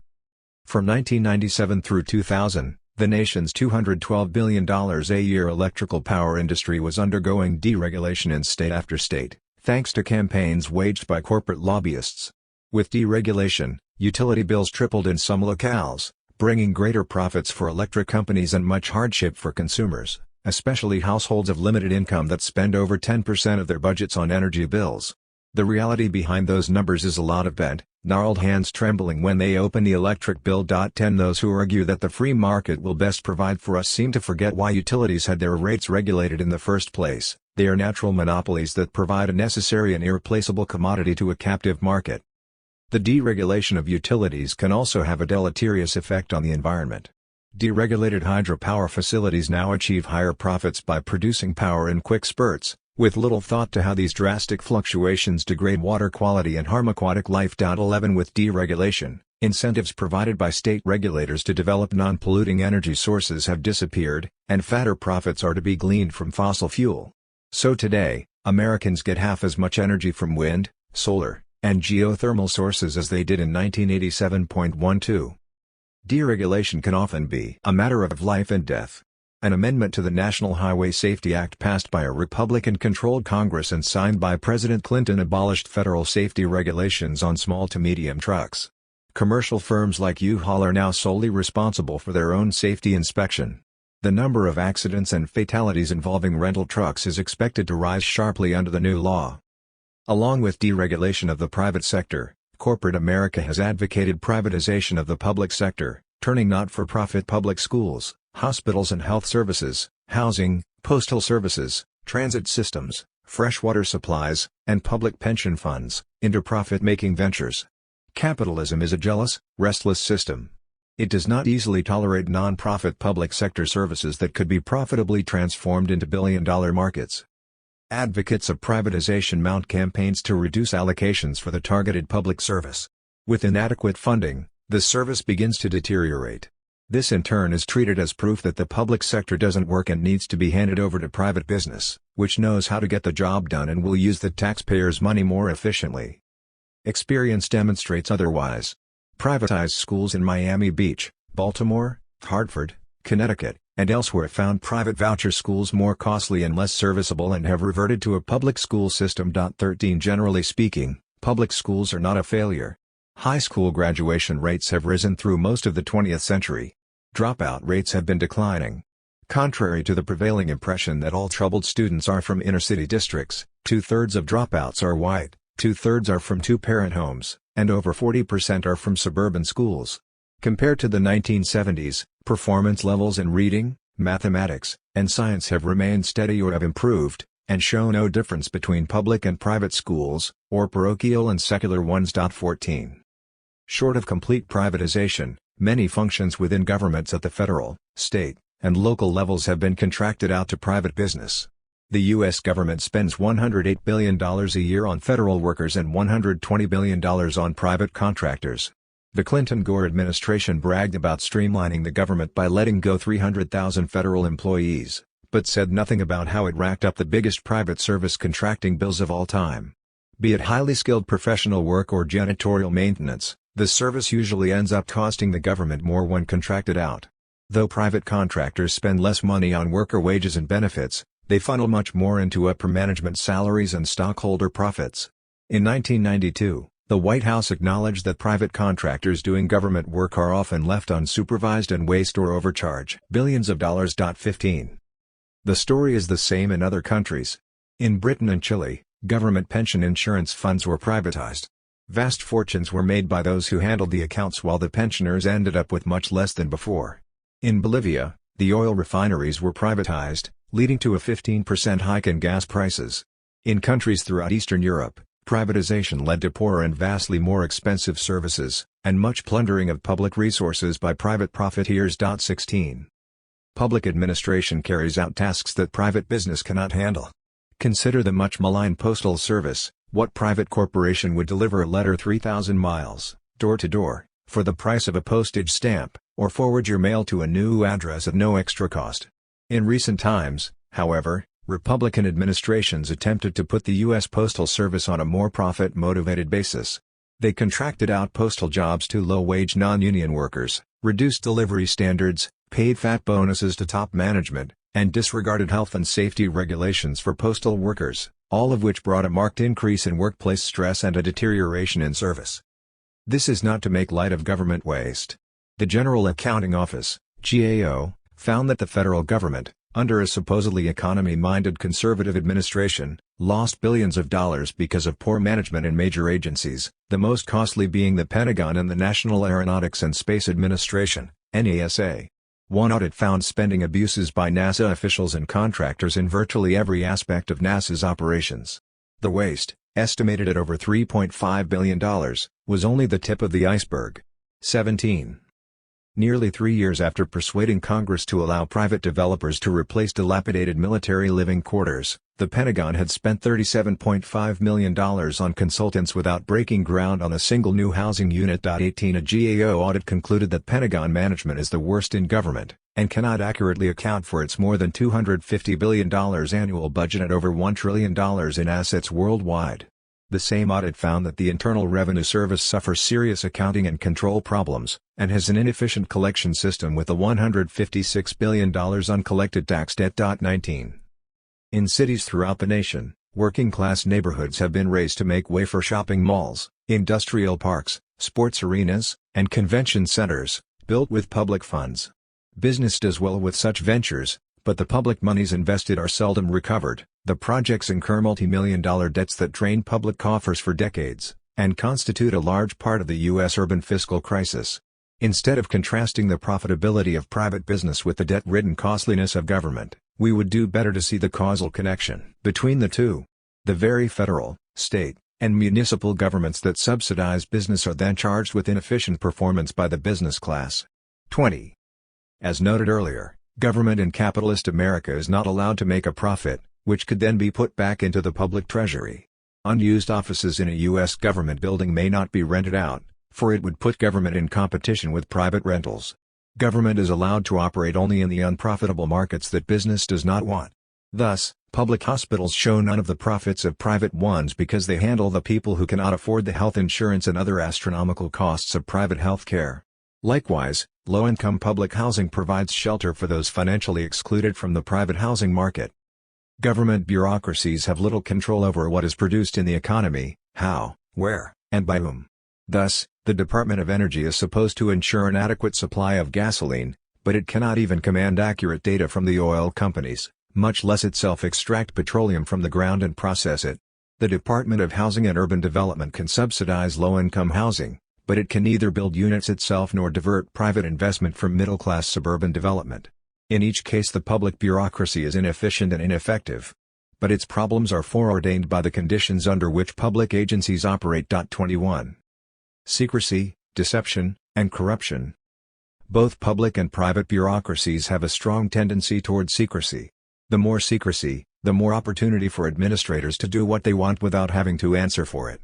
Most of the secrecy in public bureaucracy is on behalf of private business, the military, and the dirty operations of the Central Intelligence Agency, CIA, and other intelligence agencies. The government has suppressed information concerning bank bailouts and data on toxic waste disposal and the harmful effects of nuclear power plants, many medical drugs, and pesticides. The government withheld information regarding a. the medical problems of 30,000 American soldiers and thousands of Utah residents exposed to nuclear tests in the 1950s, b. the effects of radiation on U.S. residents from nuclear weapons facilities and nuclear power plants, c. the ill effects of defoliants upon military personnel in the Vietnam War, d. the tens of thousands of military personnel exposed to chemical weaponry during the Gulf War in 1991, and e. the secretly conducted germ warfare tests in U.S. urban areas and radiation tests on at least 800 unsuspecting subjects. 22. President Reagan issued a presidential directive that forced some 2 million government workers to take a pledge of secrecy. He required almost 300,000 federal employees to agree to lifetime government censorship of their writings and speeches. Administrations have sought to undercut the Freedom of Information Act by expanding the restrictive classifications of documents, inking out more and more information on the documents that are released, imposing years of delays on releasing materials, and charging exorbitant copying fees. In 1995, President Clinton issued an executive order ostensibly aimed at opening long classified files and reducing the number of new documents made secret. The order called for the automatic declassification without review of most documents that are 25 years or older, and puts a new 10-year limit on how long documents can stay classified. However, an enormous loophole allows documents to remain classified if a review so determines. The executive branch spends at least $5.6 billion reviewing and classifying documents, and that does not count the CIA. The total number of classified documents is not known, though the figure is estimated to be well into the billions. At least 70% of the millions of World War II documents related to war crimes still remain secret, more than half a century later.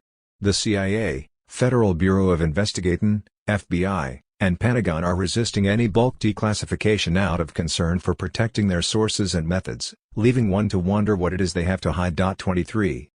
Secrecy breeds unaccountability and corruption. The Department of Agriculture has given billions of dollars worth of contracts to agribusiness firms that have been caught rigging bids, fixing prices, and defrauding government programs. Hordes of speculators and fast-buck investors, risking almost no money of their own, used mortgage loans from the Department of Housing and Urban Development, plus millions in tax credits, to acquire and rent properties at federally subsidized rates, bringing in huge profits for themselves. Housing grants and mortgage insurance, intended for affordable housing for low-income elderly, have gone to luxury and resort projects. Top officials in the executive branch have enjoyed the free use of vacation homes, company planes, and luxury hotels, easy-term loans, artificially large honor area for speaking appearances sponsored by corporate groups, and the opportunity to sell their assets at inflated prices or buy properties at artificially low prices. Presidents often stand by subordinates who are accused of wrongdoing, supposedly out of loyalty to them.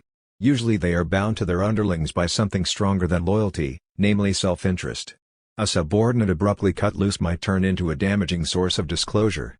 During the Watergate affair, the one aide President Nixon tried to throw to the wolves, John Dean, ended up singing the entire conspiracy libretto to Congress and the world. Generally, it is best for presidents who are implicated in an illegal affair, as was Nixon in Watergate and Reagan and Bush in Iran-Contra, to do everything to firm up the skittish line of lieutenants who stand between them and lawful retribution. Public servants who become whistleblowers by going public about some wrongdoing risk their careers. In the federal bureaucracy, as in most other organizations, including the corporation, the police, the university, and the military, there is more concern about the bad image caused by disclosures of wrongdoing than about the wrongdoing itself. A federal employee who tried to warn the government that it was wasting millions on a foreign aid program had his job abolished. When a Census Bureau demographer reported that President Bush's war against Iraq had resulted in 158,000 Iraqi deaths, almost half of them women and children, she was informed she would be fired. A U.S. attorney was dismissed for disclosing that the CIA was trying to block prosecution against a crime figure. After reporting that his superiors were soft on rich, influential taxpayers, a chief of an Internal Revenue Service (IRS) collection division, who had an unblemished record and several honors, was transferred to an obscure office, had his pay substantially cut, and was subjected to a criminal investigation for unauthorized disclosures of taxpayer information. When several scientists announced that current radiation safety standards were at least 10 times too low, the Energy Department, ever beholden to the nuclear industry, fired them, confiscated their data, and launched character assassinations. 24. In 1995, the Energy Department announced it would protect workers who raised safety concerns at its nuclear weapons plants by refusing to cover the litigation bills of contractors who pursued legal reprisals against such whistleblowers. But a congressional investigation discovered that the department was still paying those bills as of May 2000, sometimes without knowing it. It had not yet written a final rule on withholding funds for contractors' legal defenses. These are not isolated instances. The special board created by the Whistleblower Protection Act to handle complaints had a backlog of 1,000 cases only 4 months after its creation, and in 1 year alone received a record 814 complaints of reprisals against whistleblowers. 25 In private industry, whistleblowers face harassment and job loss. Once unemployed, they find few job opportunities in either government or industry. Instead of being rewarded for their honesty, they are punished. Whistleblowers in the U.S. military are routinely subjected to threats and reprisals, some are even railroaded into mental hospitals. In 1993, a U.S. sailor serving on an aircraft carrier could no longer tolerate the routine dumping of raw sewage and garbage into the ocean every day, including plastics, computers, and toxins. For going public he was court-martialed, demoted, and sentenced to the brig. 26. The White House has argued in several cases that government information is government property, therefore, employees who take and release such information are guilty of theft. Thus, leaking information about crimes is itself treated as a crime. Richard Nuccio, a State Department policy advisor and White House envoy, informed his congressman that a CIA asset was connected to 2 murders that the agency had covered up. The public outcry that arose when the congressman went public with the information prompted the CIA to rid itself of 1,000 informants, including more than 100 implicated in major crimes abroad. Nuccio's reward? He was declared a security risk, had his State Department career destroyed, and faced a criminal investigation. CIA Deputy Director George Tenet, who presided over the campaign against Nuccio, soon became President Clinton's choice to head the agency. 27. Bureaucratic action and inaction. Many rulings by bureaucratic agencies, published daily in the Federal Register, are as significant as major pieces of legislation, and in the absence of precise guidelines from Congress, they often take the place of legislation. Thus, without a word of public debate, the Price Commission approved more than $2 billion in rate increases for utilities. Under a White House directive, the Social Security Administration used stricter eligibility rules to deprive 265,000 disabled persons of public assistance.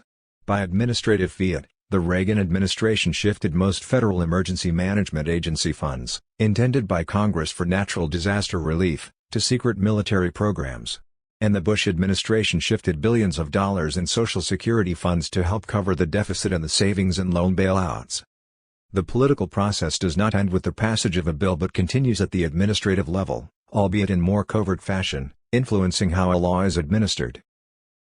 In the 1980s and early 1990s, the Environmental Protection Agency, EPA, failed to enforce a program devised by Congress to ensure safe disposal of hazardous wastes. Enforcement of environmental laws was so spotty that half the nation's wetlands, valued as wildlife habitats and for their role in flood control, have been lost. The Office of Surface Mining allowed widespread mining without environmental controls, resulting in thousands of miles of landslides and polluted streams. More than half the mine owners who were directed to halt illegal operations ignored the order. Some $200 million in fines imposed on the owners went uncollected. The Clean Air Act passed by Congress was gravely weakened by administrative fiat when the EPA decided to relax national smog standards by more than 50%. The Internal Revenue Service was so lax regulating the railroad workers' retirement system that railroad owners underpaid the pension fund by about $73 million in 3 years. There has been lax enforcement or non-enforcement of consumer protection laws, civil rights, collective bargaining rights, and protection of public lands and parks. Most such non-enforcement is the result not of bureaucratic inertia but political intent, perpetrated by policymakers who are unsympathetic to the regulatory programs. Often agencies are not sufficiently staffed to handle the enormous tasks that confront them. The federal government has only 25 inspectors to monitor the transportation of hazardous wastes over the entire country. The EPA staff can monitor but a fraction of the 1,000 new potentially toxic chemicals that industry pours into the environment each year. Representatives of a farm workers' union complained that enforcement of existing laws, not enactment of new ones, was needed to alleviate the housing and safety problems faced by farm workers. While some laws go unenforced, others are so transformed during implementation as to subvert their intent.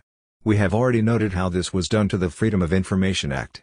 Another example might suffice. A House subcommittee charged that the Merit System Protection Board created by Congress to protect whistleblowers had been administered so as to afford even less protection than before, requiring whistleblowers to carry the burden of proof in ways not authorized by statute. In his 1994 State of the Union message, President Clinton boasted of his plan to reduce the federal bureaucracy by almost 250,000 employees. One might wonder which bureaucrats he had in mind. The highly paid Pentagon flacks who push for multi-billion-dollar weapons systems that feed the corporate pot of gold? Or administrative workers in the already downsized and demoralized Social Security Administration, who serve the elderly and the handicapped?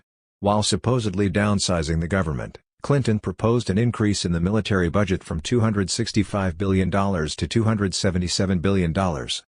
People who insist that things do not get done because that is the nature of the bureaucratic beast seem to forget that only certain kinds of things do not get done, while other things are accomplished all too well. The law to make some 13 million children eligible for medical examination and treatment had the same legal status as the law to develop a multi-billion-dollar Star Wars outer space weapons system, the latter backed by the White House, giant industrial contractors, research institutes, Pentagon brass, and key members of Congress. If anything, the Star Wars program was of vastly greater technical and administrative complexity. Yet it moved full steam ahead, while the Children's Health Program moved hardly at all. Several years later, almost 85% of the youngsters had been left unexamined, causing unnecessary crippling, retardation, or even death of thousands of children, according to a House subcommittee report. Again, the important difference between the two programs was not bureaucratic but political. The effectiveness of a law or a bureaucratic program depends on the power of the groups supporting them. Laws that serve powerful clientele are likely to enjoy a vigorous life, while laws that have only the powerless to support them are often stillborn. The capitalist political economy is the graveyard of reform-minded administrative bodies. An agency like the Office of Economic Opportunity, which tries to represent low-income interests and invites the participation of have-nots in urban programs, runs into powerful opposition and eventually is abolished. An agency set up to regulate industry on behalf of consumers, workers, or the environment may possess a zeal for reform in its youth, but before long it is likely to be reined in. In its youthful days after World War I, the Federal Trade Commission, FTC, moved vigorously against big business, but representatives of industry prevailed upon the president to replace some of the commissioners with others decidedly more sympathetic to business. 28 Some 60 years later, the pattern was to repeat itself. Staffed by consumer advocates, the FTC began vigorous action against shady business practices, only to find itself under fire from Congress and the business community. It was not long before the FTC had its jurisdictional powers abridged and its budget cut. In similar fashion, the EPA had its budget cut, drastically reducing its already limited capacity to regulate. The Consumer Product Safety Commission had its staff cut by more than half and was then stacked with conservatives who had no background or interest in product safety. 29. Frequently, members of Congress demand to know why an agency is bothering their constituents or their campaign contributors. Administrators who do not want unfavorable publicity or a cut in their appropriations are likely to apply the law in ways that satisfy the legislators who control their budgets. Also, the promise of a lucrative post with a private firm whose interests they favored while in office can exercise a considerable influence on the judgments of an administrator eager to pursue advancement in the private sector at some future date. Some administrative bodies, like the Army Corps of Engineers, so successfully cultivate support among powerful members of Congress and their big business clientele that they become relatively free of supervisory control by department heads or the White House. In 1987, it was discovered that the Army Corps of Engineers was illegally overseeing more than 300 oil and gas leases. It had failed to collect most of the royalties on these leases and could not account for the sums that had been collected. 30. Among the few things working in favor of public interest regulations are public interest groups. Most enforcement cases against powerful corporate polluters, for instance, are initiated by environmental and local citizens groups. The Environmental Protection Agency rarely initiates action and usually opposes tough environmental laws, expending more effort attempting to remove companies from regulation than getting them to abide by the law. Citizen environmental groups sue to make the EPA do what the law already requires it to do. The EPA uses taxpayers' money in such cases to thwart enforcement efforts. It often takes years of struggle before the EPA will act. Serving the regulated. There are regulatory agencies that are under the command of various executive departments, such as the Labor Department (SOSHA) and the Justice Department's Drug Enforcement Administration (DEA). And there are independent regulatory commissions, such as the Federal Communications Commission (FCC), Federal Trade Commission (FTC), and Surface Transportation Board (STB), successor to the Interstate Commerce Commission, which operate outside the executive branch, making quasi-judicial rulings that can only be appealed to the courts. They report directly to Congress, but their personnel are appointed by the President, with Senate confirmation. For reasons just discussed, both these kinds of agencies frequently become protectors of the industries they are supposed to regulate. So the FCC serves the telephone companies and the media networks. The Securities and Exchange Commission regulates the stock market mostly for the benefit of large investors, and the Federal Energy Regulatory Commission maintains a permissive policy toward private energy producers. So with other units of government, the Department of Transportation defers to the Oil Highway Automotive Combine. The Army Corps of Engineers and the Bureau of Reclamations continue to mutilate the natural environment on behalf of utilities, agribusiness, and land developers. The Department of Interior serves the oil, gas, mining, and timber companies, and, spending more than all the others combined, the Pentagon gives tireless support to the defense industry. In 1949, with a budget of only $2 million, the Food and Drug Administration proceeded against thousands of violators. Today, with a budget 100 times larger, the FDA rarely takes action against major food or drug companies. It has learned discretion. The result is that pharmaceutical firms can charge any price they like for drugs that may not have been reliably tested for safety and efficacy. When Monsanto marketed its bovine growth hormone, BGH, the FDA approved the drug despite a GAO study showing the harmful effects to cows and potentially to humans. When Dr. Richard Burroughs voiced his concerns about the approval of BGH, he was fired from the FDA. 31 The agency also ruled that milk producers who did not use the drug and wished to label their milk as free from BGH, would not be allowed to do so, a ruling that was rescinded after much public outcry. 100 or so people die every year from food poisoning and thousands of others are sickened, yet the U.S. Department of Agriculture, USDA, frequently ignores federal regulations, and turns a blind eye to health and safety violations in meat production. The USDA has little control over meat companies. All the department can do is try to persuade a company to recall a tainted product voluntarily. Proposals to give the USDA stronger enforcement powers have been opposed by powerful lobbies and influential lawmakers from meat-producing states. 32. Over the past 50 years, intensive industrial chemical farming has damaged the quality of millions of acres of once fertile soil, enough to cause a discernible drop in the nutritional level of many grains and vegetables. The USDA is aware of the problem but shows no inclination to act on it. Ever responsive to giant agribusiness, the USDA attempted to promulgate national standards for organic foods that included irradiated and genetically modified foods, and use of sewage sludge. The move was stalled by a strong public outcry. 33. In response to public pressure, Congress passed a food safety law in 1996 that was supposed to lower pesticide limits in food to protect children. Yet, as of 1999, not one limit was lowered as the law requires. Pesticide levels were actually increasing in fruits and vegetables heavily consumed by children. 34. The Fair Labor Standards Act is a federal law that prohibits the employment of youth under the age of 18 from working in hazardous occupations. Yet each year millions of minors toil long hours at hazardous jobs in sweatshops, mills, fast food restaurants, and on agribusiness farms. Each year tens of thousands of them are injured or killed at the workplace. Employers are not too worried about their child labor violations because the laws are rarely enforced. The average business can expect to be inspected once every 50 years or so. Even when citations are issued, the maximum penalty of $10,000 per violation is rarely applied. The average fine handed down by courts and inspectors in cases involving death or permanent injury is $750, a measure of the value placed on the life of low-income children. 35. Rather than too much government regulation, there does not seem to be enough. Far from being overly meddlesome, federal regulators often simply do not regulate, either because their agency is too wedded to the particular industry or too intimidated by it, or because the agency's legislative mandate does not provide enough enforcement power. Even if they wish to crack down on corporate America, most federal agencies are woefully understaffed or outmanned by cadres of corporate lawyers. The political appointees who preside over the various administrative units often are opposed to government regulation. Federal meat inspection laws have been administered by officials with a history of opposition to meat inspection. Public housing programs have been supervised by business people openly hostile to public housing. Civil rights enforcement has been delegated to individuals who are opponents of civil rights.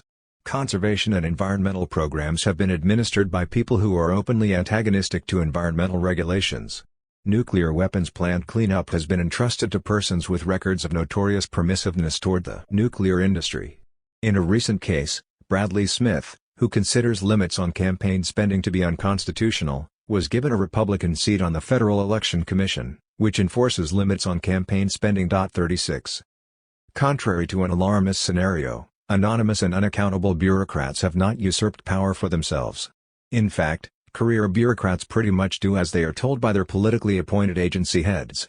The professional ethic of most bureaucrats is, remain neutral and wait for the policy line to be set from above.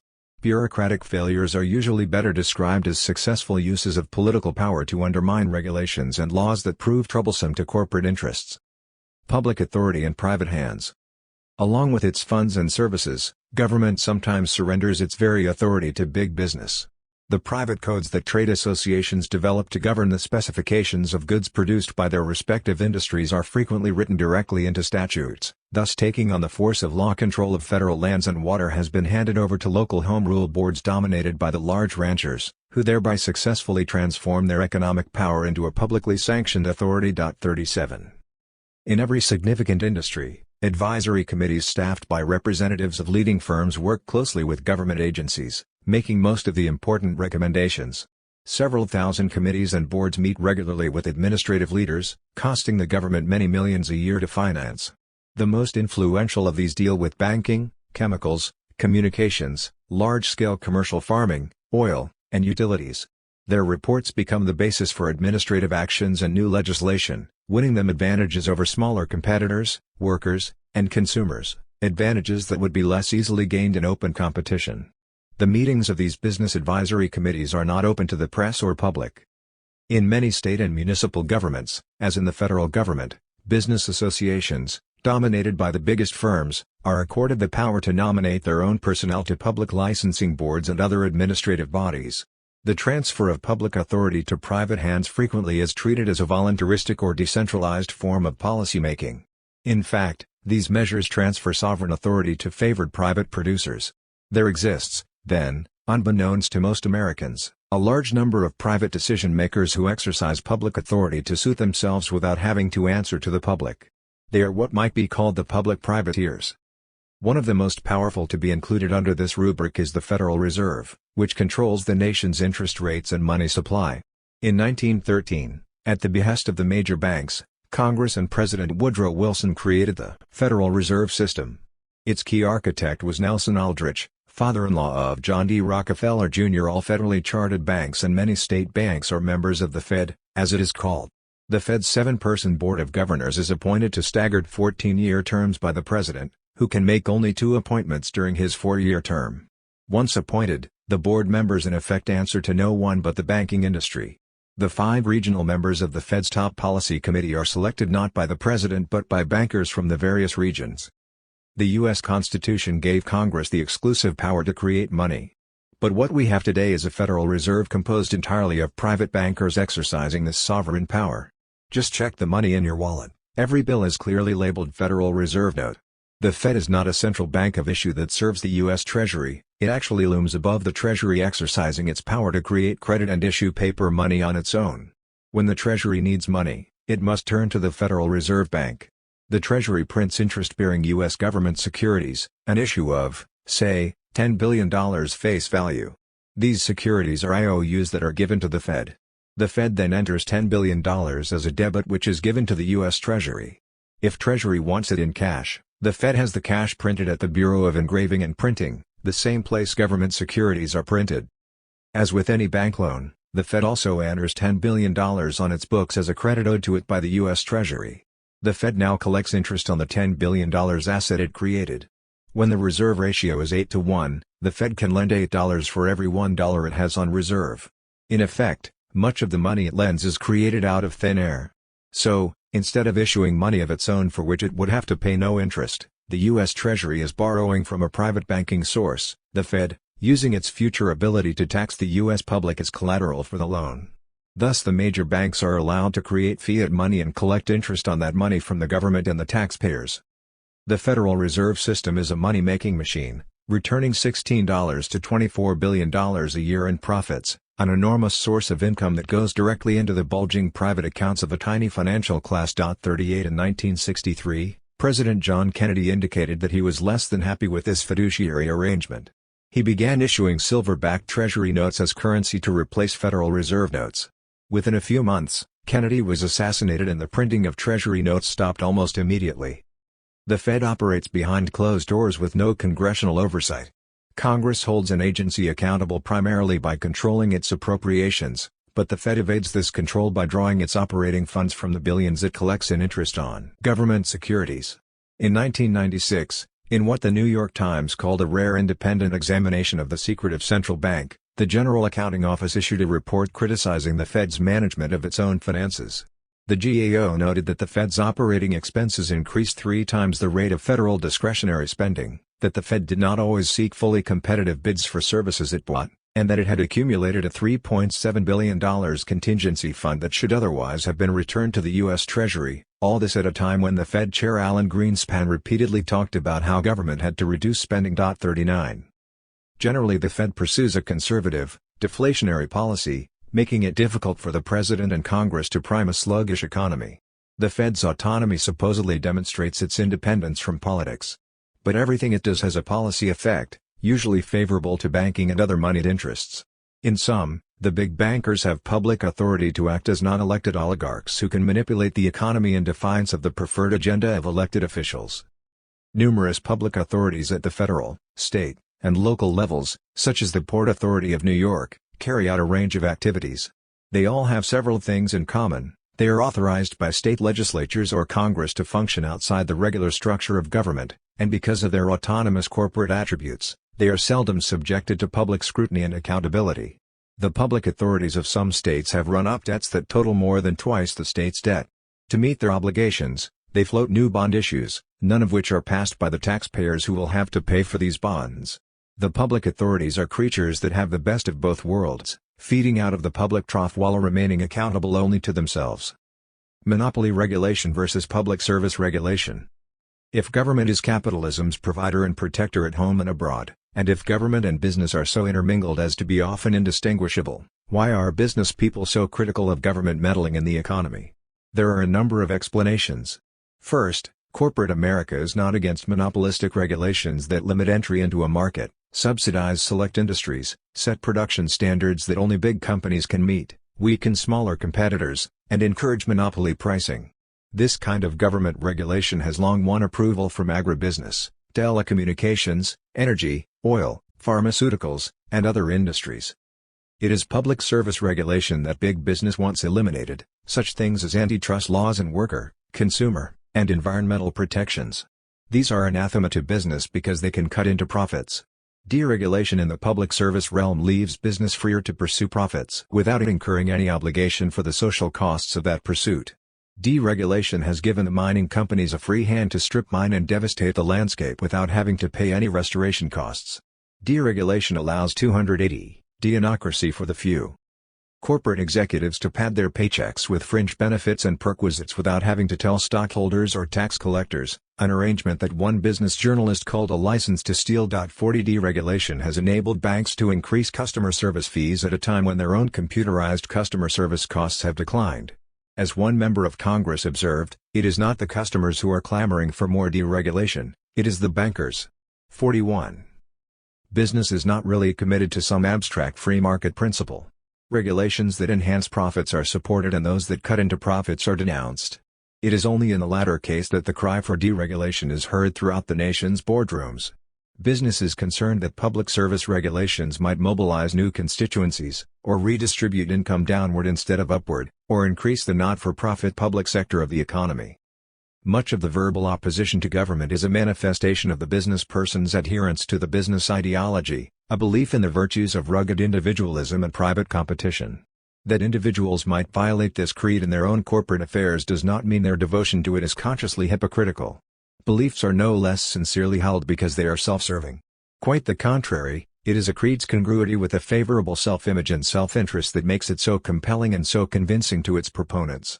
Many business people, including those who have benefited in almost every way from government contracts, subsidies, and tax laws, believe their gains are the result of their own self-reliance, efforts, and talents in a highly competitive private market. They believe that the assistance business gets from the government benefits the national economy, while the assistance others get is a handout to parasites. What is needed is not an endless proliferation of regulatory units but a change in the conditions that demand so much regulation, that is, a different method of ownership and a different purpose for production, one that puts people before profits. 17. The Supremely Political Court. Article 3, Section 1 of the U.S. Constitution reads, "The judicial power of the United States shall be vested in one Supreme Court, and in such inferior courts as the Congress may from time to time ordain and establish. Supreme Court justices and all other federal judges are nominated by the President and subject to confirmation by the Senate. Federal judges have life tenure and can be removed from office only for misconduct and only through impeachment by the Senate. The size of the Supreme Court is determined by statute, fluctuating over the years from 6 to 10 members, and being fixed at 9 since 1877. All three branches of government are sworn to uphold the Constitution, but the Supreme Court alone reviews the constitutionality of actions by the other two branches, at least in those cases brought before it. Nothing in the Constitution gives the court this power of judicial review, but the proceedings of the Constitutional Convention of 1787 revealed that many delegates expected the judiciary to overturn laws it deemed inconsistent with the Constitution. One of even greater significance is judicial interpretation, the court's power to decide the intent and scope of laws as they are applied in actual situations. Our main concern here is with trying to understand the political role the court has played in the struggle for and against democracy. Who judges? By its nature, the Supreme Court is something of an aristocratic branch. Its members are appointed rather than elected, they enjoy life tenure, are formally accountable to no one once in office, and have the final word on constitutional matters.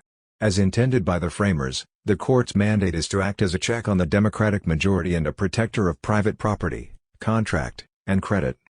Generally speaking, in class background and political proclivity, the justices have more commonly identified with the landed interests than with the landless, the slave owners rather than the slaves, the industrialists rather than the workers, the exponents of Herbert Spencer rather than of Karl Marx. Justice Miller, a Lincoln appointee to the court, made note of the judiciary's class biases. It is vain to contend with judges who have been at the bar, the advocates for 40 years of railroad companies, and all the forms of associated capital. All their training, all their feelings are from the start in favor of those who need no such influence. 2. Through most of its history, the court's personnel were recruited mainly from the class of corporate lawyers, so there was no shortage of empathy with the desires of expanding capitalism.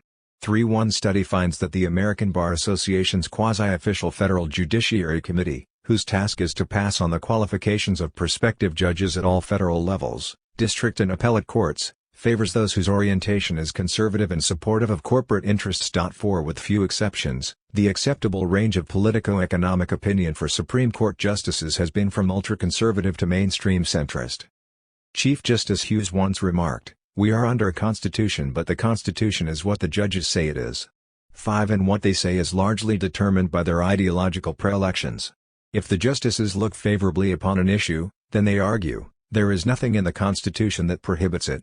If they do not like the issue, then they argue, there is nothing in the Constitution that calls for it. Since most acts of government and social life are not specifically mentioned in the Constitution, they can be judged as either not prohibited or not granted by the Constitution, according to the political proclivities of the presiding jurists. Thus, when Justice Anthony Kennedy wrote in support of a 1996 military death penalty case that there was nothing in the Constitution prohibiting Congress from delegating implementation of the capital murder statute to the President acting as Commander-in-Chief. But one could with equal logic argue that there is nothing in the Constitution that grants Congress the right to delegate such power. Occasionally a president will select someone for the court whose behavior goes contrary to his expectations, but generally presidents have been successful in matching court appointments with their own ideological preferences. In the 1980s, President Reagan was second to none in this endeavor, systematically stocking more than half of the 744 federal judgeships with strongly ideologically committed conservatives, mostly in their 30s and 40s, who would be handing down decisions and shaping the law of the land for the next 30 to 50 years. Over 80% of Reagan's appointees had incomes of over $200,000, and 23% admitted to being millionaires. 6. Reagan's successor, George Bush, appointed an additional 195 federal judges, all conservatives, usually youngish, including Clarence Thomas, a 43-year-old undistinguished arch-conservative, to replace the great Thurgood Marshall on the Supreme Court. In the 12 years of the Reagan-Bush administrations, Republicans ransacked the nation's law schools so they could fill the federal courts with aggressively conservative jurists. When Bill Clinton, a Democrat, became president, he had an enviable opportunity to fill more than 100 judicial vacancies and bring a little more ideological balance to the appellate and district courts. His fellow Democrats were in control of the Senate, which confirms or rejects judicial nominees. A record number of Clinton's appointments to the district and appellate courts were women or ethnic minority members, or both, but on the whole his appointments were the least liberal of any modern Democratic president, rendering liberal decisions in only 46% of cases. 7. Clinton was quick to drop judicial candidates if there was serious opposition from Republicans. According to one of his aides, he was intimately involved in the selection process. When he and his staff bragged about eschewing ideologues for the bench, they were referring to pronounced liberals. But Clinton's avoidance of strong liberals did reflect his own conservative New Democrat ideology. Over half the 65 federal judges appointed by Clinton in 1998 were millionaires. There are 6 admitted millionaires on the Supreme Court, and 2 others who gave unrealistically low estimates of Constitution that calls for it. Since most acts of government and social life are not specifically mentioned in the Constitution, they can be judged as either not prohibited or not granted by the Constitution, according to the political proclivities of the presiding jurists. Thus, when Justice Anthony Kennedy wrote in support of a 1996 military death penalty case that there was nothing in the Constitution prohibiting Congress from delegating implementation of the capital murder statute to the President acting as Commander-in-Chief.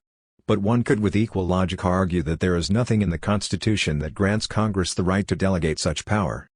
Occasionally a president will select someone for the court whose behavior goes contrary to his expectations, but generally presidents have been successful in matching court appointments with their own ideological preferences. In the 1980s, President Reagan was second to none in this endeavor, systematically stocking more than half of the 744 federal judgeships with strongly ideologically committed conservatives, mostly in their 30s and 40s, who would be handing down decisions and shaping the law of the land for the next 30 to 50 years. Over 80% of Reagan's appointees had incomes of over $200,000, and 23% admitted to being millionaires. 6. Reagan's successor, George Bush, appointed an additional 195 federal judges, all conservatives, usually youngish, including Clarence Thomas, a 43-year-old undistinguished arch-conservative, to replace the great Thurgood Marshall on the Supreme Court. In the 12 years of the Reagan-Bush administrations, Republicans ransacked the nation's law schools so they could fill the federal courts with aggressively conservative jurists. When Bill Clinton, a Democrat, became president, he had an enviable opportunity to fill more than 100 judicial vacancies and bring a little more ideological balance to the appellate and district courts. His fellow Democrats were in control of the Senate, which confirms or rejects judicial nominees. A record number of Clinton's appointments to the district and appellate courts were women or ethnic minority members, or both, but on the whole his appointments were the least liberal of any modern Democratic president, rendering liberal decisions in only 46% of cases. 7 Clinton was quick to drop judicial candidates if there was serious opposition from Republicans. According to one of his aides, he was intimately involved in the selection process. When he and his staff bragged about eschewing ideologues for the bench, they were referring to pronounced liberals. But Clinton's avoidance of strong liberals did reflect his own conservative New Democrat ideology. Over half the 65 federal judges appointed by Clinton in 1998 were millionaires. There are 6 admitted millionaires on the Supreme Court, and 2 others who gave unrealistically low estimates of. Debate about the Supreme Court today centers on whether a. the bench should act politically and ideologically by exercising a liberal judicial activism, vigorously supporting individual rights and social needs, or b. employ a conservative judicial restraint by deferring to the other 2 branches of government and cleaving close to the traditional intent of the Constitution.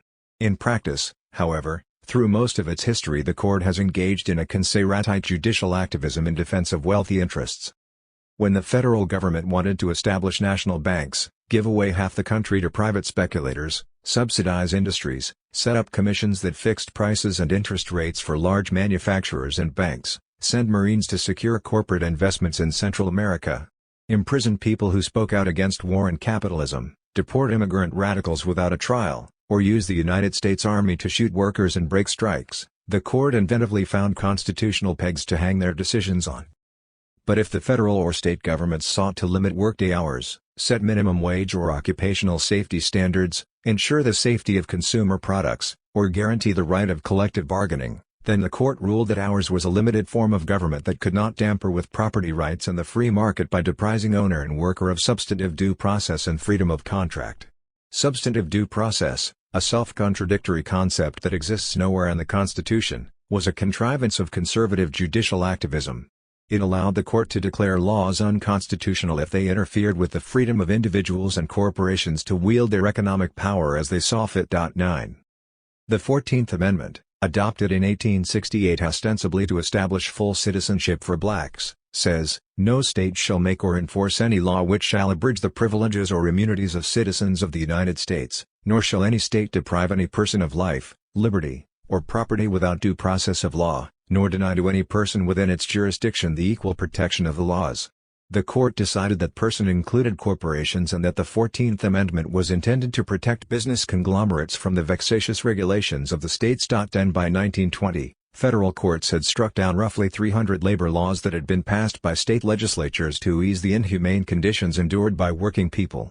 Between 1880 and 1931 the courts issued more than 1,800 injunctions against labor strikes. 11. An injunction is a court order prohibiting a party from taking a specific course of action.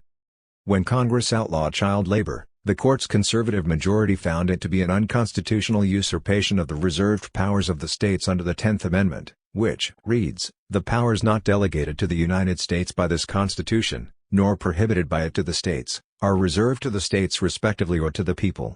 But when the states passed social welfare legislation, the court's conservative judicial activists found it in violation of substantive due process under the 14th Amendment. 12 Thus the justices used the 10th Amendment to stop federal reforms initiated under the 14th Amendment, and the 14th to stop state reforms initiated under the 10th.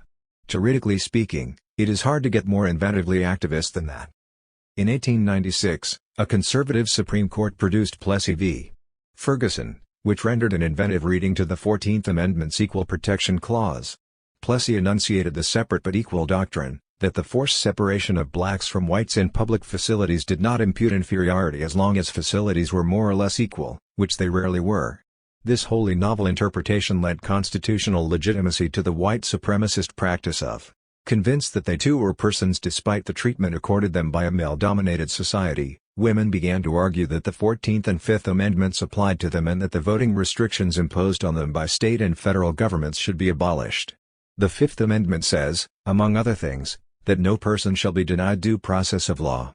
It applies to the federal government as the 14th Amendment applies to the states. But in Minor v.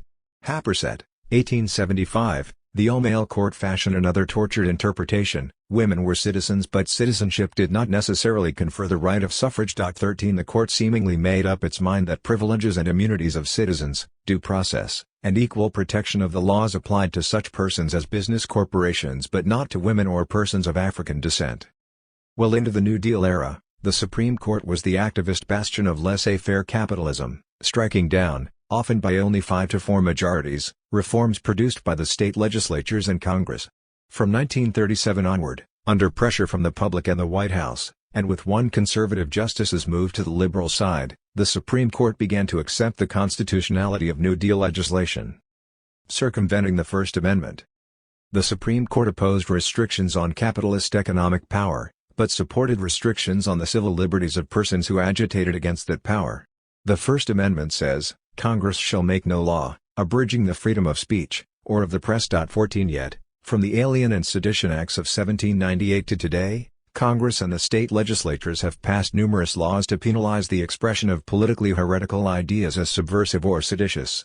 During World War I almost 2,000 prosecutions were carried out, mostly against anti-capitalists who expressed opposition to the war, including the U.S. socialist leader Eugene Victor Debs, who was thrown into prison. One individual who in private conversation in a relative's home opined that it was a rich man's war was fined $5,000 and sentenced to 20 years. 15.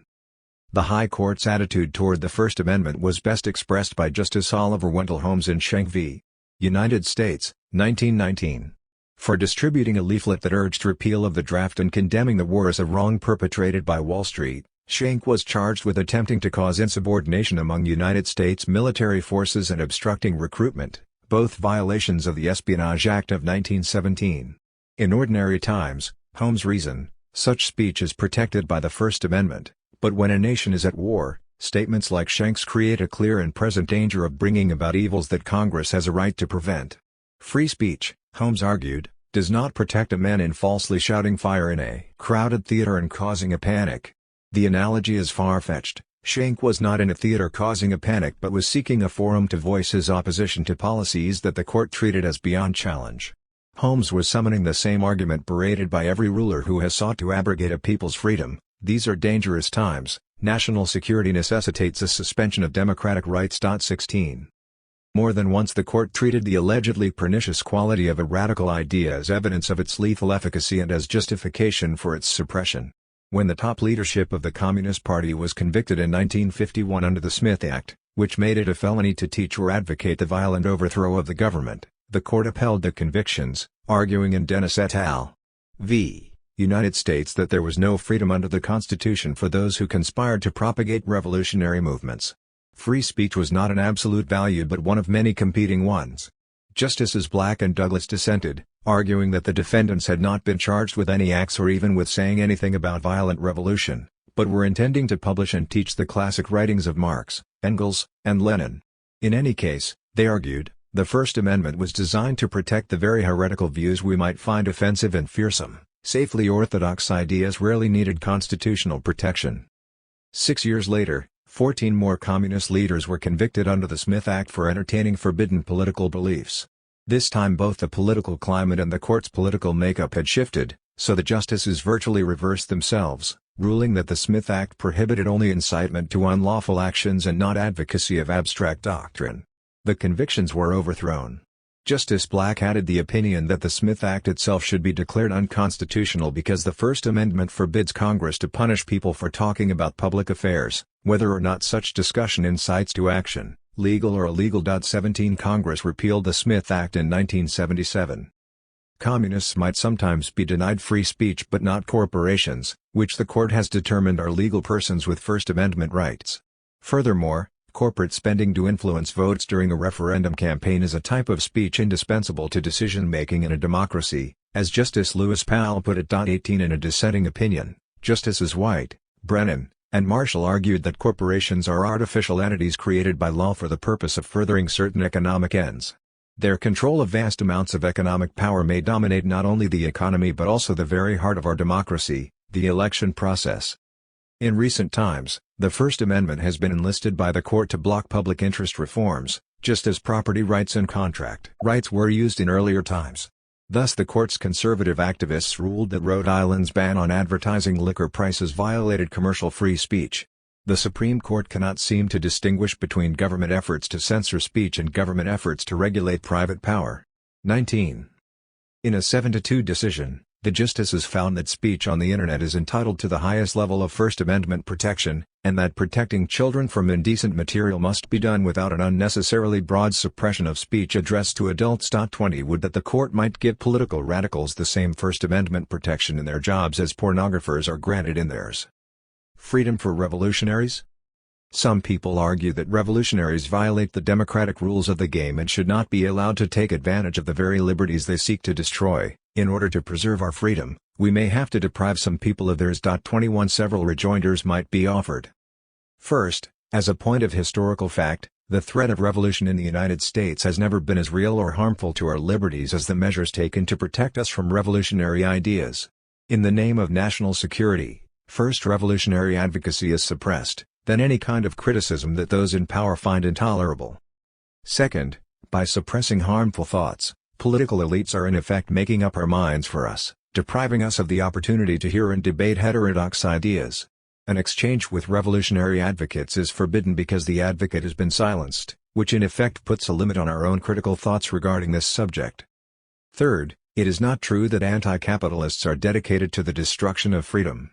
Much of the working class ferment in the United States instigated by socialists, anarchists, and communists actually widened the areas of dissent and helped extend the franchise to property-less working people. The organized demonstrations against repressive local ordinances in the early 20th century by the revolutionary-minded industrial workers of the world, the Wobblies' free speech fights, fortified the First Amendment against attacks by the guardians of wealth. The crucial role communists played in organizing industrial unions in the 1930s and struggling for social reforms, peace, and civil rights strengthened rather than undermined democratic forces. The militant anti-war protests against the Vietnam War challenged an immoral, illegal military action and tried to broaden the spectrum of critical opinion and information regarding U.S. foreign policy, at least for a period of time. Fourth, instead of worrying about some future revolutionary menace, we should realize that freedom is in short supply in the present society. The construction of new socio-economic alternatives would bring an increase in freedom, including freedom from poverty and hunger, freedom to share in the making of decisions that govern one's work and community, and freedom to experiment with new forms of production and ownership. Admittedly, some freedoms enjoyed today would be lost in a revolutionary society, such as the freedom to exploit other people and get rich from their labor, the freedom to squander natural resources and treat the environment as a septic tank, the freedom to monopolize information and exercise unaccountable power. In many countries, social revolutionary movements brought a net increase in the freedom of individuals, by advancing the conditions necessary for health and human life, by providing jobs for the unemployed and education for the illiterate, by using economic resources for social development rather than corporate profit, and by overthrowing reactionary semi-feudal regimes, ending foreign exploitation, and involving large sectors of the populace in the task of economic reconstruction. Revolutions can extend a number of real freedoms without destroying those that never existed for the people of those countries. The argument can be debated, but not if it is suppressed. In any case, the real danger to freedom in the United States is from those who would insulate us from unacceptable viewpoints. No idea is as dangerous as the force that would seek to repress it.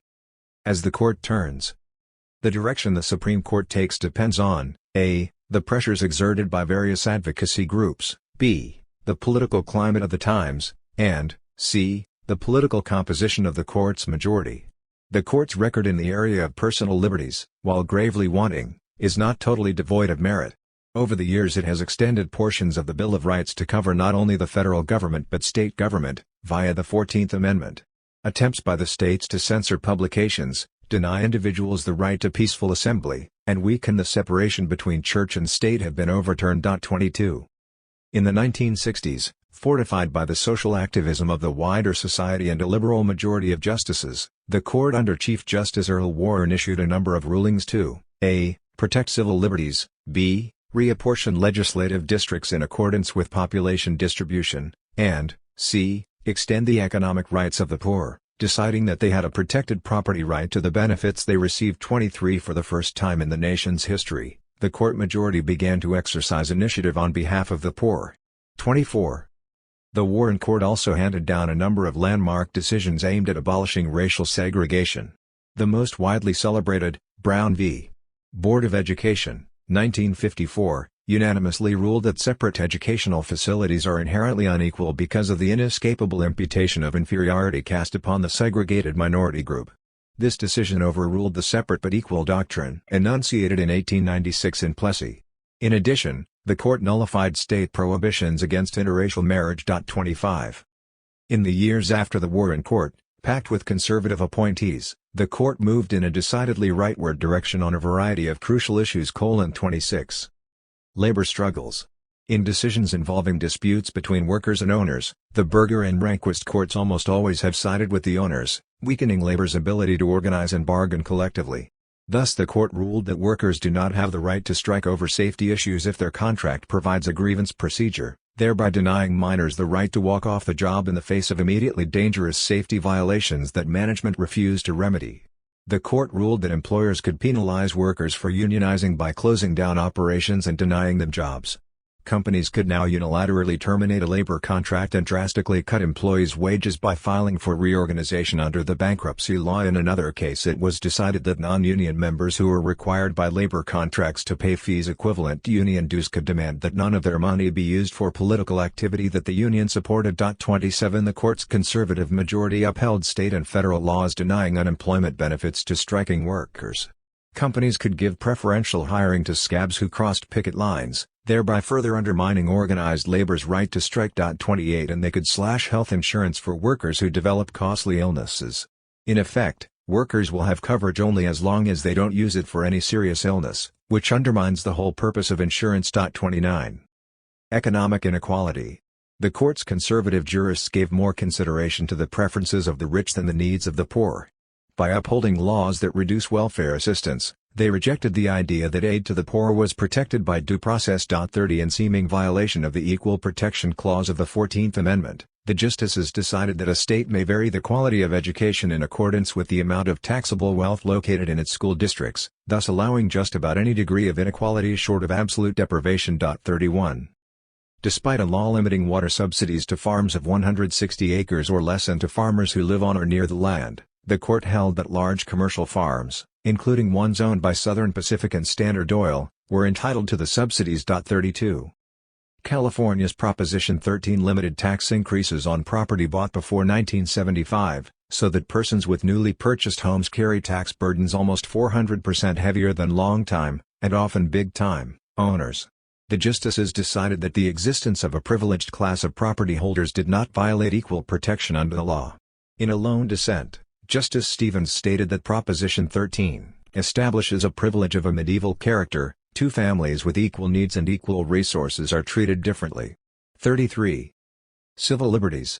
The Supreme Court allowed the U.S. Army to spy on lawful civilian political activity, but prohibited civilians from openly bringing political literature and demonstrations to military posts. 34. Reporters were denied a right to confidential news sources when subpoenaed by officials, thus limiting their ability to protect informants and conduct investigations. 35. The court said that bans on political signs in public places were not a restriction on free speech, nor were restrictions on demonstrations and leafleting at shopping malls. 36. In Thornburg v.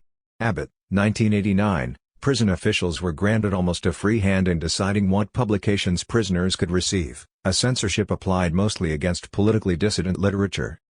Students fared not much better when the court ruled that high school administrators could censor student publications, run unannounced drug tests on students, and transfer faculty who dealt with materials that met with official disapproval. 37 The court did uphold the right to criticize public figures even in objectionable ways. 38 And recently the Supreme Court did rule unanimously that state colleges and universities may assess all students an activity fee to support campus organizations even if some students dislike the politics or actions of particular groups, but fees had to be allocated so as not to prefer some viewpoints over others. 39 The court decided that a Michigan state worker, who had been denied a promotion because the police Red Squad had a file on his politically active brother, could not sue the state, a decision that placed the state's politically repressive acts above legal challenge by its citizens. 40 In 1996, the High Court ruled that the FBI could maintain files on Americans who were engaged in legal peaceful political activities protected by the First Amendment, even though Congress had passed the Privacy Act prohibiting such surveillance. 41 The federal courts have repeatedly ruled that teachers or other employees who are denied contracts or otherwise discriminated against because of their dissident political views had no grounds for legal redress, unlike employees who encounter racial or gender discrimination. Separation of church and state. The First Amendment reads in part, "Congress shall make no law respecting an establishment of religion, or prohibiting the free exercise thereof." In support of this constitutionally mandated separation of church and state, the Supreme Court has ruled that a. School authorities have no business sponsoring prayer in the public schools, b. Public school districts may not allow students to lead organized prayer before football games, and c. States have no right to require public schools teaching evolution to also teach Christian views of creationism, which argues that evolution never occurred and the world was made by God as a perfectly finished product in 6 days. 42 In violation of the separation of church and state, the court has long held that religious organizations can enjoy various exemptions from taxation, in effect forcing laypersons to subsidize religious bodies.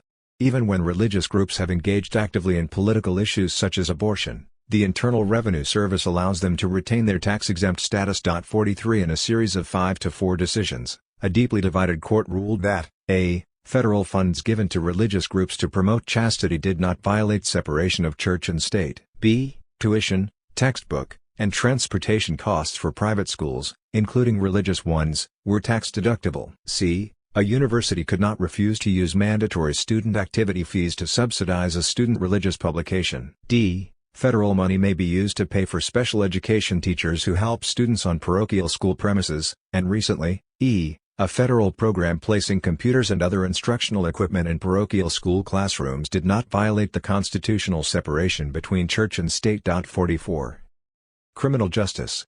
Over the last 2 decades the court has done little for individual rights. The Miranda Rule, which forbade the use of police torture in obtaining confessions, was greatly weakened when the court ruled in Arizona v. Fulminante, 1991, that the prosecutor's use of a coerced confession, no matter how vicious the police conduct may have been, may now constitute harmless error. In Massey v.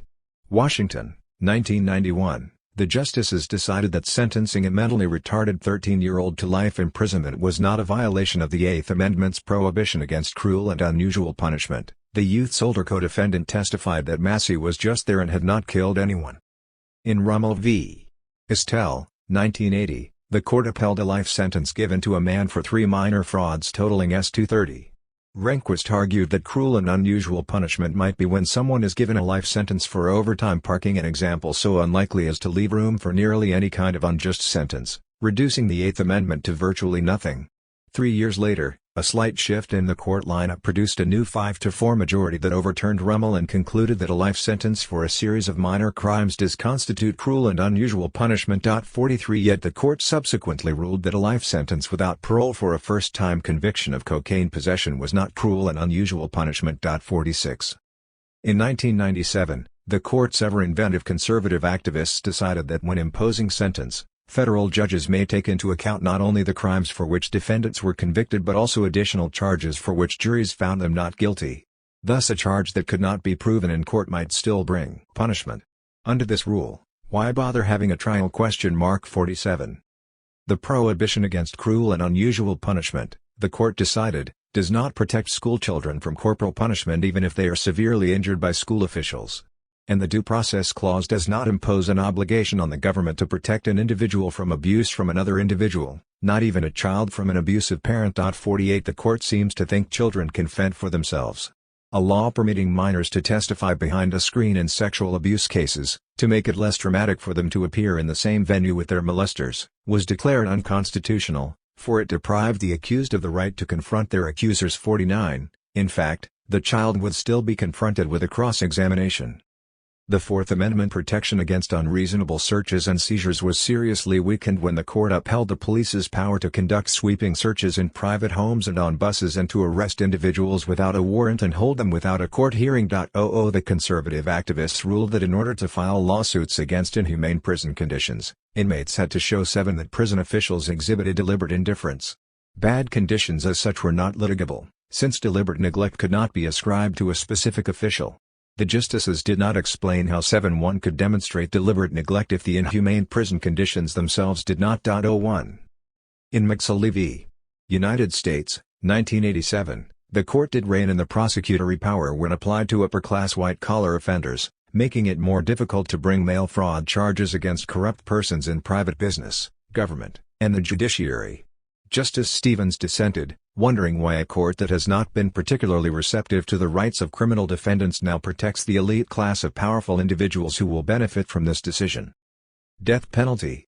Over the last 25 years the Supreme Court has ruled that, a. Death is an excessive penalty for the crime of rape, and only those convicted of first-degree murder can be put to death. 52. B. Someone who is insane cannot be executed because a defendant must be able to comprehend the proceedings and punishment, but it is okay to execute someone who is mentally retarded. 53. C. Statistics showing that blacks are more likely to be sentenced to death than whites who commit similar crimes were insufficient to overturn a particular death sentence. 54. D. Persons who were 16 when they committed a crime could be executed, but not anyone below that age. 55 The court denied a hearing to a man on death row because his appeal was founded not on a procedural flaw but on errors of fact, specifically additional evidence proving his innocence.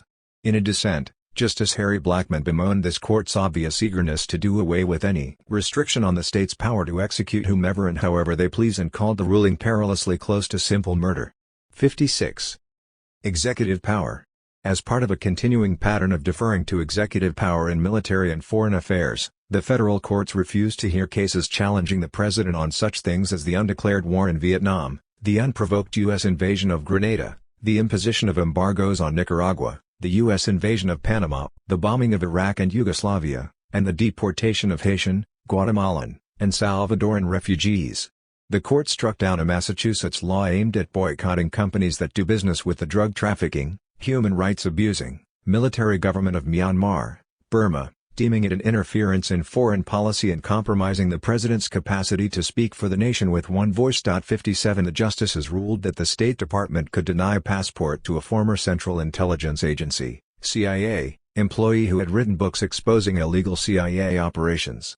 Neither Congress nor the Constitution grants this power to the executive, but the court's conservative activists decided that in matters of foreign policy and national security, the president could do whatever he wanted in the absence of specific legislative prohibition. 58. The electoral system. Several decisions nibbled away at the one-person, one-vote reapportionment rule and allowed for greater population disparities among state and congressional legislative districts. 59 The court decided that states could not prohibit corporations from spending unlimited amounts of their funds to influence the outcome of public referendum or other elections because campaign expenditures were a form of speech and the Constitution guarantees freedom of speech to business firms, which are to be considered persons. Nor could limits be imposed on the amount that rich candidates spend on their campaigns, the amount that independent political action committees, PACs, spend in presidential elections, the amount that rich individuals spend in an independent effort to elect or defeat any candidate, and the amount that political parties may spend to help their candidates if the expenditure is made independently of the candidate. 60 Thus the poor and the rich can both freely compete, one in a whisper and the other in a roar. In a departure from this trend, the Supreme Court, in a 6-3 decision, recently did uphold a state's authority to impose strict limits on election campaign contributions. Justice Souter argued that preserving the public's trust in the integrity of our electoral process outweighs an individual's right to give large sums to a favored candidate. And Justice Stevens noted, money is property, it is not speech. 61. In 1995, The court held that states could not impose term limits on their representatives in Congress, for that would add a qualification for office when the Constitution set down only 3 qualifications: age, residency, and citizenship. 62 In 1997, the justices ruled that states can prohibit small parties from endorsing a major party candidate, a decision that rules out cross-endorsements or fusion tickets and diminishes the influence a minor party might exert by throwing its weight behind a candidate and building an electoral coalition. 63. Residents of the District of Columbia, overwhelmingly Democrats, do not have a constitutional right to vote for their own representative in Congress, the justices ruled. Nor can they help choose Maryland's congressional delegation, even though persons who live in other federal enclaves, such as national parks, have a right to vote in neighboring states. What remains of the district came entirely from Maryland, so over 600,000 U.S. citizens who reside in Washington, D.C., and pay federal taxes continue to go without representation in Congress. 64 The court unanimously upheld the validity of the 1990 census, deciding that the government had no constitutional obligation to adjust the results to correct an acknowledged undercount in big cities. 65. Conservative judicial activism was nowhere more evident than in George W. Bush v. Al Gore, regarding the Florida vote in the 2000 presidential election. In a 5-4 decision, the conservatives overruled the Florida Supreme Court's order for a recount, arguing that since different counties might use different modes of tabulating ballots in a hand recount, this would violate the Equal Protection Clause of the 14th Amendment. The justices ignored the fact that the initial punch card tally had worked prejudicially against those areas where the Gore vote was heaviest, and was therefore a violation of equal protection. Every indication showed that an honest recount would have given the state of Florida and the presidency to the Democratic candidate, Vice President Al Gore, see Chapter 13, who at that point was behind by only 100 or so votes in Florida and who was gaining ground with each attempt at a recount. By preventing a complete tally, the court handed Florida's electoral votes and the presidency to Bush, a stolen election in which the U.S. Supreme Court played a crucial role. A dissent written by Justice John Paul Stevens in Bush noted that the Florida Supreme Court was completely within its rights under Article 2 to order a recount, and that the methods used by canvassing boards to count votes by hand would lead to results no less uniform than, for example, the beyond a reasonable doubt standard employed every day in various courtrooms across the country. The majority decision, Stevens concluded, effectively orders the disenfranchisement of an unknown number of voters, whose legal ballots were for some reason rejected by ballot counting machines. In recent years, conservative justices have held that the federal government should refrain from telling the states to take action on a variety of issues. For instance, the federal government must not use the 14th Amendment's Equal Protection Clause to force states to take measures to stop violence against women, or mandate a more equitable mode of property taxes, or a more equitable distribution of funds between rich and poor school districts. But in Bush, these same justices ruled that the Equal Protection Clause could be used to stop a perfectly legal ballot recount. At the same time, they explicitly stated that this case could not be considered a precedent for other equal protection issues. Our consideration is limited to the present circumstances. In other words, the 14th Amendment was operative only when the conservative judicial activists said it was, as when perpetrating a judicially directed electoral coup on behalf of a right-wing presidential candidate who actually failed to get a majority of both the popular vote and the Electoral College. Abortion and gender discrimination. Abortion and sex discrimination cases have received mixed treatment. The court has ruled that, a. Sexual harassment on the job violates a person's civil rights, b. A divorced woman cannot be denied custody of her children because of her remarriage to a man of another race, c. Victims of sexual harassment can obtain monetary damages from the institution in which the harassment occurred, and d. Schools are liable under federal law for failing to stop a student from subjecting another student to severe and continual sexual harassment. 66. The justices ruled that a state-supported military college could not bar women candidates nor offer them a lesser program elsewhere. 67 But the court also invalidated a 6-year-old provision of federal law that permitted victims of rape, domestic violence, and other crimes motivated by gender to sue their attackers in federal court, thereby striking down the civil remedy provision of the Violence Against Women Act passed by Congress. The court reasoned that rape was a local issue best left to the states. 68.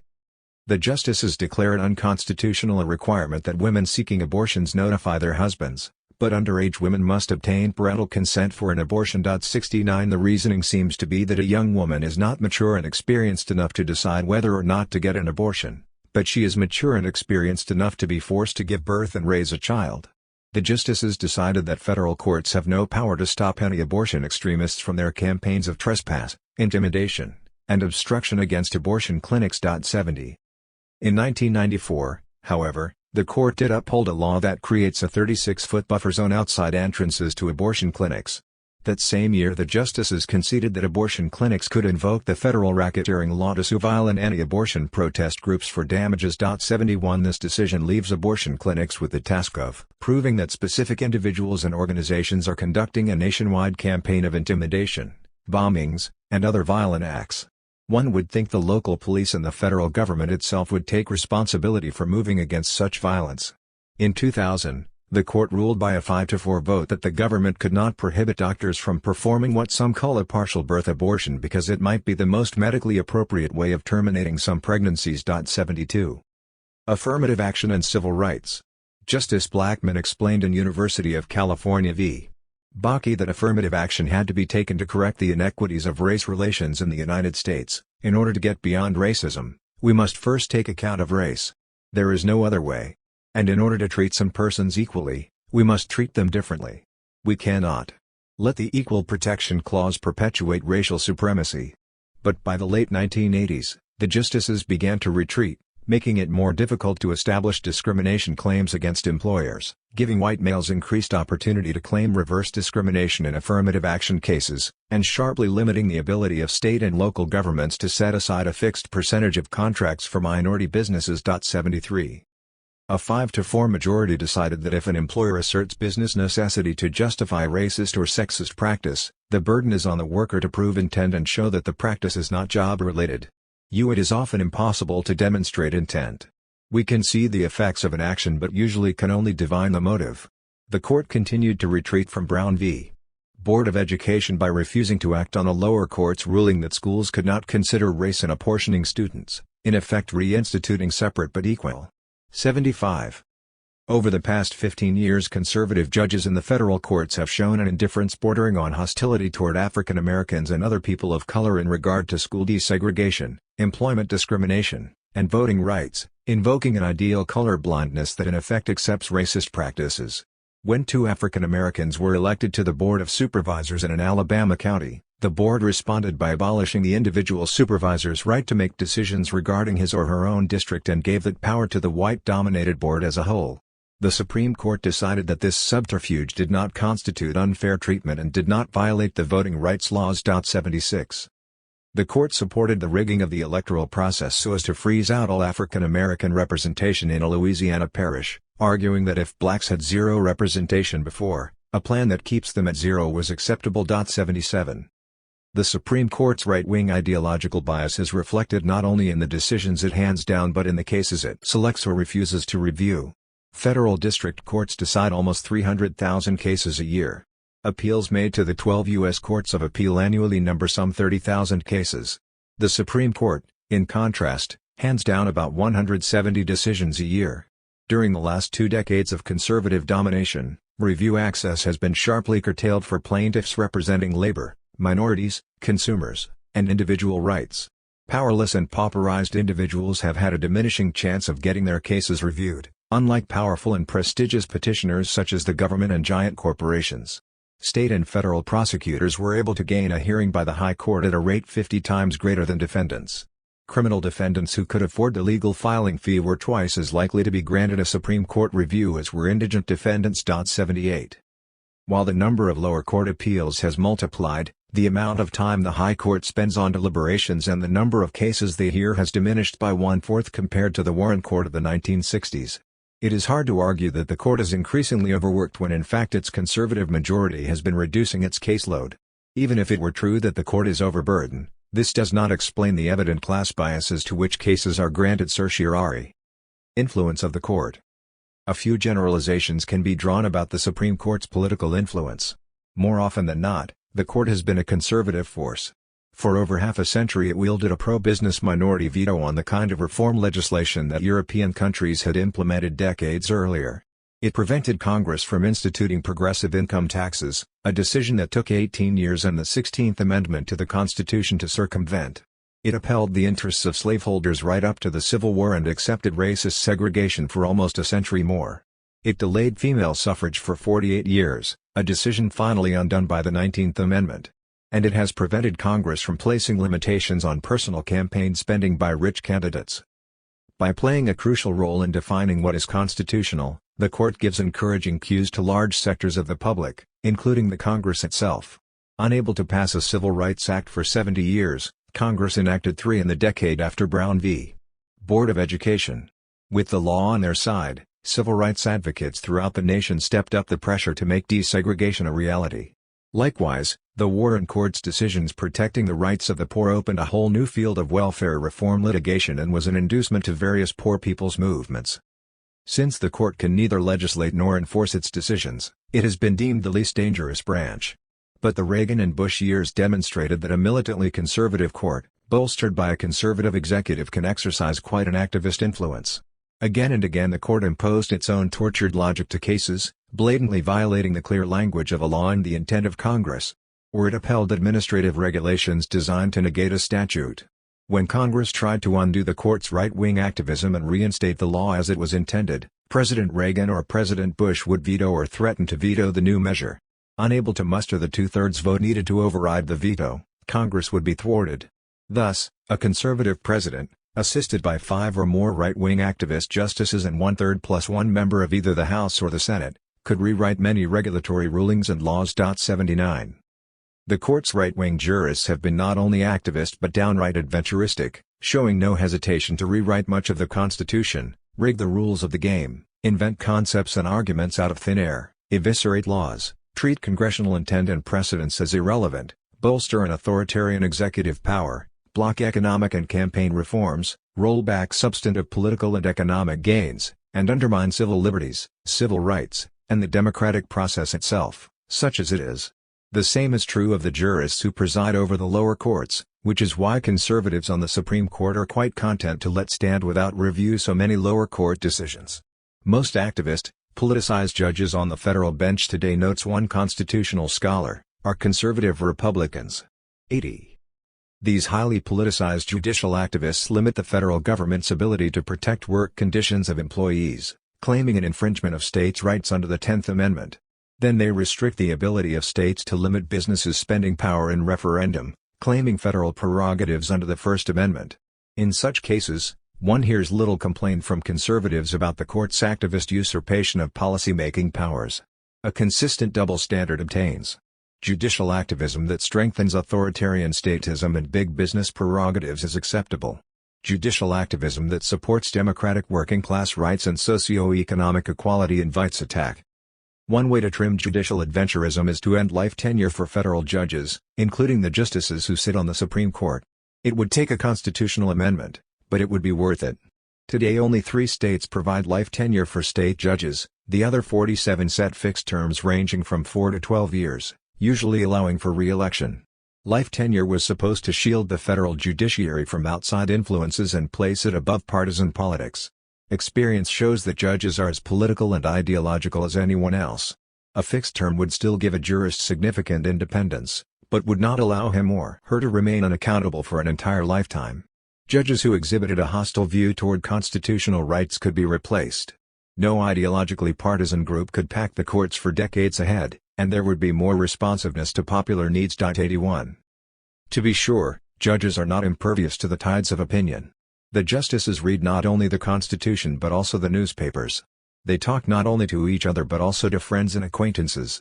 Few jurists remain untouched by the great tides of public opinion and by the subtler shifts in values and perceptions. The court is always operating in a climate of opinion shaped by political forces larger than itself.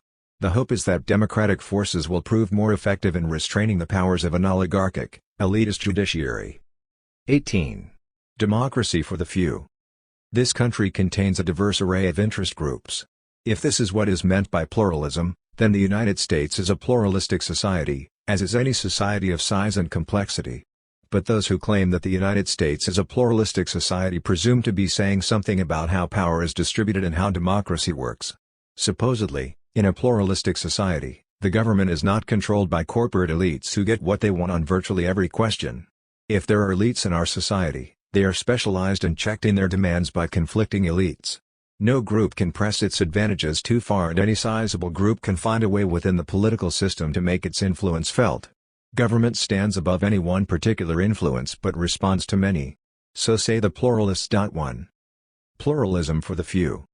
The evidence offered in the preceding chapters leaves us with reason to doubt that the United States is a pluralistic democracy as described above. To summarize and expand on previous points. Most government policies favor large investor interests at a substantial cost to the rest of the populace. Long and hard democratic struggles have won some real benefits for the public, yet inequities and social injustices of immense proportions continue and even worsen. There is commodity glut in the private market and chronic scarcity in public services. While the rich get ever richer, possessed with more money than they know what to do with, the majority of the populace lives in a condition of economic insecurity. While defense contractors at home and military dictatorships abroad fatten on the largesse of the U.S. Treasury, human services go begging. To think of government as nothing more than a referee amidst a vast array of countervailing groups, which presumably represent all the important interests within society, is to forget that government best serves those who can best serve themselves. Power in America is plural and fluid, claimed one pluralist. 2 In reality, power is structured among entrenched, well-organized, well-financed, politico-economic conglomerates. Wealth is the most crucial power resource. It creates a pervasive political advantage, and affords ready access to most other resources. Its distribution is neither plural nor fluid. The pluralists have little to say about the pervasive role of political repression in U.S. society, the purging and exclusion of anti-capitalist dissidents from government, from the labor movement, the media, academia, and the entertainment world, along with the surveillance and harassment of protest organizations and public interest groups. Pluralists seem never to allude to the near-monopoly control of ideas and information that is the daily fare of the news and entertainment sectors of the mass media, creating a climate of opinion favorable to the owning class ideology at home and abroad. Nor are the pluralists much troubled by the rigged rules under which the two major political parties operate, or by an electoral system that treats vast sums of money as a prerequisite for office. The pluralists make much of the fact that wealthy interests do not always operate with clear and deliberate purpose. 3 To be sure, like everyone else, elites sometimes make mistakes and suffer confusions about tactics. But if they are not omniscient and infallible, neither are they habitual laggards and imbeciles. If they do not always calculate correctly in the pursuit of their class interests, they do so often and successfully enough. Is the American polity ruled by a secretive, conspiratorial, omnipotent, monolithic power elite? No. The plutocracy, or ruling class, does not fit that simple caricature. First of all, no ruling class in history, no matter how autocratic, has ever achieved omnipotence. All have had to make concessions and allow for unexpected and undesired developments. In addition, ruling elites are not always secretive. The influence they exercise over governing bodies is sometimes covert but often a matter of public record, as we have seen.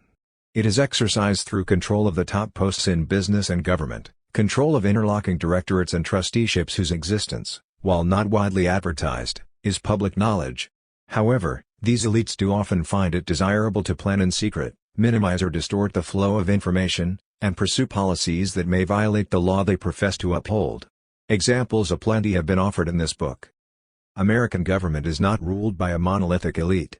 Occasionally sharp differences arise in ruling circles about how best to mute class conflict and advance the interests of the free marketeers. Differences can arise between moderately conservative and extremely conservative capitalists, between large and small investor interests, and between domestic and international corporations. But these conflicts seldom take into account the interests of the working public. When push comes to shove, what holds the various elites together is their common interest in preserving an economic system that assures the continued accumulation of corporate wealth and the privileged lifestyles of the super-rich. Does this amount to a conspiracy theory of society? First, it should be noted that conspiracies do exist. A common view is that conspiracy exists only in the imaginings of kooks. But just because some people have fantasies of conspiracies does not mean that all conspiracies are fantasies. There was the secretive plan to escalate the Vietnam War as revealed in the Pentagon Papers, the Watergate break-in, the Federal Bureau of Investigation, FBI, COINTELPRO disruption of dissident groups, the several phony but well-orchestrated energy crises that sharply boosted oil prices in the 1970s, the Iran-Contra conspiracy, the savings and loan conspiracies, and the well-documented conspiracies, and subsequent cover-ups, to assassinate President John Kennedy, Martin Luther King, and Malcolm X. 4. Ruling elites admit to conspiring in secret, Without being held accountable to anyone, they call it national security. But when one suggests that their plans, whether covert or overt, benefit the interests of their class and are intended to do so, one is dismissed as a conspiracy theorist. It is allowed that farmers, steel workers, or school teachers may concert to advance their interests, but it may not be suggested that moneyed elites do as much, even when they actually occupy the top decision-making posts. Instead, we are asked to believe that these estimable persons of high station walk through life indifferent to the fate of their vast holdings.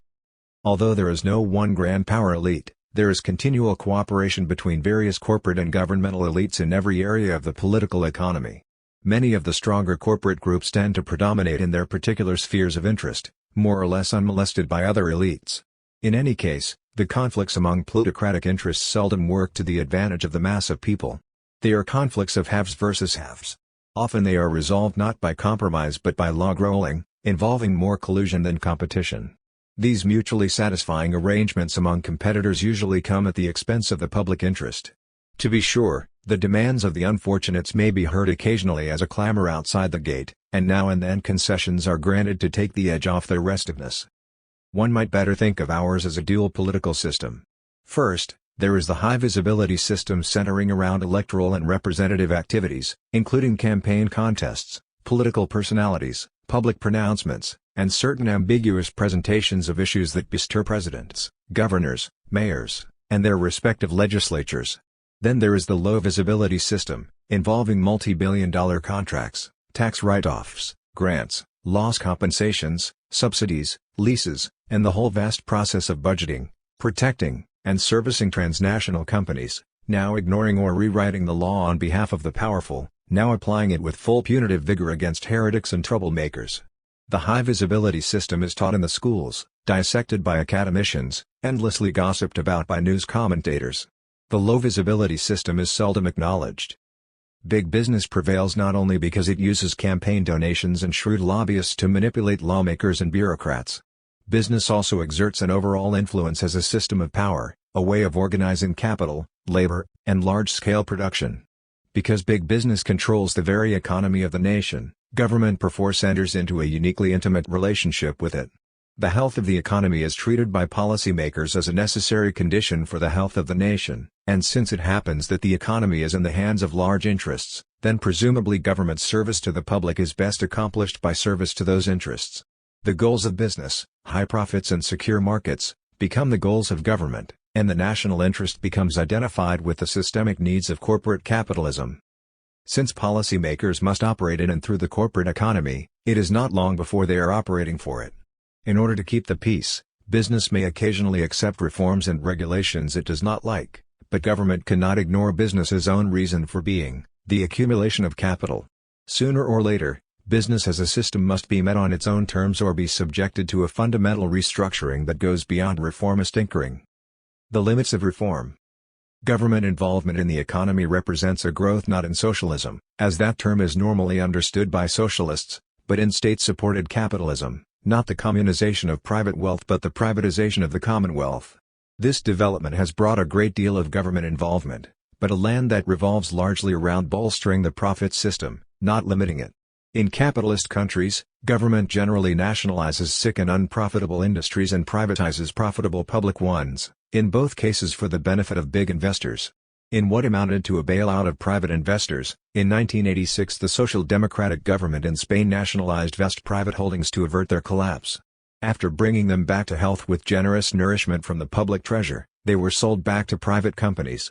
The same was done with Conrail in the United States, as we have seen.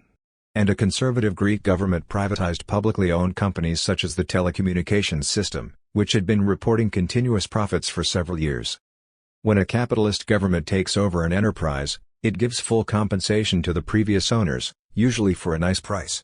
The same wealthy investors who once owned the private stocks now own public bonds and collect the interest on these bonds. Ownership in the form of a huge bonded debt, with all the risks and losses and none of the profits, is passed on to the public. The wealth of the enterprise remains in private hands while nominal ownership is public. Defenders of the existing system assert that the history of democratic capitalism has been one of gradual reform. To be sure, important reforms have been won by working people. To the extent that the present economic order has anything humane and civil about it, It is because of the struggles of millions of people engaged in advancing their living standard and their rights as citizens. It is somewhat ironic to credit capitalism with the genius of gradual reform when, most economic reforms through history have been vehemently and sometimes violently resisted by the capitalist class and were won only after prolonged, bitter, and sometimes bloody popular struggle, and, most of the problems needing reform have been caused or intensified by capitalism. Fundamental reform is difficult to effect because those who have the interest in change have not the power, while those who have the power have not the interest, being disinclined to commit class suicide. It is not that office holders have been unable to figure out the steps for egalitarian change, it is that they are not willing to go that way. For them the compelling quality of any argument is determined less by its logic and evidence than by the strength of its advocates. The wants of an unorganized public with few power resources of its own seldom become marketable political demands, they seldom become imperatives to which officials find it in their own interest to respond, especially if the changes would put the office holder on a collision course with powerful moneyed interests. Furthermore, the reason our labor, skills, technology, and natural resources are not used for social needs is that they are used for corporate gain.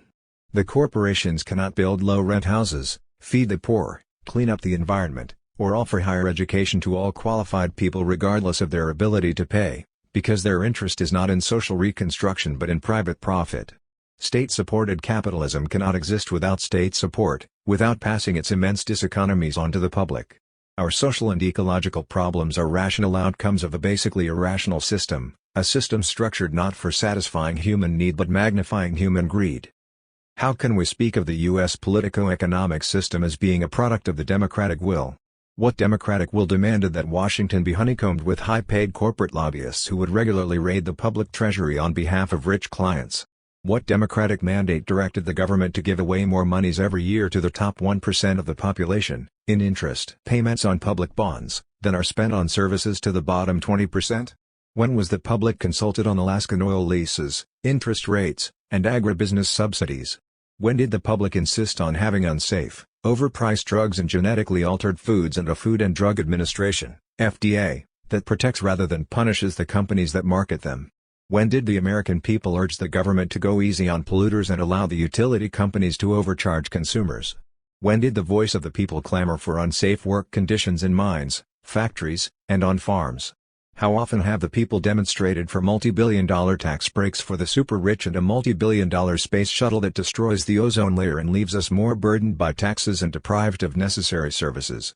When did the populace insist that the laws of the land could be overruled by a non-elective three-member World Trade Organization, WTO, panel in service to the transnational corporations? What democratic will decreed that we destroy the Cambodian countryside between 1969 and 1971 in a bombing campaign conducted without the consent or even the knowledge of Congress and the public?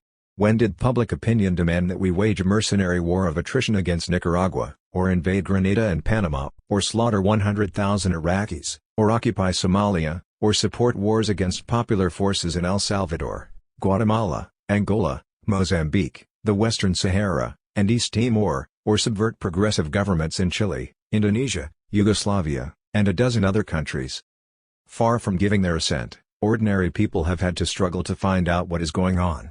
And when public opinion has mobilized, it is in the opposite direction, against the worst abuses and most blatant privileges of plutocracy, against the spoliation of the environment, and against bigger military budgets and armed interventions in other lands. 5. Democracy as class struggle. The ruling class has several ways of expropriating the earnings of the people.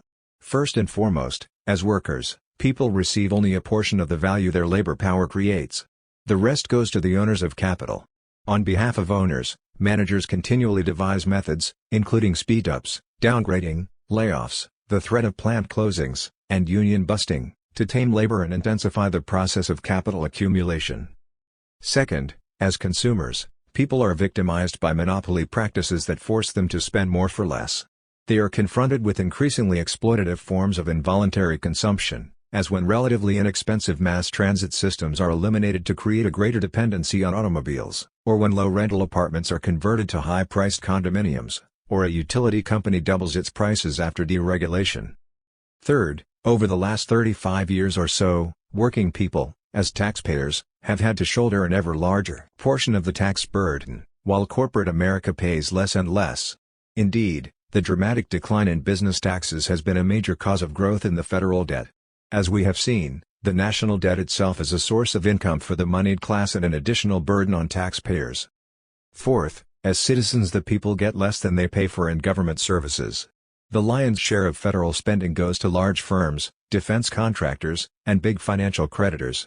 The public endures the hidden diseconomies shifted onto them by private business, as when a chemical company contaminates a community's air or groundwater with its toxic wastes, or when there is a general deterioration in the quality of life.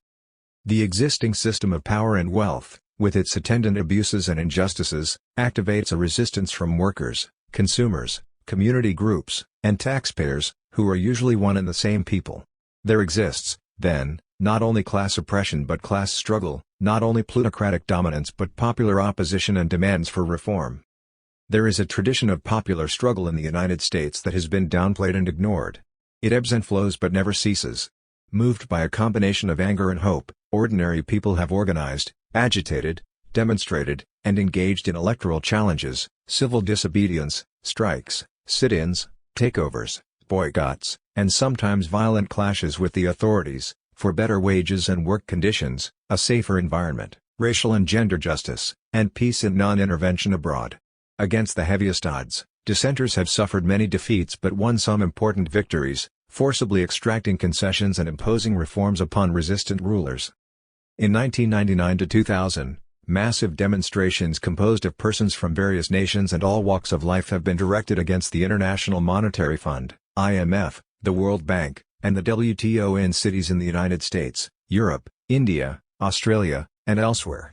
At the local level, too, people have organized against the relentless incursions of the transnationals. 6. Democracy is something more than a set of political procedures. To be worthy of its name, democracy should produce substantive outcomes that advance the well-being of the people.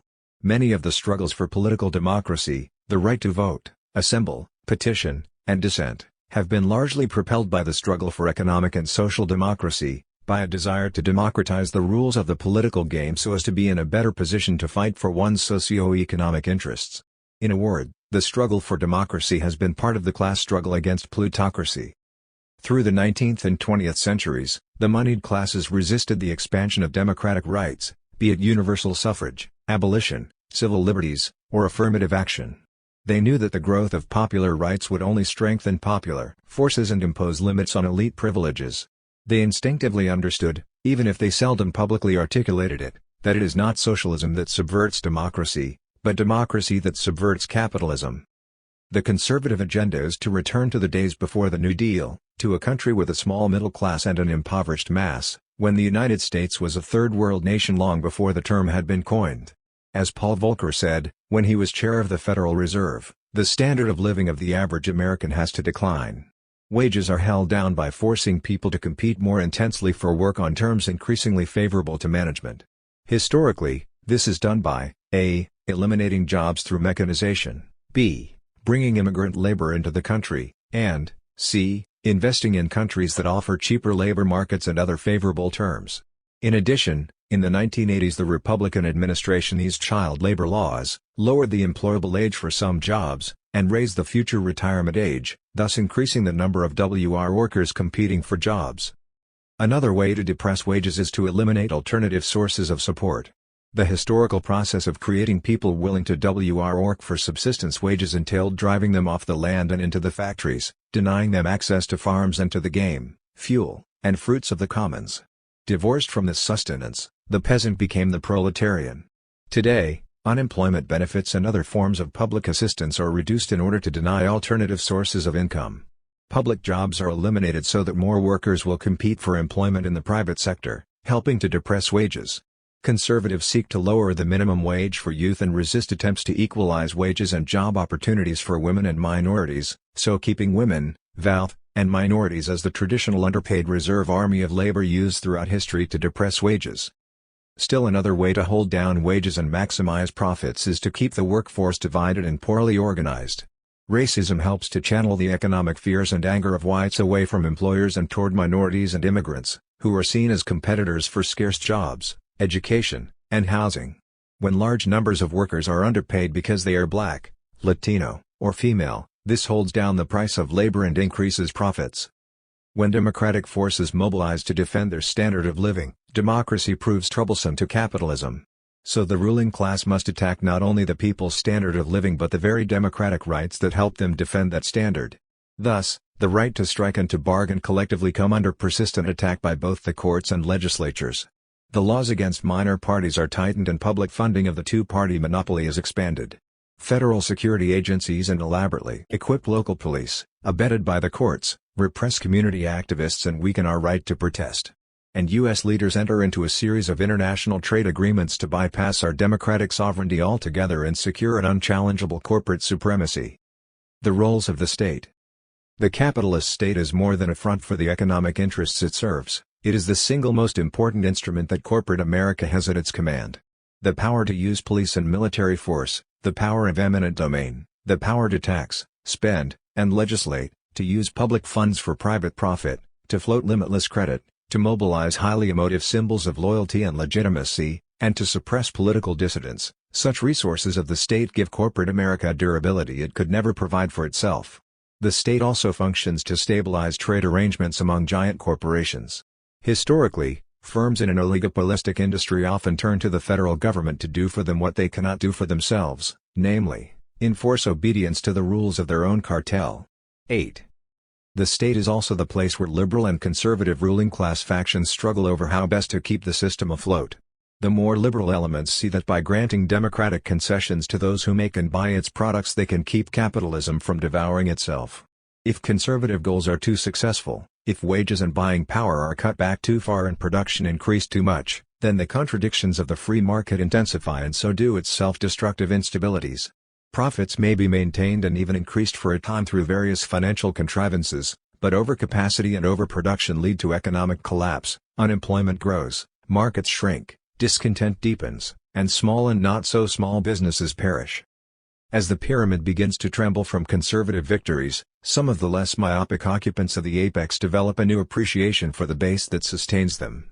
For the rightist free marketeers, however, if demand slumps and the pie does not expand as swiftly as before but the slice that goes to the owning class continues to grow, then the economy is doing well. Furthermore, too much already has gone to the people and into the non-profit sector. As the common lot of the citizenry advances, so do their expectations, from adequate wages to job security, from an 8-hour day to paid vacations, from job seniority to retirement pensions, from decent housing to home ownership, from public grade schools for their kids to affordable higher education, affordable medical care, good public services, and a clean environment. Every dollar spent on such things is one less dollar to be siphoned away by the corporate owners, as they are keenly aware. The state must act to resolve problems at the international level. One way to ease the economic competition between capitalist nations is to destroy the competing capital of other countries either by underselling and driving them out of business as in much of the Third World, or by privatization and deindustrialization as in Eastern Europe and the former Soviet Union, or by sanctions and massive bombings of a country's industrial and ecological bases in Iraq and Yugoslavia. A state that has achieved world superpower status, such as the United States, has a special advantage in such aggrandizing stratagems, and is about the only one that can realistically entertain a global agenda. The state best protects the existing class structure by enlisting the loyalty and support of the populace. To do so, it must maintain its own legitimacy in the eyes of the people. And legitimacy is preserved by keeping an appearance of popular rule and neutrality in regard to class interests. More important than the constraints of appearances are the actual power restraints imposed by democratic forces. There is just so much the people will take before they begin to resist. Marx anticipated that class struggle would bring the overthrow of capitalism. Short of that, class struggle constrains and alters the capitalist state, so that the state itself, or portions of it, become an arena of struggle. Having correctly discerned that American democracy as professed by establishment opinion makers is something of a sham, some people incorrectly dismiss the democratic rights won by popular forces as being of little account. But these democratic rights and the organized strength of democratic forces are, at present, all we have to keep some rulers from imposing a dictatorial final solution, a draconian rule to secure the unlimited dominance of capital over labor. The vast inequality in economic power as exists in our capitalist society translates into a great inequality of social power. More than half a century ago the Supreme Court Justice Louis Brandeis commented, "We can have democracy in this country, or we can have great wealth concentrated in the hands of a few, but we can't have both." And some years earlier, The German sociologist Max Weber wrote, "The question is, how are freedom and democracy in the long run at all possible under the domination of highly developed capitalism?" 9. That question is still with us. As the crisis of capitalism deepens, as the contradiction between the egalitarian expectations of democracy and the demoralizing thievery of the free market sharpens, the state must act more repressively to hold together the existing class system. Why doesn't the capitalist class in the United States resort to fascist rule? It would make things easier: no organized dissent, no environmental or occupational protections to worry about, no elections or labor unions. In a country like the United States, the success of a dictatorial solution to the crisis of capitalism would depend on whether the ruling class could stuff the democratic genie back into the bottle. Ruling elites are restrained in their autocratic impulses by the fear that they could not get away with it, that the people in the enlisted ranks of the armed forces would not go along. A state that relies solely on its bayonets to rule is exposed as an instrument of class domination. It loses credibility, generates resistance rather than compliance, and ignites a rebellious and even revolutionary consciousness. Given secure profit margins, elites generally prefer a democracy for the few to an outright dictatorship. Representative government is a serviceable form of governance for corporate America, even if often a troublesome one, for it offers a modicum of liberty and self-rule while masking the class nature of the state. Rather than relying exclusively on the club and the gun, bourgeois democracy employs a cooptative, legitimating power, which is ruling class power at its most hypocritical and most effective. By playing these contradictory roles of protector of capital and servant of the people, the state best fulfills its fundamental class role. What is said of the state is true of the law, the bureaucracy, the political parties, the legislators, the universities, the professions, and the media. In order to best fulfill their class control functions yet keep their social legitimacy, these institutions must maintain the appearance of neutrality and autonomy. To foster that appearance, they must occasionally exercise some critical independence and autonomy from the state and from capitalism. They must save a few decisions for the people, and take minimally corrective measures to counter some of the many egregious transgressions against democratic interests. What is to be done? Here are some of the things that need to be done to bring us to a more equitable and democratic society. Reform the electoral system. To curb the power of the moneyed interests and lobbyists, minor party as well as major party candidates should be provided with public financing. In addition, a strict cap should be placed on campaign spending by all candidates and supporters, with no loopholes allowed.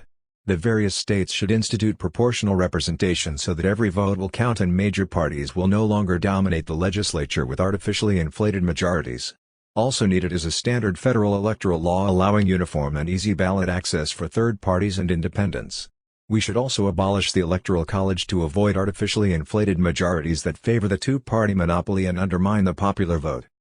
Encourage voter participation by having a. more accessible polling and registration sites in low-income areas. b. An election on an entire weekend instead of a workday, now usually Tuesday, so that persons who travel long distances and work long hours will have sufficient opportunity to get to a polling place. c. Ballots that do not confuse voters or lead to fraudulent counts. d. Federal protection against attempts by local authorities to suppress or intimidate voters, as was done by Republican officials in Florida during the stolen election of 2000.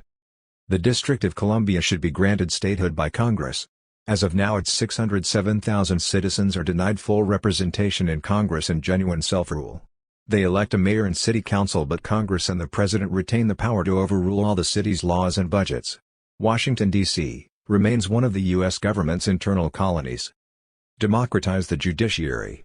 Do away with oligarchic court power and lifetime judgeships, and wage a vigorous criticism of conservative judicial activism. According to one poll, 91% of the citizenry want the terms of all federal judges to be limited. 10. Democratize the media. The airwaves are the property of the U.S. people. As part of their public service licensing requirements, television and radio stations should be required to give, free of charge, public airtime to all political viewpoints, including dissident and radical ones. The media should be required to give equal time to all candidates, not just Democrats and Republicans. Free airtime, say, an hour a week for each party in the month before Election Day, as was done in Nicaragua, helps level the playing field and greatly diminishes the need to raise large sums to buy airtime. In campaign debates, the candidates should be questioned by representatives from labor, peace, consumer, environmental, feminist, civil rights, and gay rights groups, instead of just fatuous media pundits who are dedicated to limiting the universe of discourse so as not to give offense to their corporate employers. Cut military spending and accelerate peacetime conversion. The military spending binge of the last 2 decades is the major cause of the enormous national debt, the decaying infrastructure, and crushing tax burden.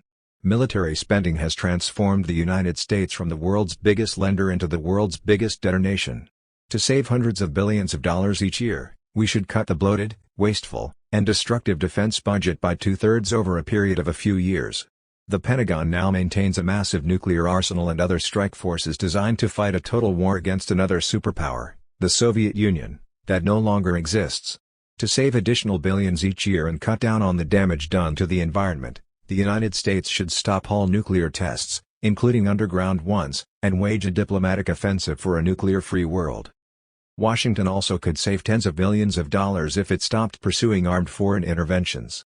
Power projection forces and most of the Navy's carrier battle groups could be eliminated with no loss of national security, along with the U.S. Central Command, formerly the Rapid Deployment Force. The depressive economic effects of ridding ourselves of a war economy could be mitigated by embarking upon a massive conversion to a peace economy, putting the money saved from the military budget into human services and domestic needs. The shift away from war spending would improve our quality of life and lead to a healthier overall economy. Abolish the CIA and the national security state. Congress should eliminate all national security agencies, since they do little to enhance our national security, their goal being to make the world safe for the Fortune 500. Prohibit covert actions against anti-capitalist social movements. End U.S.-sponsored counterinsurgency wars against the poor of the world. Eliminate all foreign aid to regimes engaged in oppressing their own peoples. The billions of U.S. tax dollars that flow into the Swiss bank accounts of foreign autocrats and militarists could be better spent on human services at home. Lift the trade sanctions imposed on Cuba, Iraq, and other countries that have dared to deviate from the free market orthodoxy. The Freedom of Information Act should be enforced instead of undermined by those national security flaks who say they have nothing to hide, then try to hide almost everything they do. Economic reform. Reintroduce a steeper progressive income tax for rich individuals and corporations, without the many loopholes and deductions that still exist. Strengthen the inheritance tax instead of eliminating it, but with dispensations for small farmers and other small property holders. Give tax relief to the working poor and other low-income employees. At present, corporations have more rights than do citizens. They should be rechartered to limit their powers and make them subordinate to popular sovereignty. As was the case in the 19th century, corporations should be reduced to smaller units with employee and community control panels to protect the public's interests. They should be prohibited from owning stock in other corporations, and granted charters only for limited times, such as 20 or 30 years, and for specific business purposes, charters that can be revoked by the government for cause. Company directors should be held criminally liable for corporate malfeasance and for violations of occupational safety, consumer, and environmental laws. Reform labor law. Abolish anti-labor laws like Taft-Hartley.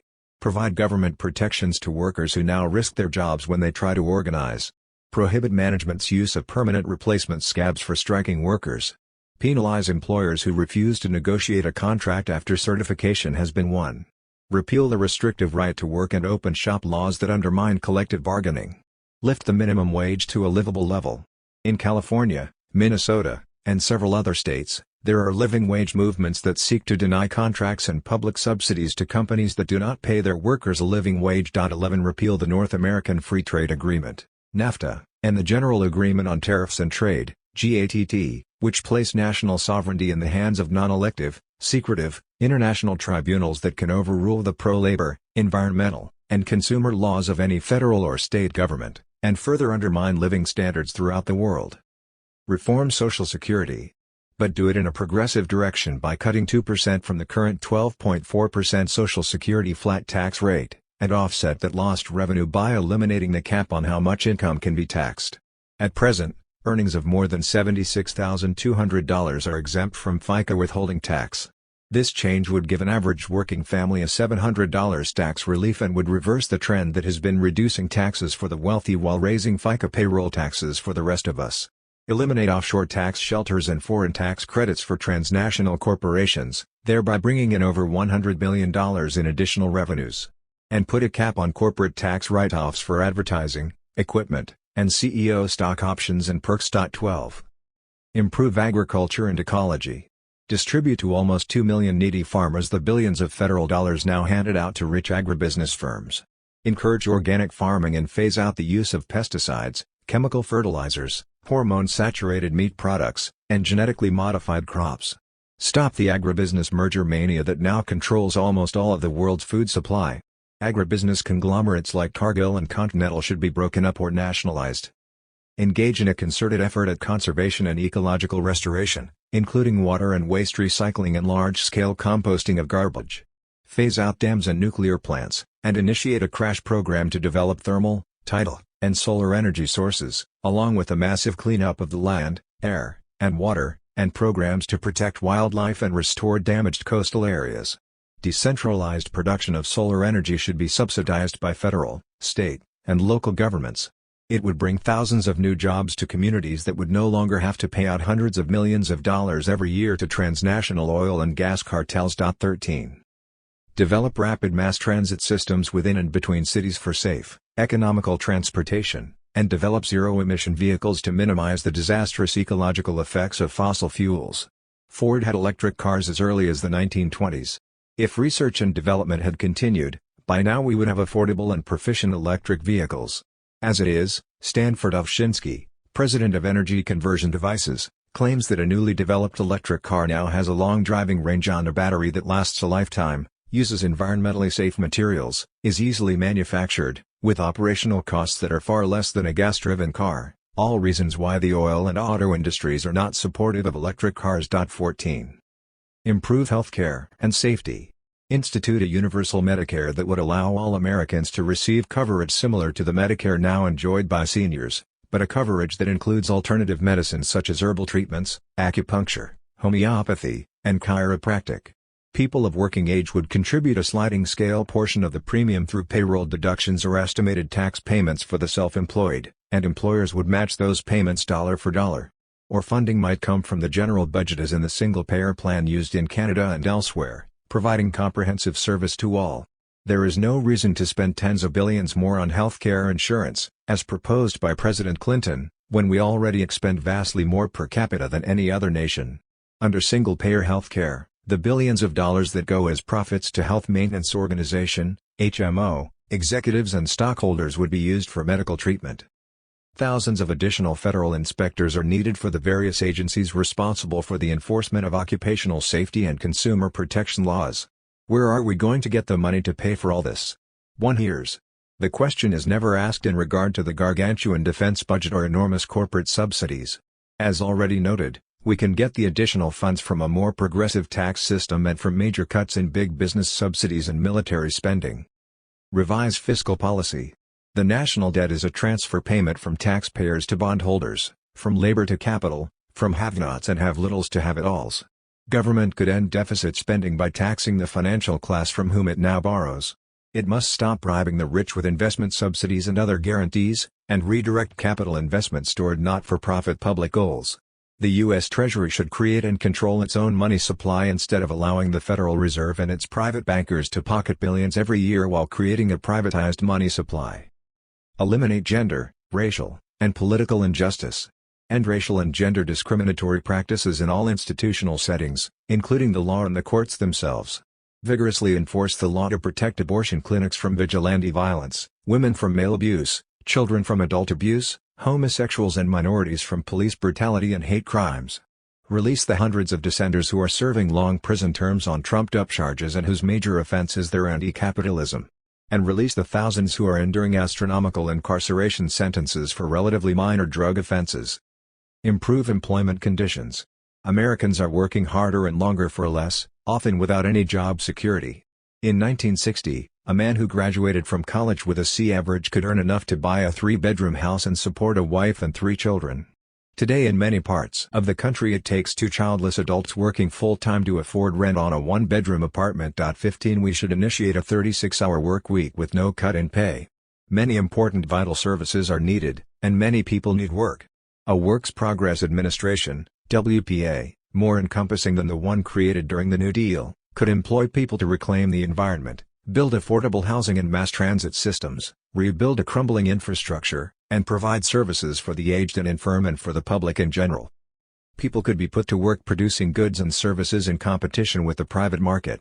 The New Deal's WPA engaged in the production of goods, manufacturing clothes and mattresses for relief clients, surgical gowns for hospitals, and canned foods for the jobless poor.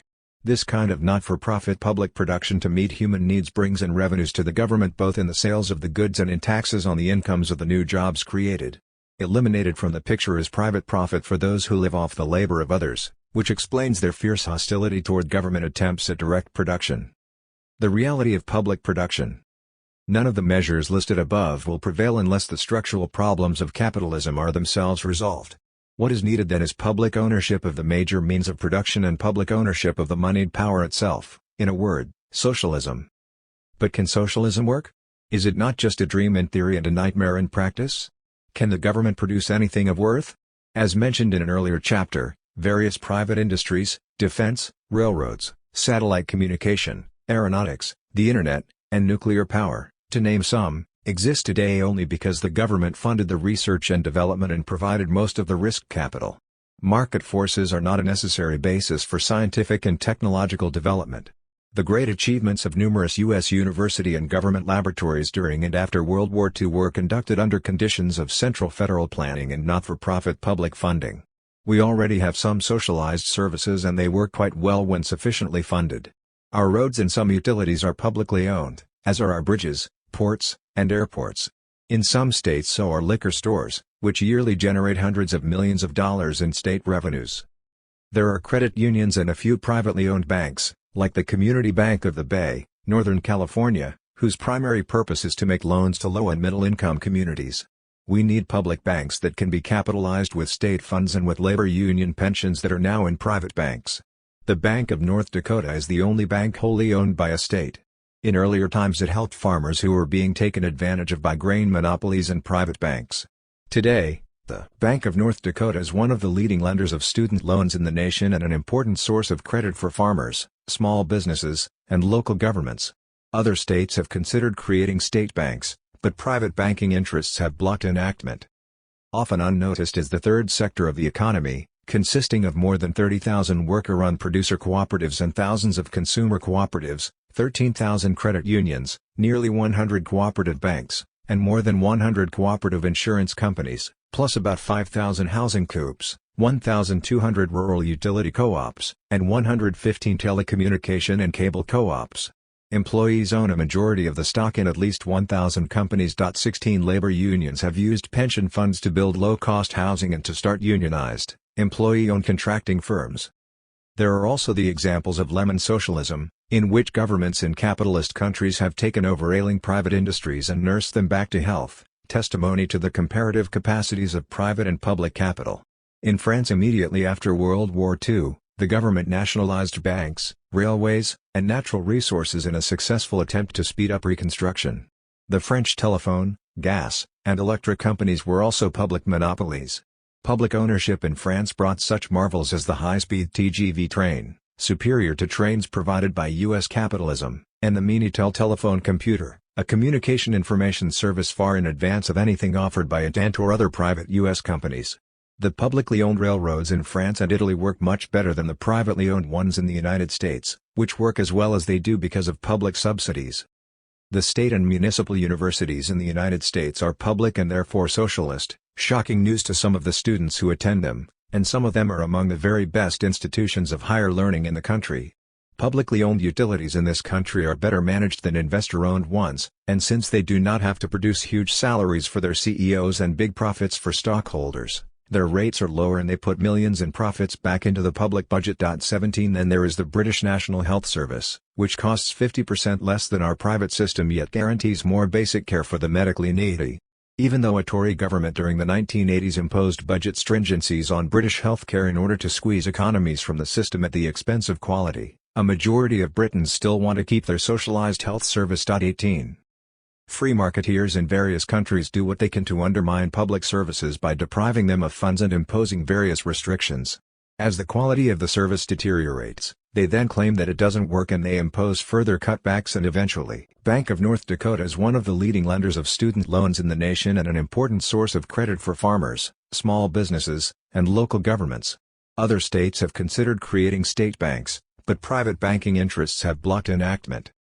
Often unnoticed is the third sector of the economy, consisting of more than 30,000 worker-run producer cooperatives and thousands of consumer cooperatives, 13,000 credit unions, nearly 100 cooperative banks, and more than 100 cooperative insurance companies, plus about 5,000 housing coops, 1,200 rural utility co-ops, and 115 telecommunication and cable co-ops.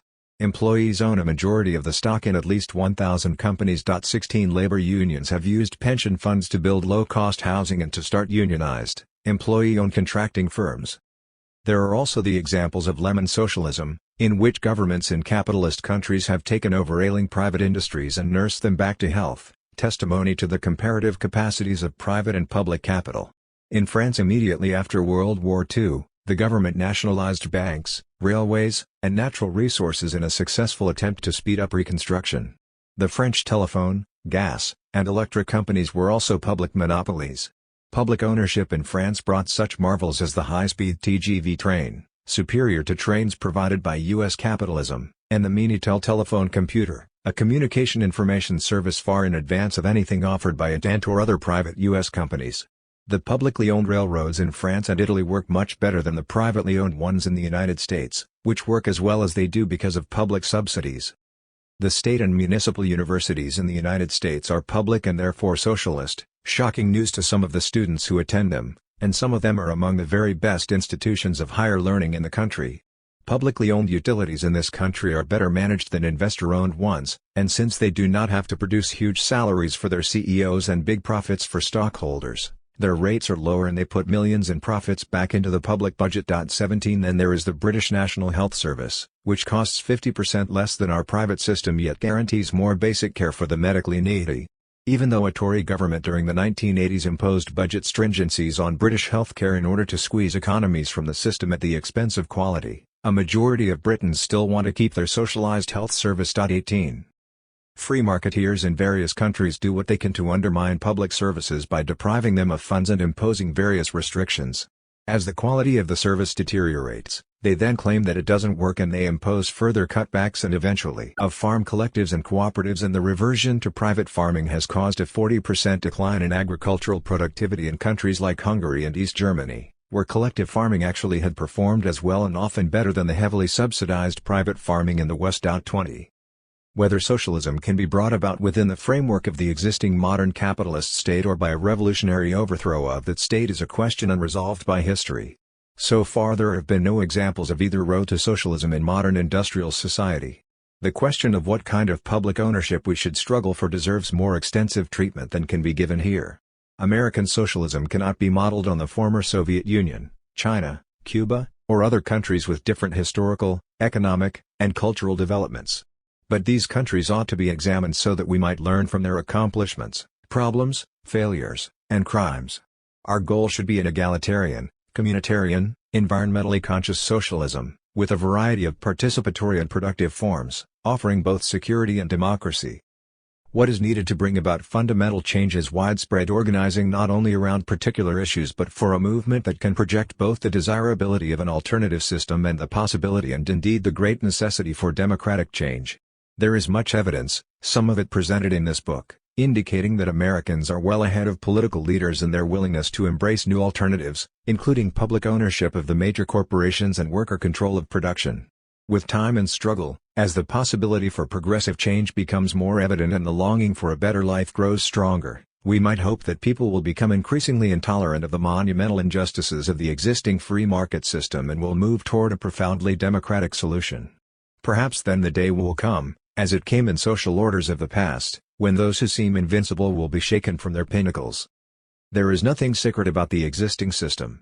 All economic and political institutions are contrivances that should serve the interests of the people.